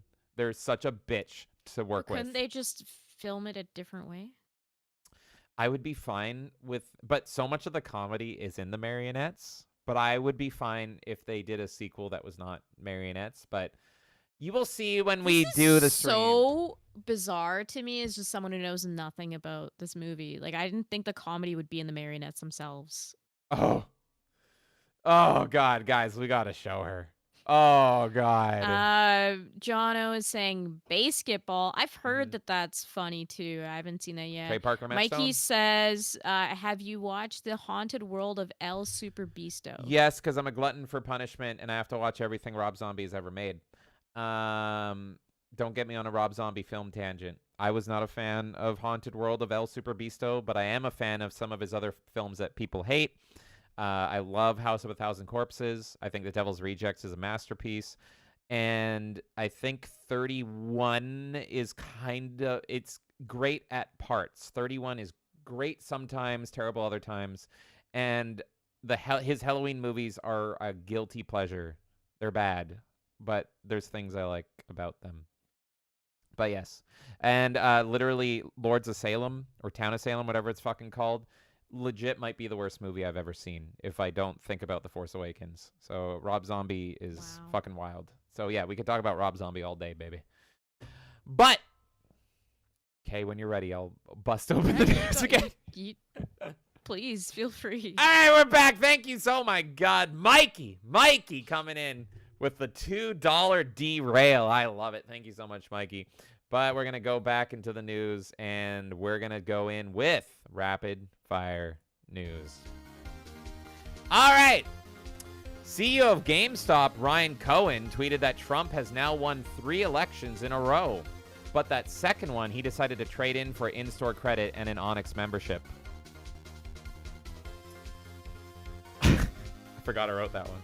IGN showcased... I also love that you use the Onyx membership because that's only here. Oh, really? And that's not even the one that they do there. They have like power-up rewards there. It's totally different. That's why... Yeah, Nightmare's like a what membership? That's literally exclusive to here. Whoops. All right. Well, that was... It's power-up rewards or some shit over there. We have a different program. I only know GameStop Canada. My bad. But I still thought it was funny. IGN showcased a great-looking shooter called Sprawl, which takes inspirations from Fear, Killzone, and Doom, but does not feature transsexual dragons, so they rated a 5 out of 10. More rumors are circulating regarding the future of Rocksteady, with the latest being a remake of Arkham Asylum. It is rumored that Rocksteady feels the 2009 critically acclaimed game's controversial ending should be changed from the criticized Titan Joker twist to instead having Batman getting shot in the head. Sony isn't giving up on PSN account requirements for PC games, saying that it's necessary so people can safely play their games. In an alternate reality, director of the Sony Game Safety Commission, Kevin Butler, stated all of their games are unsafe to play, and that's what makes them so good, before he shot a flamethrower into the sky. Fun fact, the reason I got a PS3 was Kevin Butler. I love that man so much. I hope he's doing well. In more Nintendo lawsuit news, Nintendo is suing a streamer who repeatedly streamed pirated and emulated Switch games, often before they were released. The streamer also sent Nintendo an email saying that he has 1,000 burner channels to stream from, and he can do this all day. Nintendo's lawyers have already found and banned all 1,000 accounts. They were easy to find, as all their names started with "Fuck you, Mario," followed by a series of numbers. My favorite reply to that was the clip of Eggman saying, "I have 70 burner accounts." I love that. I just always get reminded of the guy that got really mad over Splatoon 3 and sent in like 99 bomb threats to Nintendo. I want to play Splatoon with him. My goal is to get a death threat from that guy. Web fishing, the Animal Crossing-esque indie fishing game that I personally was very interested in until this story, on Steam has mockingly added a straight title for players after users complained about all the gay and trans titles that users can apply. However, the straight title will cost users $9,999 of in-game currency to obtain it, while most of the other titles cost around $75. Nobody has yet to obtain the straight title, not because of the high price, but simply due to the fact that nobody that plays this game is straight. Those actual prices? Yes, in-game currency. Pretty much this game that looked really cool that was Animal Crossing fishing but multiplayer added in all these pause things so you could be like, I'm gay, I'm trans, blah, blah, blah. So someone on Steam was like, can you add a straight one as well? And they jokingly said, fine, but it'll cost you $10,000 in-game currency, whereas all the other ones are $70. So anyway, everyone that plays the game's gay. That's the joke. Employees, including 2 senior executives at NetEase, developers of the hero shooter Marvel Rivals, has been arrested for laundering up to $139 million. In their defense, the employees are arguing that the money should be considered a mental health tax for forcing them to work on a modern Marvel game. Super Nintendo World with host Miyamoto showcased that the new Donkey Kong Country section of the theme park, it will feature Rambi, Cranky Kong, and a new roller coaster. Also teased was a mysterious adult-only section of the park themed after Birdo. Square Enix stock has plummeted over 10% after disappointing Q3 2024 earnings. To ensure that this does not occur in the new fiscal year, Square has promised that every game will feature Tifa with consistently increasing cup size. Got my money. Ubisoft is being sued by 2 players of the crew after shutting down the game and making it unplayable. In response, Ubisoft stated, "Wait, people actually played that?" Overwatch has launched a limited-time classic mode that brings back the original 21 heroes, 12 maps, and all the sexual assault allegations that caused Blizzard to change the game as we know it today. Deep Rock Galactic could be coming to LEGO after a build submitted to LEGO Ideas passed 10,000 supporters. Fans of similar game Helldivers 2 requested the same. However, Sony deemed LEGO not safe enough and gave the fans Funko Pops instead. The producer for Sonic X Shadows Generations wants to remake Sonic 06. He doesn't want to change anything, mind you. He just wants to make an entirely new generation to suffer like we did. Pizza Hut has released 3D printer files for a pizza warmer that attaches to your PS5, which has myself and at least one other guy going, "Hey, where the fuck is my KFC console?" I've been wondering the same thing. I want it. What the fuck? They're too busy making all their chicken halal in Canada. Stellar Blade will be releasing on PC in 2025, and the modding scene is expected to cause men to quit real women for at least several decades. That's just serious. I don't even think it's a joke. Who said it? These aren't jokes. Who said anything about jokes? A book Kickstarter titled Sony Year by Year is live and takes fans through a detailed journey of PlayStation up until the PS4 when it just starts listing Linkin Park lyrics. EA CEO Andrew Wilson is reportedly considered to replace CEO Bob Iger. According to Disney, Wilson is being considered as they felt the only way to top Bob Iger was to get someone who actually resembles Satan. Nerf Legends is being delisted off digital platforms by the end of the year, so make sure to stop by Steam to buy the game that fans call, quote, the worst FPS I have ever played. That is also not a joke. That was literally the top Steam review. I'm kind of tempted to buy it. Hey, the controllers are good, though. Nerf controllers have the actual Nerf foam on the back. I bought one, and I love it. And it got stick drift. Anyway. Grove Street Games, the studio behind the infamously bad GTA remakes, has been wiped from the credits at startup. Experts theorize that no actual fixes have been included, but the move is to avoid a lawsuit from power-hungry Sesame Street legend Grover. Didn't know if that one would land. Oh, you're right, Insidious Bliss. All right, we'll try that as well. GOG. I just knew you were gonna make that association, but I didn't read the joke beforehand. I just knew when I sent you the Grove Street Games article, you would make that association. I couldn't help it. GOG has launched an impressive new initiative called the GOG Preservation Program. Through this program, any classic game on the digital storefront that is guaranteed by GOG to work on modern systems and is updated as well as maintained by them will have a GOG Seal of Quality stamp. Nintendo has also updated their Seal of Quality to showcase games they will sue you over. Microsoft confirms plans to release an Xbox handheld, but it's years away. The wait is due to development time, but Microsoft predicts that it will need years of brainstorming to think of any reason why anyone would buy it.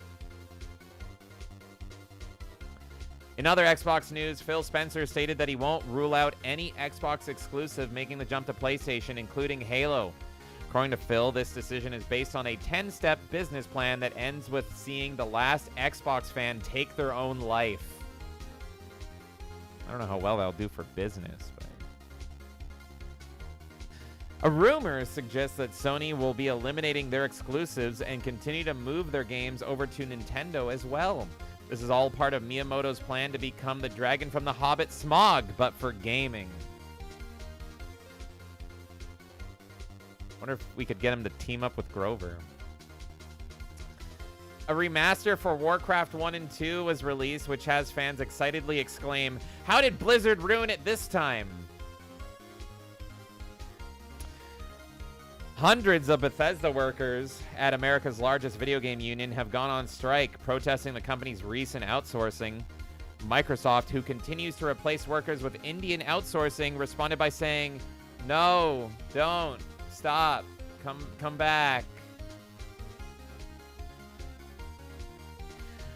Allegedly, an Arabic PlayStation YouTuber who has been a PlayStation diehard fan for over 17 years got his account stolen from him by a Sony employee who was bribed.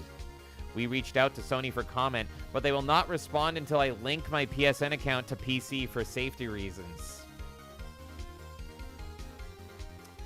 Indie developer Tinyware Games has revealed a Mysk, a Tiny Tale, which is a 3D platformer where you can play as trash. It will release on Steam and Switch. But not on the PlayStation, as Sony already views their player base as trash.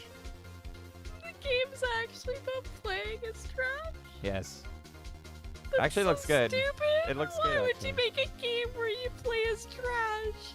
Is it like a play on Katamari or something? It's to play a game about how I feel. Epic Games has given permission to Old Unreal to host installers for both Unreal Gold and Unreal Tournament. Fans asked why not just resell the classic games yourselves to Epic via the Epic Games Store, but sadly Epic was too busy to respond due to them printing money for selling Nike shoe replicas in Fortnite. Which is actually a true story. This is like all just legit, yeah. Official Sega lore manager confirms that Sonic is homeless. While this is sad and shocking to fans, he also confirms that Tails is addicted to crack, Amy is turning tricks, and Biggs the cat has type 2 diabetes. Phil Spencer says Microsoft's PC-heavy lineup this year is historical and an anomaly, so don't get used to it, which left fans wondering what the fuck is he talking about as they looked at an empty shelf. The makers of Black Mesa reveal that their new project has nothing to do with Half-Life. Allegedly, the devs didn't want to get stuck making 2 games based on Half-Life and never make anything ever again. Xbox has revealed a new marketing campaign called This is an Xbox. where they list all the things that are Xboxes according to them, such as laptops, Fire Sticks, and VR helmets, and everything that isn't, such as food and litter boxes. With this, Xbox hopes to clarify that their main target audience is senior citizens with severe Alzheimer's. Splinter Cell live-action movie starring Tom Hardy is officially dead. While fans are disappointed, the producers of the Axe film have a new rule that any video game adaptation must have at least one release in the past decade. Elon Musk is now the technically top Diablo 4 player in the world after a record-clear time of 1 minute 52 seconds in the game's toughest challenge. Apparently, the reason Elon has gotten so good at Diablo 4 is Trump told him he would need to practice fighting hordes of demons for his upcoming position alongside the president. Power Rangers Rita's Rewind is set to come out December 10th, and this Digital Eclipse has revealed the voice cast surprisingly does not include anyone from the Mighty Morphin series of the 90s.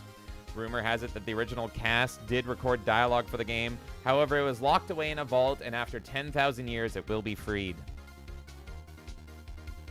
That was a safe joke. I was going to do one about Trini. But anyway, for the 20th anniversary of Half-Life 2, Valve has released a documentary in which Gabe Newell discusses Half-Life Episode 3 and ultimately feels it was abandoned due to a feeling that it was not pushing anything forward and just finishing the story would be cheating, as well as copping out of Valve's obligation to gamers.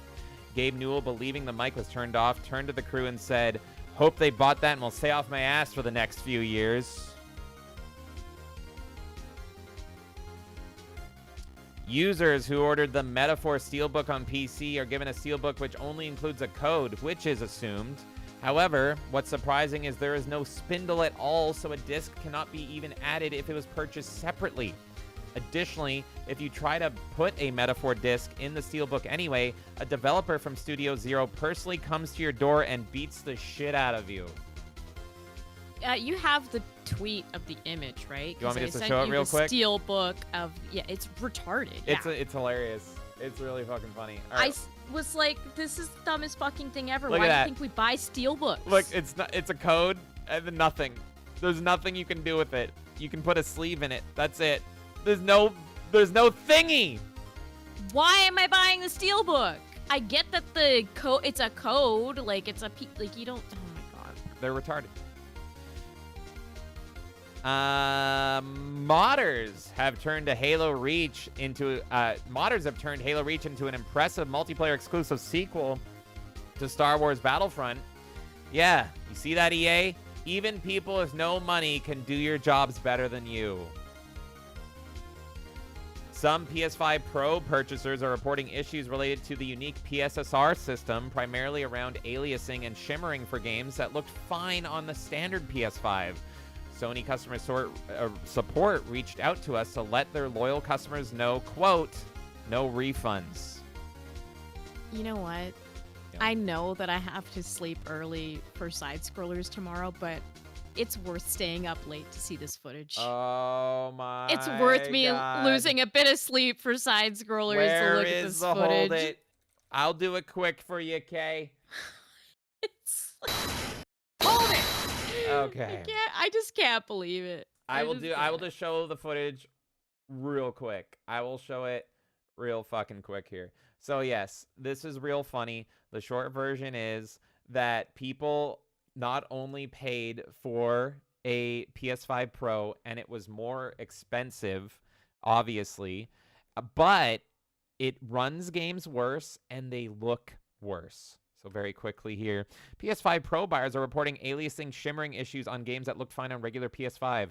$699.99 well spent. And this one person writes, just to preface, I love the game with all my heart. Not at all being one of those haters stirring the pot. Is anyone else seeing these awful artifacts on the PS5 Pro? I believe this is for Star Wars Outlaws. The update no longer gives you visual options and instead relies on PSSR and 60 FPS. Akiva has this ugly shimmer and pops in with the foliage now. What a bummer. And this got to the point where GameSpot even wrote an article about it, and I pretty much summarized it. Games look worse and they run worse. So I'm just going to quickly show it up on the screen. Oh, God. Gonna quickly show it on the screen here.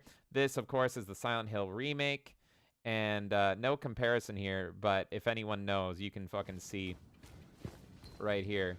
Apparently the rain and the effects and it shimmering all look worse, and you can kind of see it right there in the distance. So there, he's swapping to performance mode. Look at that! Holy shit. Oh my Oh my god. And of course this was going to be the problem. Embarrassing. Because here is why it's easier to develop for console than it is for PC, is because every console is the same. So now by releasing the PS5 Pro, you are forcing every developer for the PS5 to go back and retest and redevelop the game effectively, which most people are going to say, go fuck yourselves. We didn't agree to do this. That's a fuck ton of money and time and resources. So this is what you're going to see on a fuck ton of games. This is why you never buy a middle-of-the-road console, because it's a waste of fucking money. It's just a way to keep you in the fucking cycle as a consumer of Sony or Xbox or Nintendo. Because it's not worth it. The games are going to run worse, and they're going to look worse unless a game actually goes out of its way to pretty much redevelop and retest for the new fucking platform. It's amazing. So here's another tweet here, and this is for Star Wars Jedi Survivor. And so you can see right here, and there's actually a better video that showcases this, but all the foliage in the game looks fucked, and it's way more detailed on the PS5 standard in performance mode versus the PS5 Pro. Here is Final Fantasy VII Rebirth, which I don't have any frame of reference. Their image quality being potato, because like both of those shouldn't look that pixelated. Yeah, no. I found I got a better, I hope I got a better shot of that one. But here's Final Fantasy VII Rebirth. I don't have any frame of reference for how this looked before, but it looks pretty fucking barren to me. And where was it? I know it's where I saw a fucking comparison. GameSpot. It was from this. So this is from something. Maybe if I type in PS5 Pro Jedi Survivor, because that was really the damning thing here. Maybe I can find it. Yeah, I want the side-by-side of this. Maybe it's in here. Maybe it's in the Brazilian thing. Sorry, I thought I had this. Oh, no, you're fine. Don't worry. JB says, I don't remember Nintendo releasing a bad console. Yeah, the Wii U flop, but it wasn't actually bad. Star Wars Jedi Survivor is a game. I know people have shade for it, but like, yeah, I fucking love the Wii U. Best way to play Wind Waker, just saying. So here you can go via Digital Foundry. You can see the differences. All the foliage in Jedi Survivor actually looks better on the PS5. Yeah, this is way better than the screenshots. And yeah, I found this in clips. I'm not sure where it is right now. But yeah, everything looks better on the PS5, and it actually runs better as well. So if you want to see the full breakdown of the game, go to Digital Foundry, Jedi Survivor PS5 Pro, and they do a comparison of it between the two versions, and it's fucking hilarious. So yeah, no refunds. Sorry, Sony. Sorry, Sony fans, Nerdy rather. Neo, I love the Virtual Boy. I don't care. He said Virtual Boy is bad. It was badass. It makes your eyes bleed a beautiful red. Yeah, it does make your eyes bleed, though. It's pretty rough, honestly. But I still love that thing. I have one somewhere. So, I think it's behind me. Any thoughts on the absolute state of the PS5 Pro? It's fucking hilarious. I'm glad I got you to stop. I agree. Let's keep on going with rapid fire news here. Threads user Robert Dunart has made an amazing looking GameCube Mini that runs games via emulation and hold on, what's that? Huh? Oh, okay. Ladies and gentlemen, an update. Robert Dunart has been shot to death. A Sonic 3 poster has been unveiled, and for the first 500 fans that pre-order, they will receive a special edition covered in Maria's blood. Dig site follow-up to the Halo 3 E3 2003 demo Alpha Moon has been delayed to this Friday. While many Halo fans were disappointed with the delay, they understand that it's tough that all good future Halo content falls on the shoulders of a small team of unpaid modders. Sony is reportedly in talks to buy from Software's parent company, Kadokawa, According to Routers, it is rumored that Sony is willing to pay millions of dollars to secure the future of Bloodborne, their one exclusive game. A GTA mod that features Pokemon released before the Nintendo's ball capture patent could tip the court into Palworld's favor. This makes for a strong case, as men around the world have used GTA to excuse sleeping with prostitutes to their wives as they did it in the game first. The First Ascendant announces plans to add jiggle physics to the game, prompting outrage from Twitter users who have all since fled the platform for Blue Sky. Super Monkey Ball Banana Rumble is adding DLC where you get to play as Godzilla.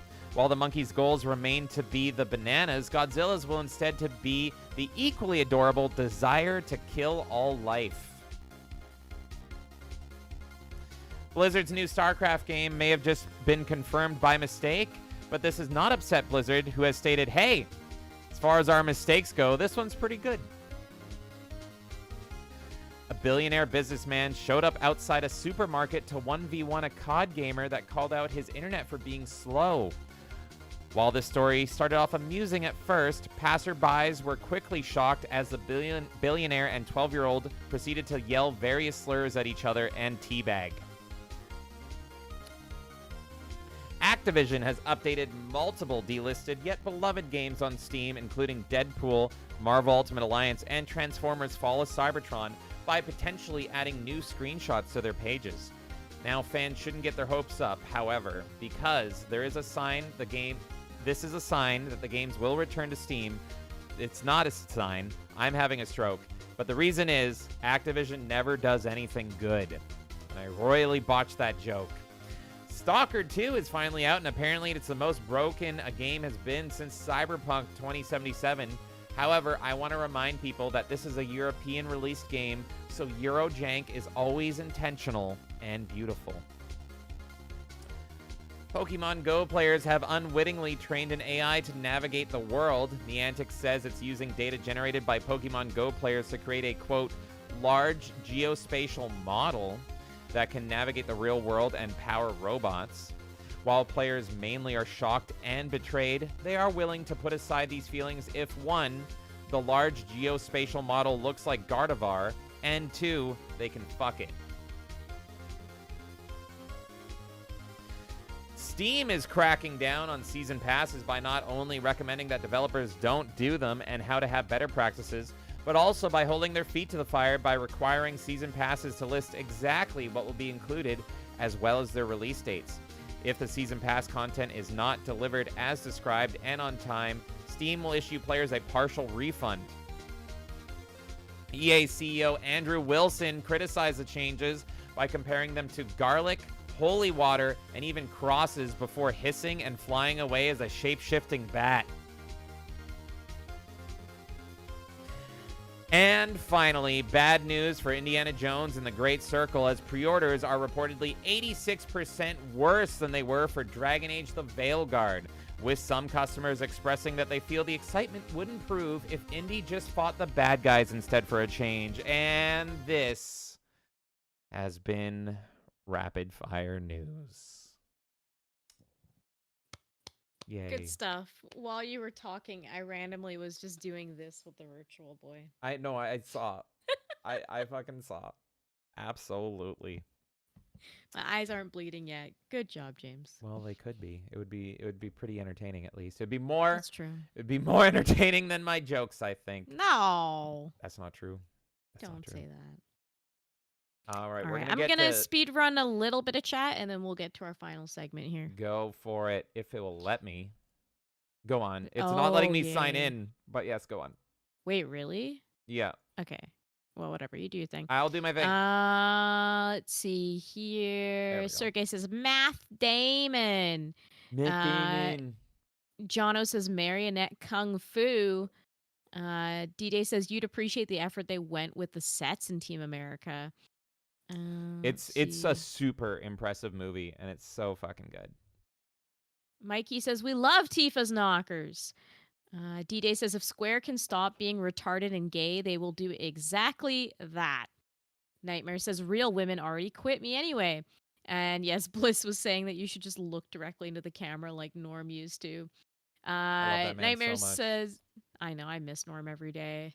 You guys see that, like, randomly a Ticketmaster, like, their printer broke and it reprinted a ticket of a Norm, like, concert in 2012 or some shit? Oh, yeah. Yeah. Oh, my God. It's so random of all things It's to especially weird reprint. because his autobiography that he wrote while he was alive opens up with him talking about being dead, because there was a Wikipedia article that pretty much, or not a Wikipedia article, but like on Wikipedia it was updated that he died, and he was looking at it in real time and he's like, I'm not dead. And JB came in for $2 and said attempt to pronounce trebuchet correctly. Did I do it? Trebuchet.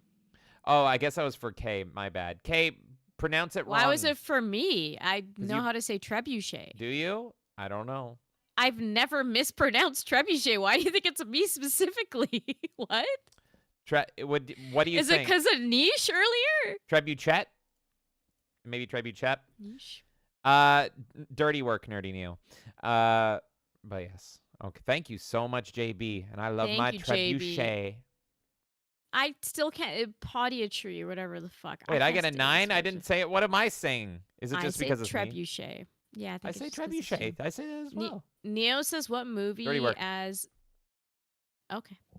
Dirty work. I didn't even finish reading it, but you knew. Okay. Which movie has Norm saying he knows a dead hooker in the trunk when he sees one?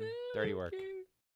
JB says, what about a fighting game, Tyrone versus Sesame Street? I would buy that so quickly. Team Sneed, if you're listening, please make that game. That's Team amazing. Sneed. Team Sneed. We should let Team Sneed know that they're up for an award. So, yes, there's a way I'm going to be rolling all of that out, but there Correct. will be devs knowing that they're nominated. Do it. I'm excited for them Yeah. to know. Or they may know if they were part, like pretty much if they won or not kind of thing. We'll see. Neo says, hey, I'd take a portable Xbox. I've wanted one since the original Xbox. You can just pick up your Xbox. It will have the same effect.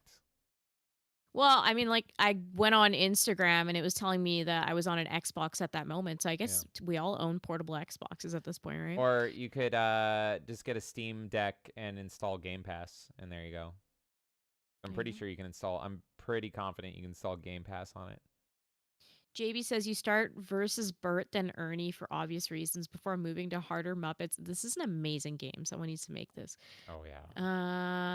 It probably Neo exists. says, it's Mugen or whatever. Mugen, whatever. oh yeah, Mugen Fighter does everything. Yeah. Yeah. Neo says, isn't Trash that trans character in Failguard?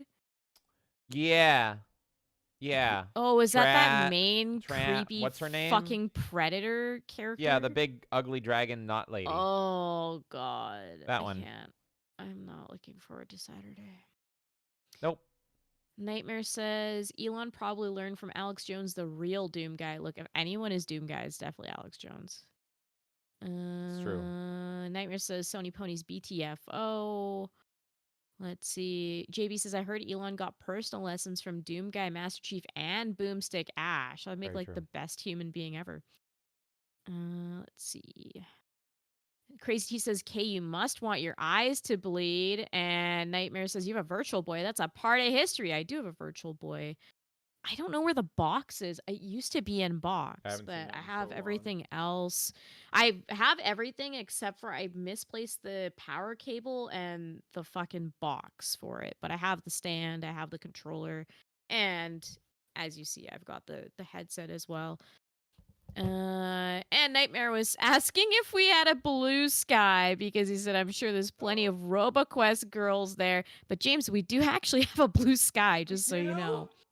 From a long time ago, yes. Oh my god, I'm good. A long time ago when we first started Melee Games, there was a community member who sent... I was just explaining why. A long time ago when we first started Melee Games, a community member DM'd me and said that they had an invite code when it was in beta or whatever. And I was like, sure, we might as well register everywhere possible. But we haven't used it at all. Nope. I've used Post way more. Let's see here. Mikey says, if Sony buys that parent company, rip FromSoft. Yeah, there was an article going around a long, long time ago where, like, I don't know if it was the CEO or what of FromSoft was saying, like, oh, I'll never let go of my staff or some shit. And in the back of my head, I was always like, yeah, but what if it's not in your control anymore? Like, to say that statement to your team is kind of I know his heart was in the right place, but it's still like you can't promise that really, because you just never know what circumstances you're going to be under in the future.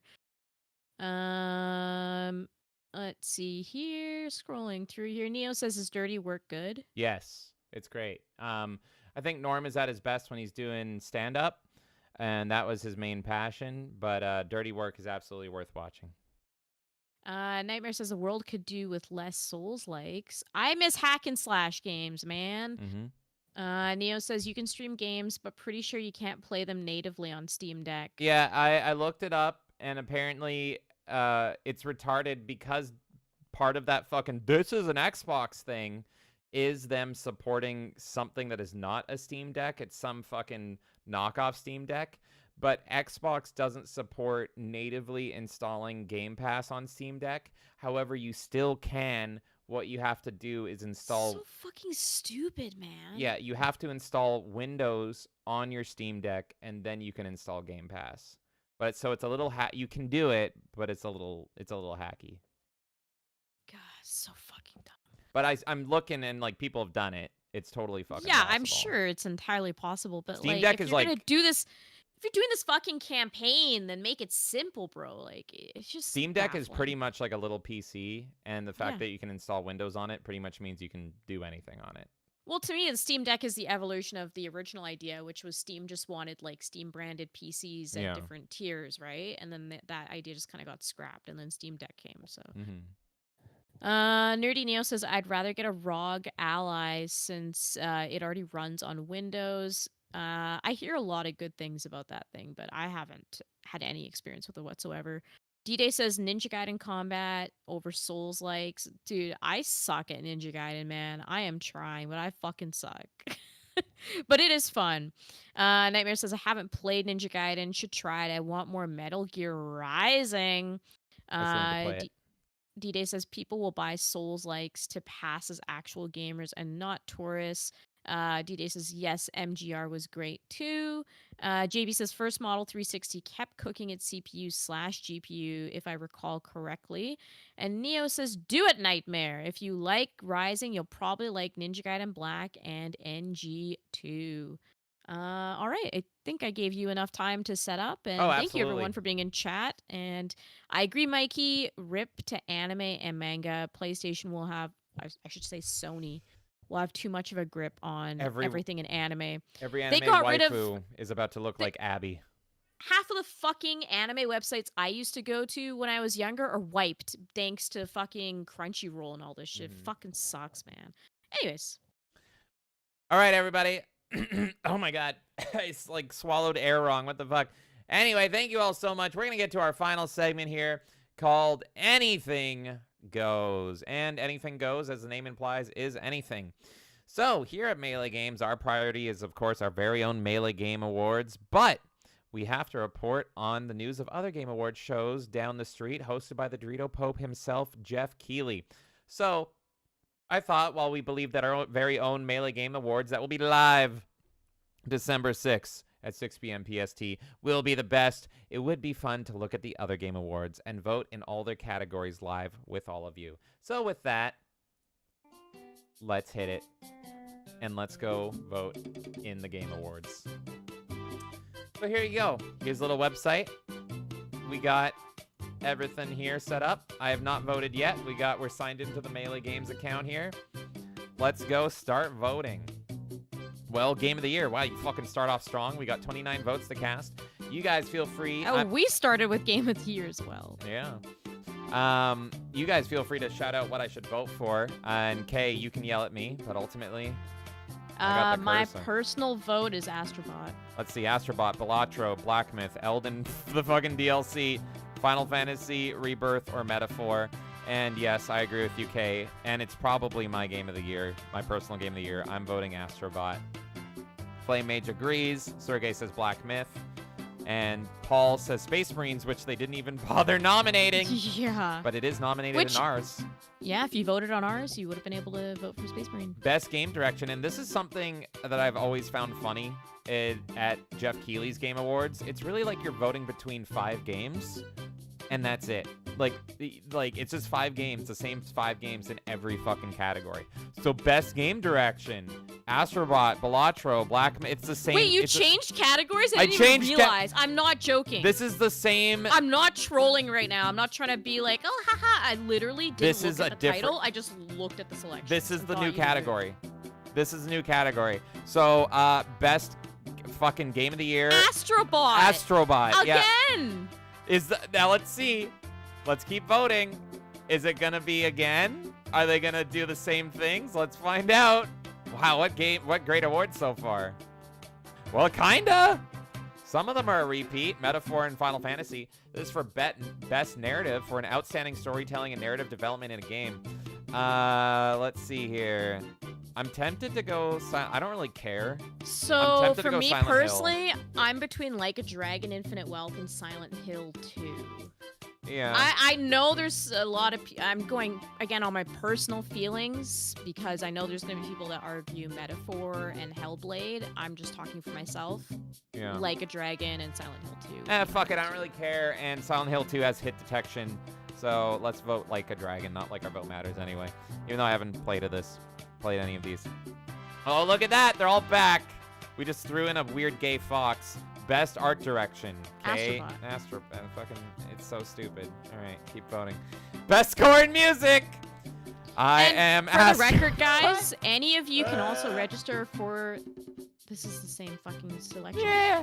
I just wanted to finish saying, any of you can also vote in this yourself, so you can go register on their website and do it. That's thegameawards.com if you don't agree with me voting in Astrobot in every fucking category. You know, this one's actually tough for me because I think Stellar Blade has really good soundtrack. For me, I really like Stellar Blade's music. I think it'd be really funny. funny. But I also love Astrobot's sound, but Astrobot's music didn't stand out to me as much as the gameplay really and how gorgeous it was. It's good. Astrobot's a great package, but I'm just saying the music was not the thing that stood out to me out of everything in Astrobot. Yeah. Stellar Blade, I mean, visually really appealing, and it's not visual at all. The gameplay is the weakest part for me in Stellar Blade, but the music is actually really good. So I'm Stellar Blade on this one. I'm voting Astrobot because I'd find it funny if every award is won by Astrobot, which they have done in the fucking Game Awards before, and it's really fucking funny when it's like one game takes like 30 fucking awards. And speaking of that... it's the same game! Same shit! Astrobot! Next! Now... Yeah? We didn't even... Wait, it's audio design. Audio design. I was gonna say the audio design is probably really good in Silent Hill as well, but I just haven't played through enough of it to know. But Astrobot's audio design, like specifically, was good. Soundtrack didn't stand out as much. It's gonna be really funny when Astrobot wins every award, like it's the only game to fucking exist, and then they're gonna give Game of the Year to fucking Elden Ring twice. Best performance. Okay, awarded to an individual for voice acting. Imagine it's like the guy who does the beeps for Astrobot. Okay, do you know how I'm just going to say right now, I'm extremely biased on this. I really like Brianna White, personally. She's the voice actress in Final Fantasy. Do you know what I'm doing? What are you doing? We got Brianna White for Final Fantasy VII Rebirth. We got Hannah Tell for Life is Strange. We got Humberly for Star Wars Outlaws. We have Melina Juergens for Senran Kagura. And we have You're one... voting for the one white male, aren't you? It's fine. Go ahead. This is the one time I will vote for Silent Hill 2. It's so funny because they're gonna go through it and this they're is gonna on me for giving you the cursor. I could have taken over and been the one clicking, but I let you do it. It's fine. Because they're gonna show the nominees. I don't Brianna care. White's fucking. I know, James. I know. I'm just saying. Brianna White's actually really fucking awesome. I'm sure she is she's doing great. she's doing a run through of the entire game on her channel. Like, Yeah? streaming it, and she's really fucking awesome. That's where my bias comes But from. Matt, picture And this. she did a really great job. And I know you don't like Aerith, so it No, doesn't fuck. help Yeah, anymore. I didn't know she's Aerith, especially fuck her. But she's really fucking cool, man. Oh, God. Okay, so it's going to be the Game Awards, and they're going to go, Brianna White for Final Fantasy, Hannah Tell, Humber Lee, and Melina. And then it's all going to be women, and I just want it so bad that the one fucking man, and you know there's going to be patriarchy comments, and they're all going to be, no! This is how I vote.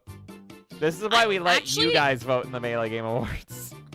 No, I guess Ben Starr wouldn't be up for anything this Ben year. Stein? Ben Starr. He's the guy that does Clyde in Final Fantasy 16.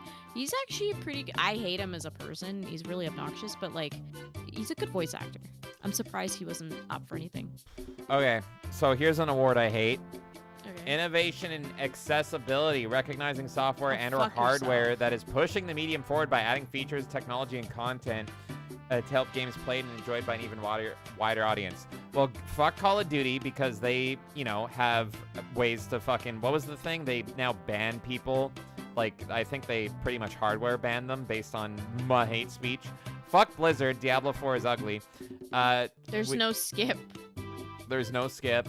I hate Prince of Persia. So it's between... I hate all of these options I so don't. much. I know. But the one I hate the least out of all of them is surprisingly Call of Duty. I don't know. I don't want to vote for innovation and accessibility for Call of Duty because part of their innovation is banning people. So fuck them. So I'm going to either vote for Dragon Age or Star Wars Outlaws.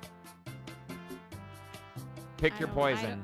I'm just going to be honest. I don't fucking care about any of these. I would just not even vote personally, but Dragon Age it is. Dragon Age wins. It's Wait, is there a next? You can just go next. I voted for Dragon Age. Next category. Games for Impact.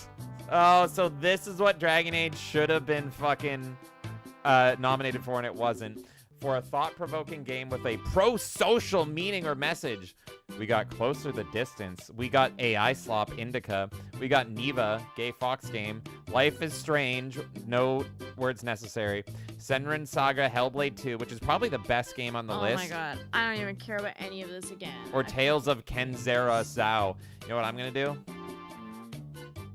I'm going to vote for AI Slop because I find it funny. Okay, you look like you're in pain. You look like you're genuinely in pain. I hate all of the I'm full acceleration today. I fucking read the ADL articles and I'm just a full-on accelerationist. So I'm voting for AI Slop. Yes, Nightmare. We own Zhao thanks to you. Thank you, Nightmare! But I'm voting for Indica because it's clearly AI Slop, and that would be real funny. The game that I can't criticize at all because the guy who made the game is super passionate and he cries about his game. So I can't be critical if I don't like the game now. It's gonna hurt people's feelings. Yay. We got Best Ongoing Game. Awarded to a game that never ends. We got Destiny 2, Diablo 4, Final Fantasy 14, Fortnite, and Helldivers 2. Well, normally... You triggered chat, James, because you called it, like, Senran Saga or something. Whatever. Senran Kagura, Peach Beat Splash? No, it shouldn't even... Yeah, now I'm triggered too. You know what? Yeah, you guys are right. Like, what the fuck? No, it's not even close. Oh, it's the girl with autism. You just call it Hellblade. Why do you have to call it the Senran autism anything? It's the autism game, right? The girl has... My autism's increasing. Are you the main girl from Senran Kagura? Am I? No, I'm not even gonna make the joke. I'm not gonna make the joke. James, what are the options? You took them off the screen. Fuck you, whore. We like Fortnite. Now, normally I would vote for Helldivers 2, but they really fucked up. So, Kay, do you want me to vote for Final Fantasy, or do I make it funny and vote for Fortnite? Best Isn't Final ongoing? Fantasy shit now? Well, Final Fantasy 14 is a good game. It's just that the I heard it was community shit now. is considered not. I haven't kept up, but the last time I saw footage was Tomby playing it and it looked great to me. It looked like the next coming of World of Warcraft, but I don't know if it's. I think shit it's since gone then. downhill. All right, Kay, you pick this one. Final Fantasy 14 or Fortnite? I actually kind of feel like, well, no, Fortnite had its bullshit too. Fortnite just held a Kamala Harris event that failed. Final Fantasy. But that makes me Just want for to. the fact that there's a Kamala event, it's just fucking no, fucking. That makes me want to vote for it. That because them accepting the award could be real funny. Fine, Kay, you have this one. Final Fantasy. I'm miserable. I don't care. I hate all of this. I fucking hate it all. I know, Mikey. I want my Mamala. Why do you think I made my own fucking awards show? I hate this shit, man. It's fucking gay. Oh, God. It's so funny. Mikey wants me to perform. Let's keep going. Best community support. Well, what community is better? We got bear fucking. We got Final Fantasy. We got health. I hate all of these. Wait. No. It's actually really funny to vote for Helldivers 2 because they had the worst community support this year.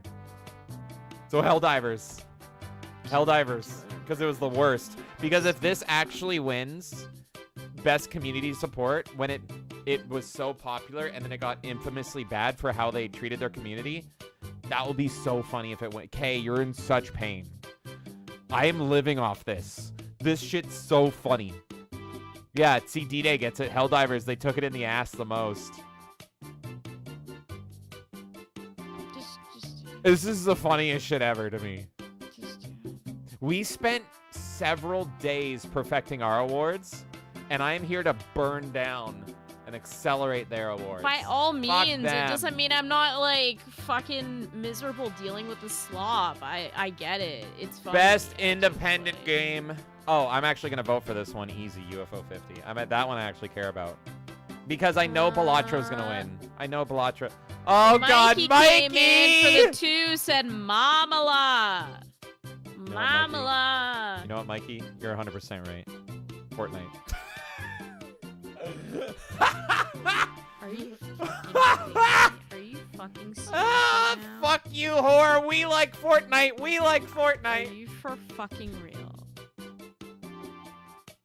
Yes. Yes, I am. Thank you, Mikey. Your $2 changed my mind. Okay, how you doing over there? Great. I'm doing wonderful. Thank you for asking. All right, UFO 50, fucking easily. It's 50 games in one. This is like the only one that I'm unironically voting for.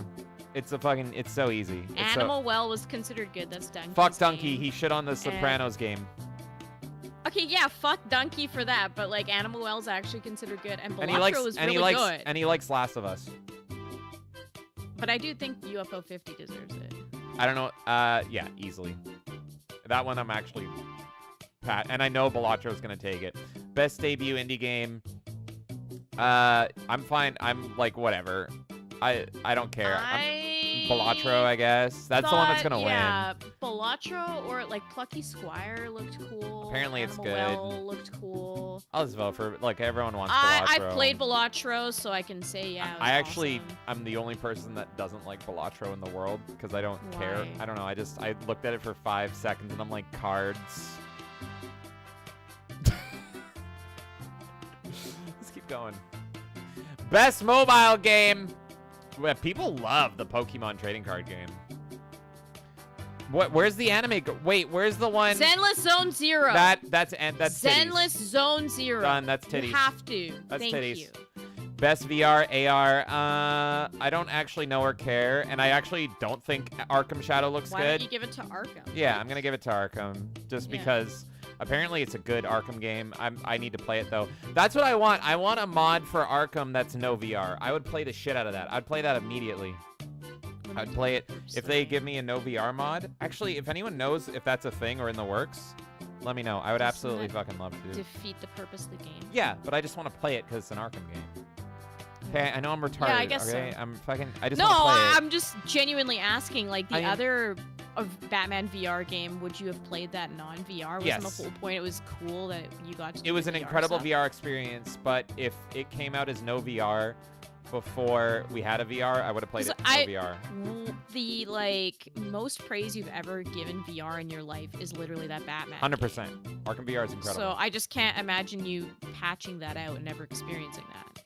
It would be sad, but like if I had to do it, and that's what I would do for this one as well, just to see what the story is and all that. I'm a bat whore. D-Day, what's Wuthering Waves? Now I'm curious.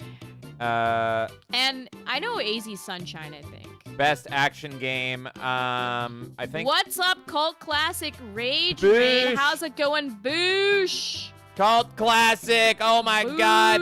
Thank you Boosh. so much. Loktar Ogar to all of you. We're on the final segment of the Melee Madness podcast. We've been going 5 hours, and we are here fucking taking down Geoff Keighley's Game Awards with no survivors by voting in them. We've got about 50% of the categories left, and I've been making everybody mad with my horrible gaming takes. How's it going, everybody? Just me. Just you? Cult Classic Cage hanging out here. What up, fam? What up to you? Hope you had a great show. Thank you so much for that raid. All right, let's keep on voting. Best action game. It's between Stellar Blade and Space Marine 2 because these would piss off the right people the most. Well, I would say Space Marine 2. Like, I'm sorry, Stellar Blade had potential, but it's not. It's like, not really an phenomenal. action game. It's a Souls game. So, like, I think, but even Space Marine 2 takes Souls elements or whatever. Well, the combat is where Stellar Blade failed the most, so I would go Space Marine 2. Just on Yeah, that I wanted to premise vote alone. just for the titties. What's up, Charitard? Elliot Wilderman, how you doing? Suka Matic. Hello, hello. Bushy boy. Thank you guys so much for that raid. It's great seeing all of you. Let's keep shitting on these awards and making everyone mad. Let's go. Woo! Oh, is it not taking my vote? Wait, what? Did I break it? Are they banning me from the Game Awards? Come on, vote. Come on. It's not letting me go to the next category. Sergey's yelling, boobs! Boobs. Elliot says, Boosh, what's good? No time to sleep. Ooh, shit. Yeah, what the fuck? Why is it not letting us vote anymore? What happened? Oh, what? What? Hold on. Did it log you out or something? Okay, I fixed It's just like slowing down for some reason. All right. Ooh, best action adventure. Like 500 people voting at like a midnight on a fucking Thursday. Like, come on. James experiencing the 2020 election. Well, I'm going Astrobot. But I do appreciate Legend of Zelda being nominated. So, yeah. Charitard, building your first PC. Let's fucking go. Have fun, man. Best RPG. Okay, let's see here. Dragon's Dogma 2, Elden Ring DLC, Final Fantasy, Like a Dragon, and Metaphor. I think Like a Dragon. Yeah, I agree. Like a Dragon. That's the only game out of these I would play, probably. So, yeah, I'll vote for that. Sure. Next. Best fighting game. Tekken 8, Multiverses, Marvel vs. Capcom. How is Multiverses even in this fucking conversation? How is Marvel vs. Capcom Fighting Collection when that is a fucking collection of old games? It technically came out this year. I know, I hate this shit too, man. You're technically, yeah, it's Marvel vs. Capcom 2, one of the best fighters ever. You're so right. I'm going to take you for a ride. Let's go. It's just such bullshit because Tekken 8 should win that technically. Oh my god. Let's vote for the old games that didn't come out this year. Drive me fucking crazy. I fucking hate Geoff Keighley, man. This is so good. This is so good. This is so funny. Oh, best family game. Why would... Okay, this is retarded. I'm actually not going to vote for Astrobot because it's a single-player fucking game. I hate Jamboree! Yeah, Jamboree, because it'll make you kill your family. Done. In my opinion, a game shouldn't be nominated for best family game if it's single player. And you got single player, single player, single player. I don't know about Plucky Squire. It's because they're really taking it as, like, child-friendly. It should be in called my opinion. Best E-rated game then. Yeah, It's so I agree with stupid. you, but it's definitely Jamboree. And Yeah. guys, if you want to see someone coming close to choking someone out, I did steal a star from James last time we played live on the channel, so. No, don't. The one we played offline was... I had 10 stars, and I'm like, supreme victory. I had 10 stars, and in kept one... that offline, man. How You're many stars? bringing it up. How many stars did you get in one turn? 5? 5. I had 10 stars, and I'm like, final turn, and I'm like, supreme victory. There's no way anyone can beat me. She got 5 stars in 1 turn and won. 5. 5. I have 50 hours on Jamboree for the record. Best sim strategy. Age of Mythology, Frostpunk 2, Kanitsu, Manor Lords, or Unicorn Overload. I don't know. I don't really care. I'm leaning towards Age of Mythology. I'd go Age of Mythology. All right, we agree. So sure. Yeah. Best. Oh, okay. Well, WWE easily. There you go. Done. WWE. Even though I See think the it's options and you already vote. Oh yeah, WWE. yeah. I don't even. I don't even like. I want a like 10-second delay, and you already decided. But I'm like, yeah, you're right. I don't even like modern WWE games, but it's like, oh, fucking tennis, NBA, soccer, or F1 racing. Oh shit, we got Crazy Landlow in the chat as well, saying, wow, and I thought me and my friends had it bad that one time our friend stole one of each of our stars with his 5 stars in 1 turn. Yeah, I think we recorded that as a short. I haven't posted it yet, but yeah, it was wild. Oh my god. Best multiplayer game. I would vote Jamboree, actually. Boosh says I should choke ya out. I agree. Best multiplayer, Jamboree for me. Easy. That's an easy pick. Boosh says the best part is What? Peak! I didn't even know this was a category. Let's go! Yeah, Knuckles. No question. The only thing that could compare was Twisted Metal, but it didn't come out this year, I think. It came out last year. But easy. And I know fucking Fallout's gonna win. Knuckles. I know Fallout's gonna fucking win, but Knuckles is or fucking Arcane. awesome. Oh wait, no, people don't like Arcane Season 2, so maybe not. People don't like Season 2, but they loved Season 1. Yeah. Knuckles for fucking me, peak. like, no question. So I bought good. the fucking Steelbook Blu-ray. I love it that much. We're almost done here. Most anticipated game. None. I'm gonna vote Metroid Prime 4, even though I'm not gonna play it because Oh, out of all of these, for me, it's Metroid Prime 4. I'm not even gonna play it because I want them to give me the remake treatment for 2 and 3. But don't care. Well, I actually am kind of morbidly curious about Death Stranding. I've never played it, but the second one looks like garbage. Don't care. I think it's gonna be. I think Grand Theft Auto 6 is going to lead to a fucking gaming crash, or at least as close as we can get to a modern one. And, oh, Monster Hunter Wilds has a babe in it, but that's the only thing. But so does Metroid Prime 4, so Metroid Prime 4. Content Creator of the Year. I don't know who you are. I don't know who you are. I don't know who you are. I don't know what any of these people are. I know who you are. But Kersha mentioned USADA earlier to me. So I see her clips sometimes on Twitter. And she is a funny bunny girl. So yeah. Actually, I think I know Queso. He yells like me. So, but I don't. That's all I know is he yells. But I don't know these 3 guys.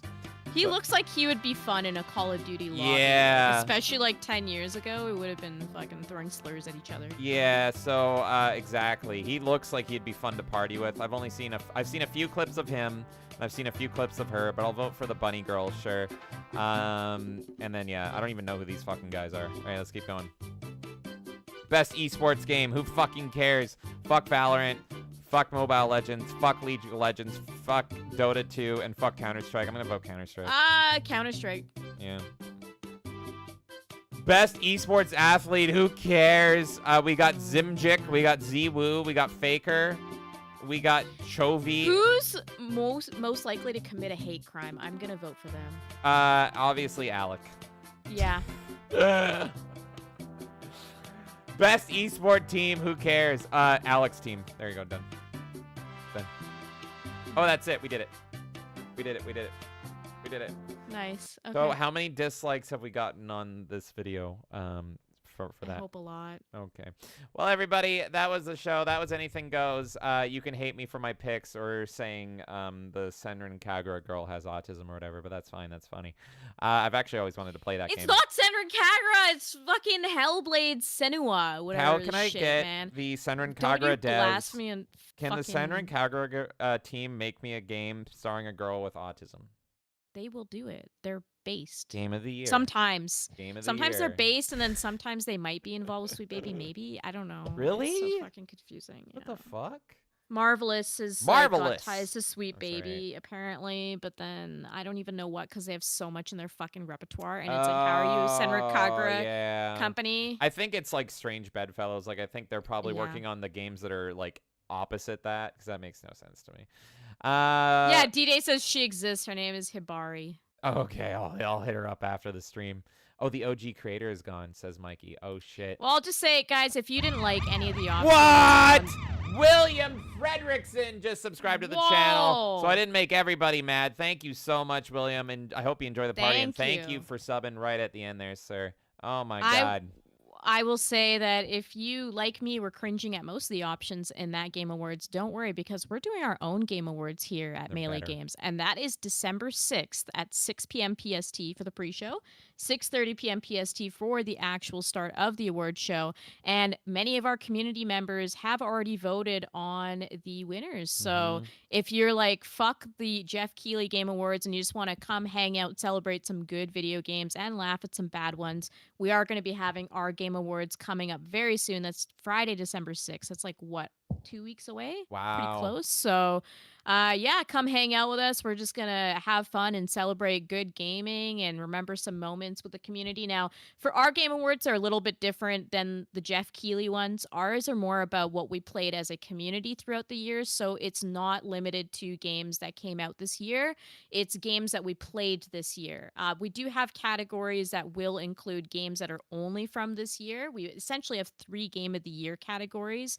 So those ones all include stuff from this year. But otherwise, you might see some random games pop up and you're like, that game's from like 1999. What the fuck? But we're going to celebrate it anyways because we played it together this year and we had fun with it. It's going to be a blast. December 6th. Don't miss it. If you hate Geoff Keighley's awards, trust me, ours are going to be fun and they're going to be featured so many more games. And Astrobot is nominated only in 2 categories, not 36 of them. There's the graphic I was looking for. So there, if you want a little sneak peek, here is our top 3 categories. We got Game of the Year, and it's like these guys couldn't even think of a game that wasn't just DLC for Game of the Year. But look at us. We have 12 games nominated for effectively Game of the Year that are all different, unique, and came out this year, and they had to be played on the channel this year.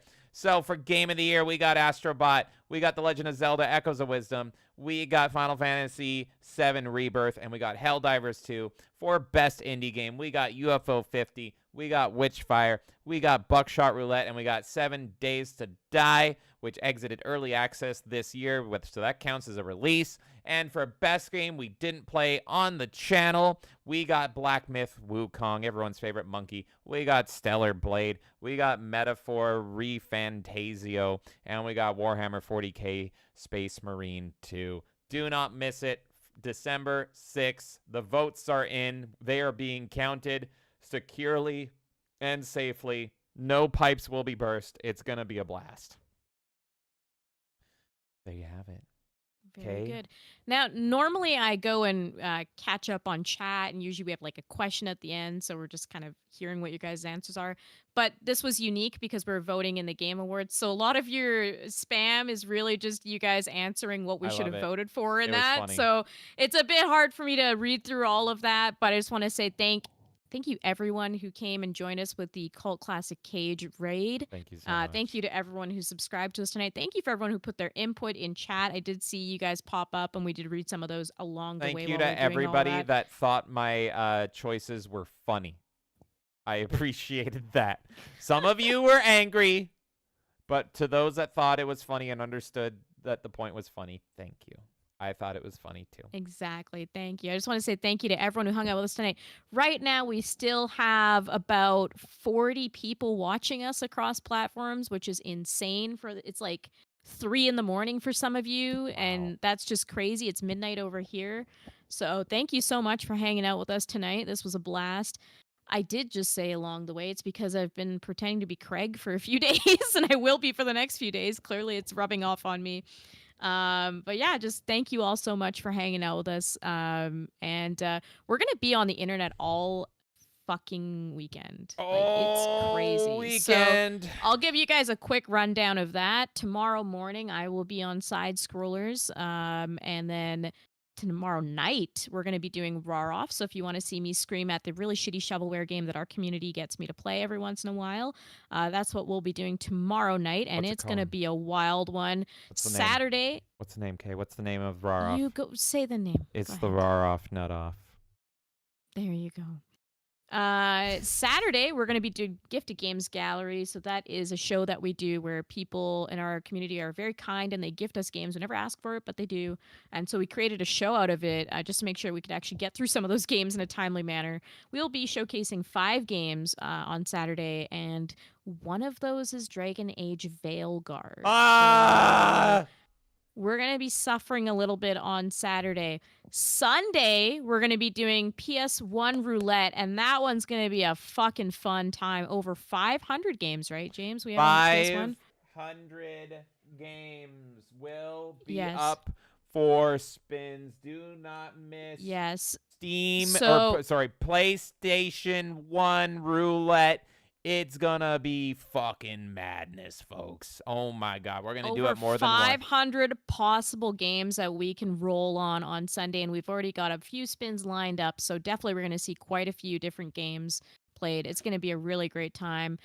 Monday, just to give you guys, because we're gonna be live up until Wednesday, so let's give you the quick final shows here. Monday, I'm going to be on Side Scrollers again, Monday through Wednesday, really. And then James is going to be on Leon's Countercast on Monday after I'm going to be on Side Scrollers as well. So lots of stuff coming from us. We're going to be all over the internet on our own channel and other people's channels. Thank you again, everyone, for hanging out with us tonight. And yeah, it seems like everyone's just chatting amongst themselves. So I'll let you guys have your little conversations, but I appreciate all the activity in chat. Thank you, everyone, so much. All right. Thank you all so much. And with that, that was the Melee Madness podcast, clocking in at over 5 hours. And that was so much fun. It was crazy. It was borderline illegal, but it was lovely. So thank you all so much. And until next time, well, goodbye, everybody. Goodbye.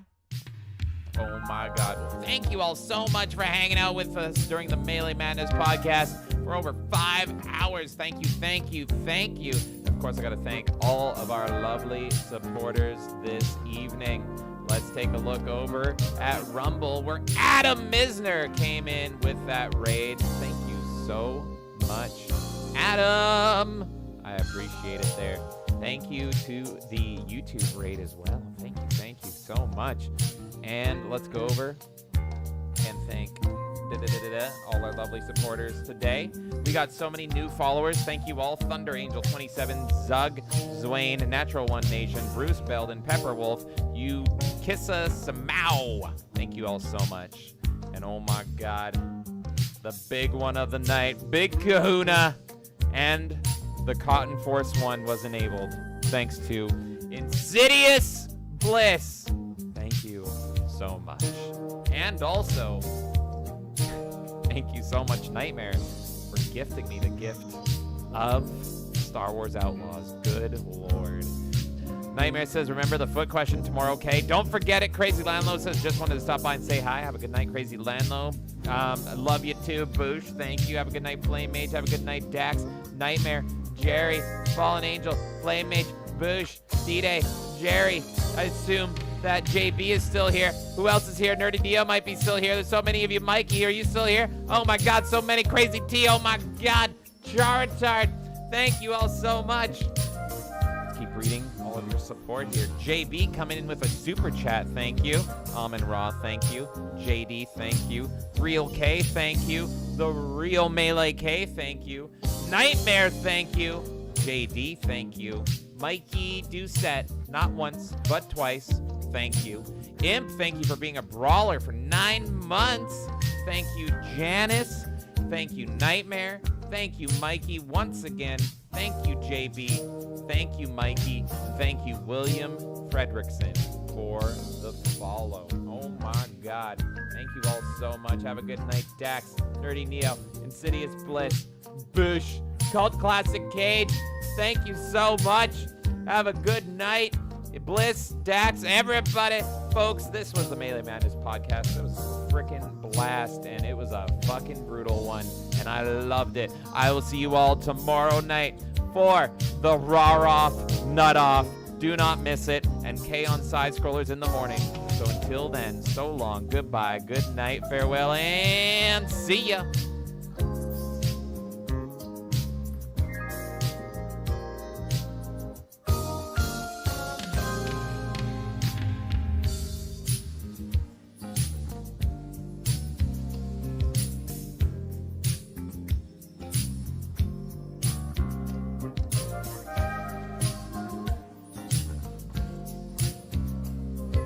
Thank you.